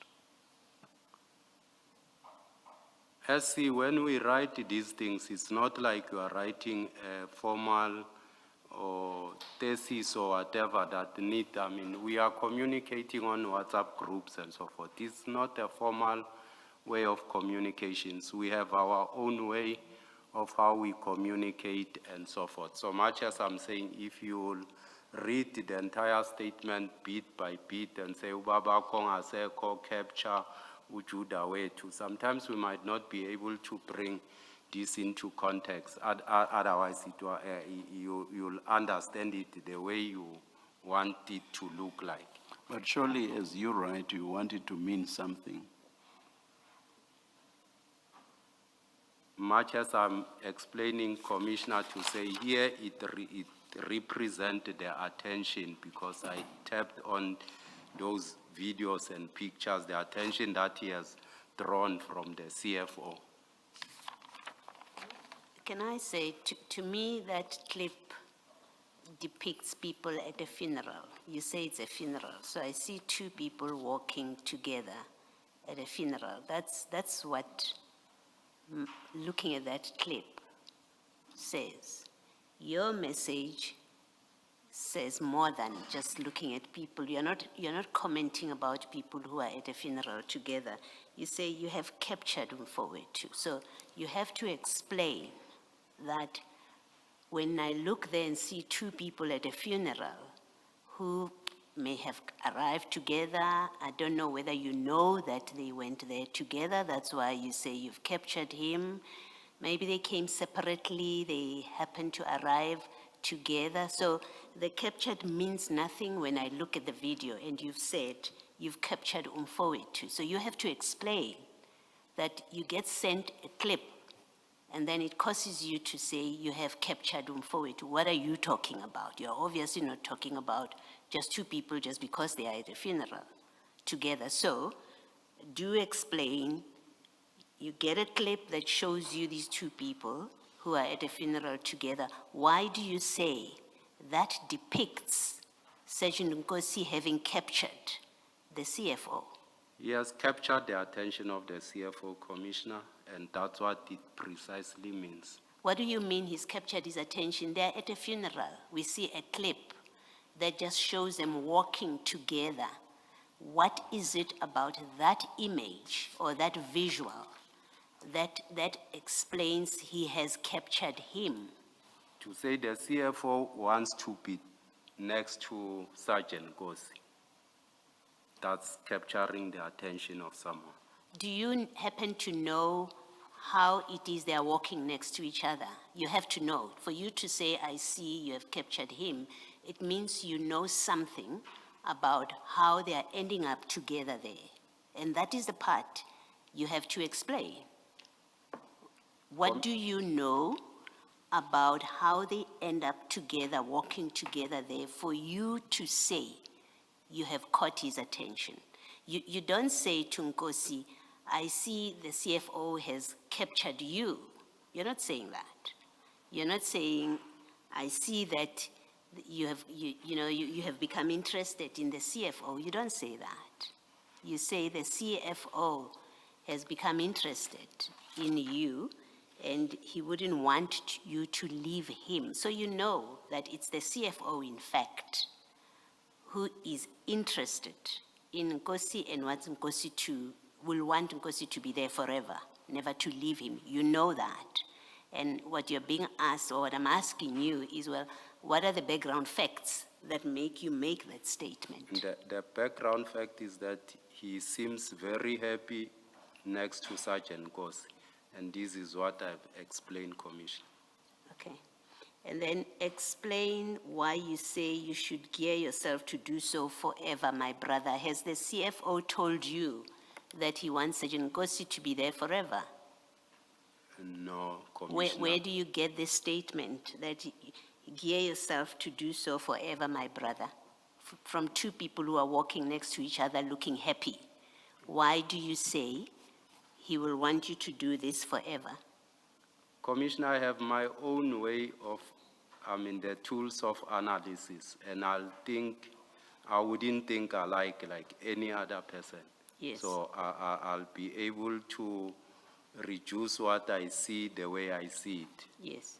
Yes. Share that analysis with us, and then, and maybe let me start off by saying you don't pluck analysis out of thin air. There are facts on which you are basing yourself. You say you should gear yourself to do so forever, my brother. And that's an analysis. You've analyzed that you will want him to be there forever. What are the facts on which you base that analysis on? He seemed happy and at peace with him. Okay. Why do you say Umfowethu is the best person to be with, who will do great things for us? When I say great things, it doesn't end there. I also went further and say, it's not like ubabako ongaseko. Yes, I'm coming to that. I'm coming to that part. So I've asked you a specific question. Why do you say the CFO is the best person? One, for what is he the best person? Two, he will do great things for us. What are these great things? And three, who is the us in that statement? So there are three parts to it. I'm taking this from 2010 because I'm referring to someone who Baba Konga said it has got an history, what transpired in the past. And I'm saying he'll be able to nurture him in the right way and so forth. What will the CFO do for you, Deputy Commissioner Dlamini, because you say he will do great things for us? Forget the CFO because you're the one that's writing. What is it that the CFO will do for you, Dlamini? Not for me. When No, I you say said for us. us, I'm saying for us because I indicated that Sergeant Nkosi, it's like a brother to me. I regard him as such. So when we talk, I can't say we'll do great things for you. I'm saying I'm happy for you because there you are having a father who can look after you, nurture you in the right way. So when So you if he does for you, it's like he's doing for me. So when you say us, you mean Sergeant Nkosi? Correct, Commissioner. Okay. What are the great things that you say he will do for Sergeant Nkosi? You must have something in mind. It's not just words. Great things comes in many forms. It's like, looking after someone's welfare, nurturing him in terms of advices and so forth, taking interest into a particular person's welfare. So that's what I was referring to. You'll see that he'll check him with his wife if he's okay, he's recouping well in the hospital and so forth.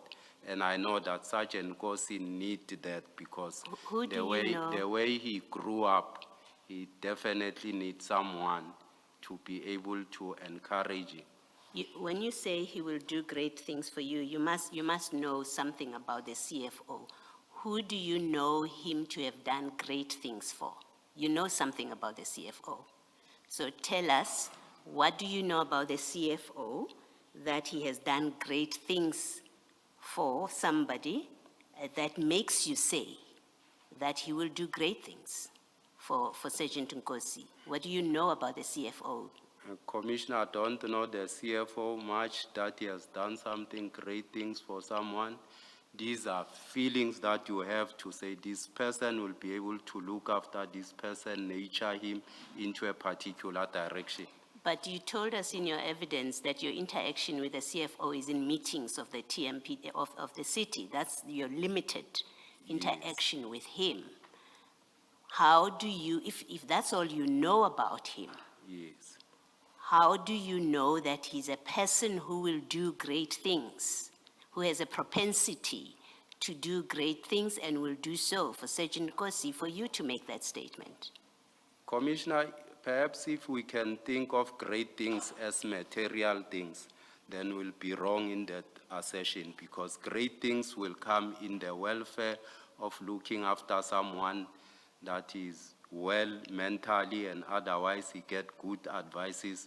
You don't need to attach material things to great things. So you know that the CFO will provide mental wellness, to use your word, support to the CFO, He'll provide to guidance. Sergeant also. Nkosi. He'll provide Even though you have guidance. only met him in formal 2, 3, 4, 5 meetings of the municipality, and you have no personal relationship with him because that's what you've told us. You have Yes. absolutely no personal relationship with him. You don't even talk to him on the phone. You know that he will support Sergeant Nkosi. That you know, it's something so personal that has nothing to do with work. You know that the CFO will do for Sergeant Nkosi, even though you don't know the CFO at all.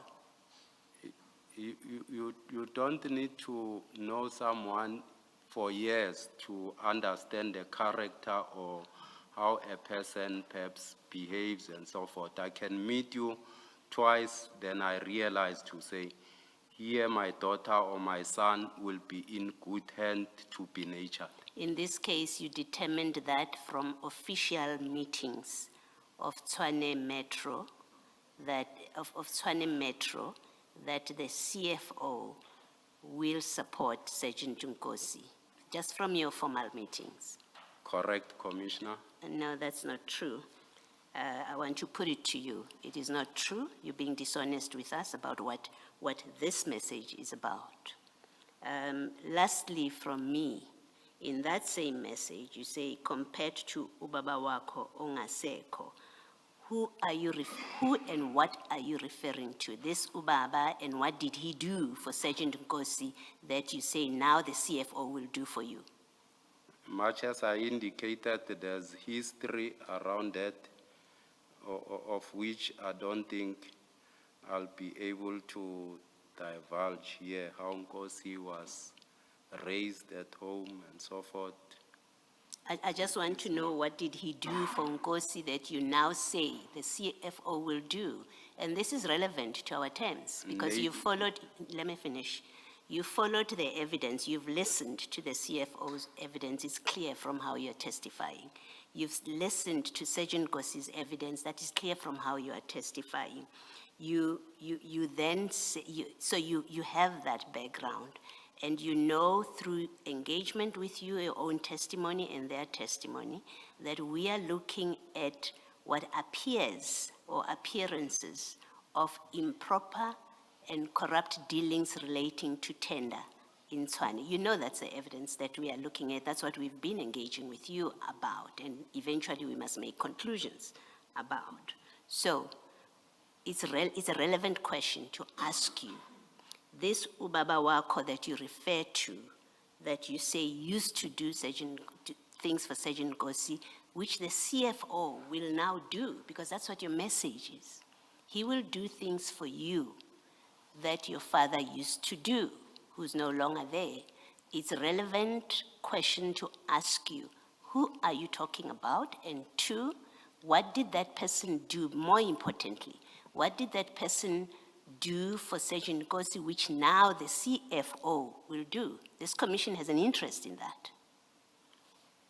So you can't say, I'm not prepared to discuss it, or I'm uncomfortable to discuss it. You have made a statement.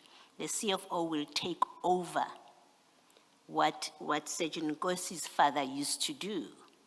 And I'm interested, and it's relevant, not for the sake of it, it's relevant information that must be given to this commission. What is the CFO to do for Sergeant Nkosi that you are referring to in this WhatsApp message? I indicated, Commissioner, that great things do not refer to material things. It refers to taking care of someone, being concerned about the well-being of a person, and so forth, which the one I'm referring to, there were shortcomings in that regard. You've had my comment about that evidence. You're not being honest. I don't You're not being agree. open with that. Yes, you won't agree, obviously. But I have to put it to you so that you have no mistake where I stand on this matter. You are not being honest about the content of this WhatsApp, what you were conveying. Thank you. Can I respond, Commissioner? Yes, you may. I am honest. I wrote it because I have a background with Sergeant Nkosi, and I understand what I've written here. The problem is you don't have a background with the CFO, and yet you're saying now you're giving explanations that can only hold if you know the CFO more than what you have told us, which is out of 4 or 5 meetings of the city. I've noticed the CFO, how he conducts himself, his behavior, how calm he is, and so forth. I was referring on those things. All right, that's your answer. Thank you. Deputy Chief, let me remind you about what you said this morning. Remember, in relation to what happened in March 2025, you said the CFO, and this was your testimony this morning, that the CFO wanted Sergeant Nkosi to become an extension of him. Correct. And you used an example of a car salesman or an agent, and you said the CFO had appointed Sergeant Nkosi to be his agent. That's correct, in relation Commissioner. to discussions between you and the CFO. That's correct. Is that not what you mean here, that he has now successfully become an extension of the CFO? That's not true. Why would that not be true if earlier this morning you said that's what the CFO wanted? The context of this message, it's not following the discussion, Commissioner. It was a different message. I was referring to pictures that were sent to me and the videos I've seen. And it made me to recall the previous incident, what transpired back in the 2010 and so forth. All right, thank you, Mr. Chair. Thank you, Chair. Deputy Chief, we have the cell phone records now for you. Have you been through them? I haven't, SC, just received. Well, let me give you the context for why we sought these records. And it goes back to your exchanges with Sergeant Nkosi and through Sergeant Nkosi with the CFO who Sergeant Nkosi captured on the 25th of March. And the critical period in this regard is the period between the two messages that you send. Please take us to the page again, Mr. Chairperson. Sorry, sorry, Chair. That would be helpful. It is page 440.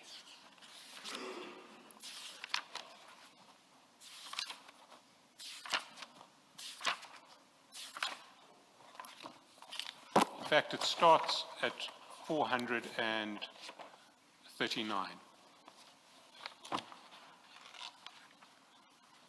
So if we go to 439, we see you sending a message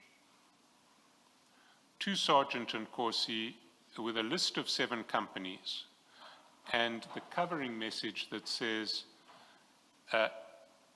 Captain, nai mandate to Victor apiwe yona.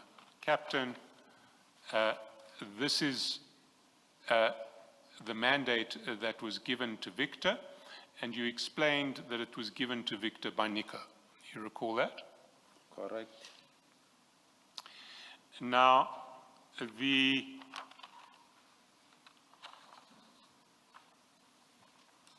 the time, you then explained the next message, the message at 9:03, Captain, find below our vehicles for land to be given Kumpuetu in order of priority with six company names on it. You said that what had happened is that after Sergeant Nkosi got the message saying that Victor had received a mandate from Nico for 7 companies, he contacted you and said, I want you to find another 7 companies for us to check for compliance. You recall that? And that's why you sent him the list in chat number 1 at page 440. Do you recall your evidence in that regard? That's correct. Now, that evidence presupposes that Sergeant Nkosi would have contacted you at some stage between the 2 messages that you sent to him. The message that you sent to him with Victor's mandate from Nico, which was sent at 8:02 p.m., and the message that you sent to him with the new list of 6 companies at 9:03 p.m. You recall? Correct. Now, I pointed out to you that there is no WhatsApp communication between you and Sergeant Nkosi between 8:02 p.m. and 9:03 p.m. You accept that? I'll have to verify that because last time you said that these are not calls that incoming, it's chat messages, and today it has changed. Some of them are calls and so forth because I saw there's an incoming sorry, WhatsApp. sorry, chat Deputy one. Chief. I have never suggested that there are mystery WhatsApps that are not included on this call. I've also never suggested, I've never withheld from you that the empty message, that the empty bubbles are voice calls. But one thing that has been always clear is that this is the total list of WhatsApps between Sergeant Nkosi and yourself over the period governed by this file 4. So, are you suggesting that there is a WhatsApp somewhere between 8:02 and 9:03 and that WhatsApp has mysteriously disappeared? That wasn't your evidence when we traversed this on Friday. Yes, much as I said we might have spoken, but I can't recollect whether with a call on the 25th of March when we spoke. Remember, these things happened quite, 2 years back. You need to recollect to say how did you speak to him and so forth. On Friday, you were fairly clear. When I pointed out to you that there were no WhatsApp calls, then you said, oh no, it must have been a voice call. So I then said, are you saying that you, my exact words were, so you are saying it would have been on a cell phone call that was not a WhatsApp call? And there was no doubt in your answer. You said, yes, we spoke on a cell phone call. And I said, so if we requisition your cell phone records, we will find a call between you and Sergeant Nkosi between 8:02 p.m. and 9:30 p.m. on 25 March. No doubt in your answer, you said that is correct. And then I said, and will you accept that if we do that and we find no call, then this version is false? And you said, yes, I will accept. Well, we've done it and we find no call. So do you still accept that your version is false?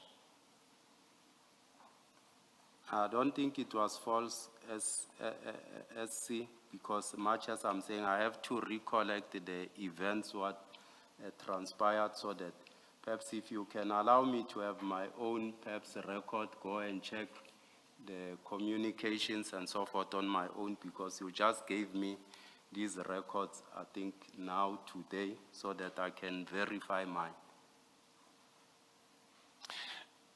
The critical issue is whether there was a call between the two messages that you send to Sergeant Nkosi. The first one with the mandate to Victor from Nico at 8:02, and the second one with our vehicles for land to be given Kumfuwetu in order of priority at 9:03, which you say, despite the wording of the message, actually means the cell phone company,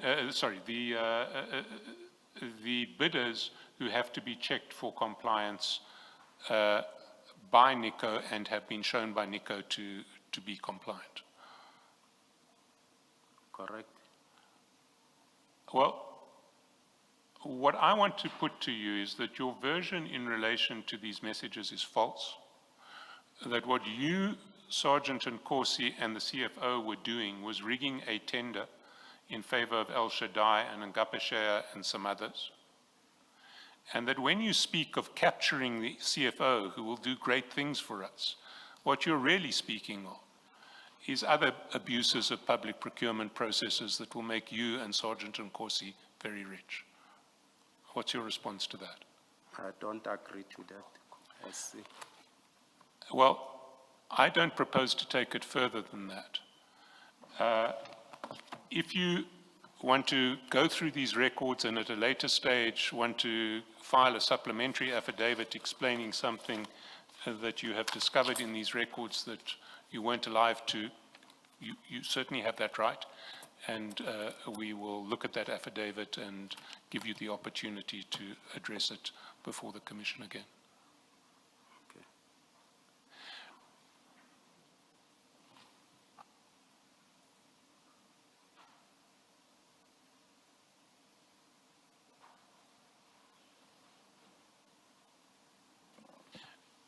Chair, I have no further questions.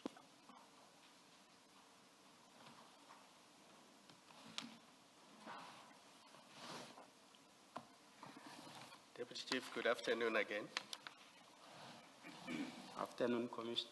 We are almost there. Deputy Chief, go to file 5, please.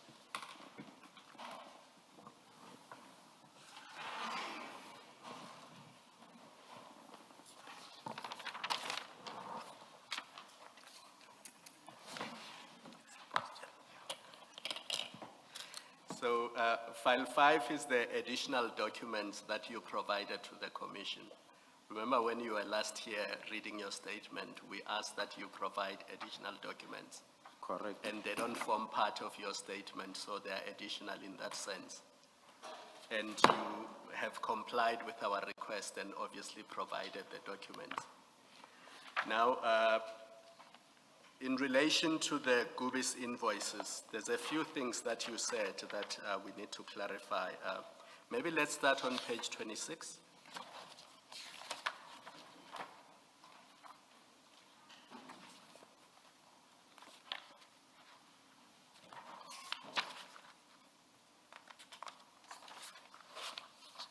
Are you there? I'm there. So this is the complaint from Gubis about non-payment of invoices. Do you see the subject line of Yes, the email Commissioner. on the 29th of January 2025? And that name that I think it was Chair or Advocate Chaskalson, I can't remember, they asked for Andrew's surname. So at the bottom of that page, it's Andrew Khwadi, K-G-W-A-D-I. Do you see that? Yes. So that was the name we were looking for.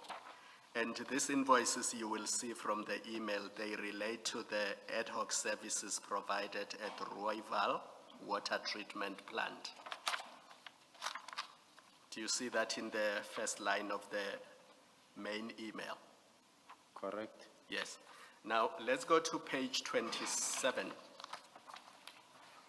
of the same bundle.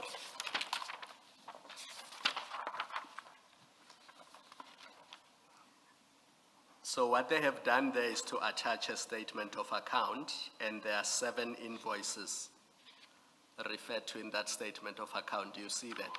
If that's correct. Yes, and just to correct one other thing that you said earlier, payments to Gubis per month before January 2025 was not 2 million, it was actually 397,000 per month.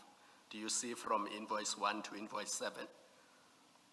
That's correct. Yes, the total outstanding, the total balance outstanding was the 2 million, but 2 million was for the 7 months.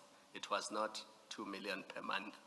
And we do know that after January, more than 30 sites were added, and that's what took Gubis' monthly entitlement to just over 14 million. Do you see that? I see that, Yes. Commissioner.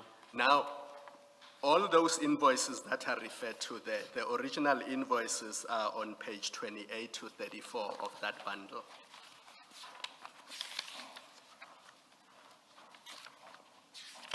So you'll see that invoice 1 is on page 28, and the invoice number will say Rooival 001 on the top left of the invoice. And if you go to page 29, you'll see that invoice 2 is Rooival 002, and they continue all the way to invoice 7, which is on page 34. Do you see that? That's correct, Commissioner. But what is curious about all these invoices is that where you are supposed to insert the purchase order number, it's not there. So if you go back to page 28 or any of the invoices really, on the right side of the invoice, you will see that there's the vendor number, there's the CSD number, there's the period when the services were rendered, and there's the VAT number. Just below the VAT number, there's a purchase order number missing. Do you see that? That's correct. And this is the real reason why these invoices could not be paid, correct? Correct. Because if you go to page 24 of the same bundle, you see that a purchase order number is retrospectively created. Are you on page 24? Page 24, yes. On the 6th of March 2025, you see that a purchase order 4501267280 was created on the 6th of March 2025. Do you see that? Correct. And the reason why invoice 1 could not be paid is because the purchase order that was retrospectively created on the 6th of March 2025 is created in respect of invoice 2 to 7. Do you see that? 2 to 7, yes. Yeah, and doesn't include invoice 1. Do you see that? Correct. And that explains why invoices 2 to 7 were then paid, and there was no issue with those, because once the purchase order was irregularly created after the event, those invoices could be paid. Do you see that? I see that. But for invoice 1, there was a problem because it was for the previous year. So if you go back to page 28,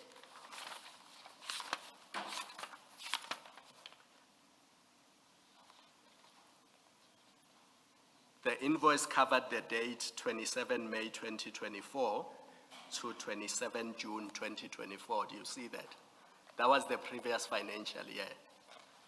And this explains why this invoice could not be paid and why you had to involve Sergeant Nkosi. In fact, if you go to file 3 on page 144, you will see that that is the invoice that you sent to Sergeant Nkosi to say, this one is for the previous financial year. We will engage later Nomfowethu on how to address it in order to avoid ex post facto. That's correct. So that is really the sequence that in relation to the 2025 invoices, although they were eventually paid, there was an irregular process because the purchase orders were created many months after the event. And in fact, if you want to see how those invoices were fixed, if you go to page 17 of the same bundle, bundle 5, from page 17 to 24,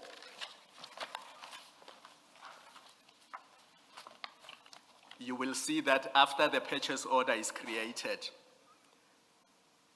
the purchase order number is handwritten in all these invoices. So if you look at the top of page 17 all the way to 23, you see that that 4501267280 purchase order is inserted in manuscript. Do you see that? That's correct. So that's how this whole irregular thing was corrected.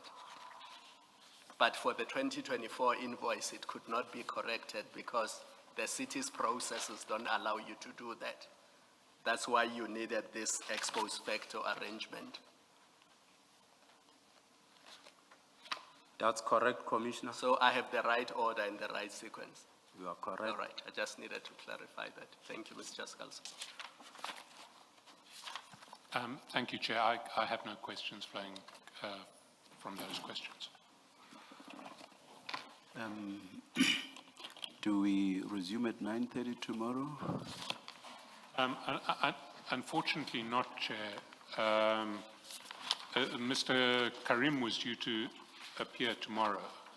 We have received a medical certificate indicating that he's confined to bed. We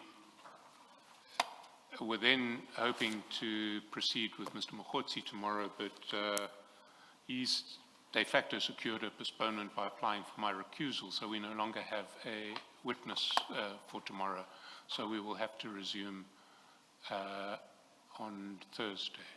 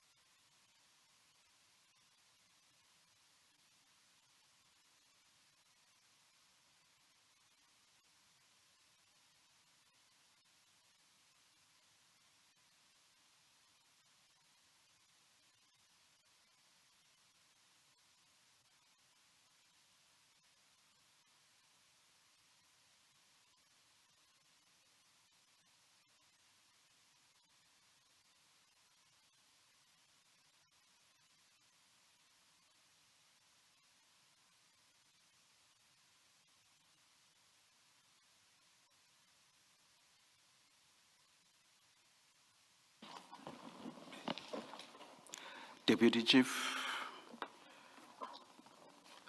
there was the issue of the documents, or rather phone records. You said you wanted to have a look at them because they had been given to you today. Will you be wanting to file a supplementary affidavit relating to that issue? Yes, I will do so, Commissioner.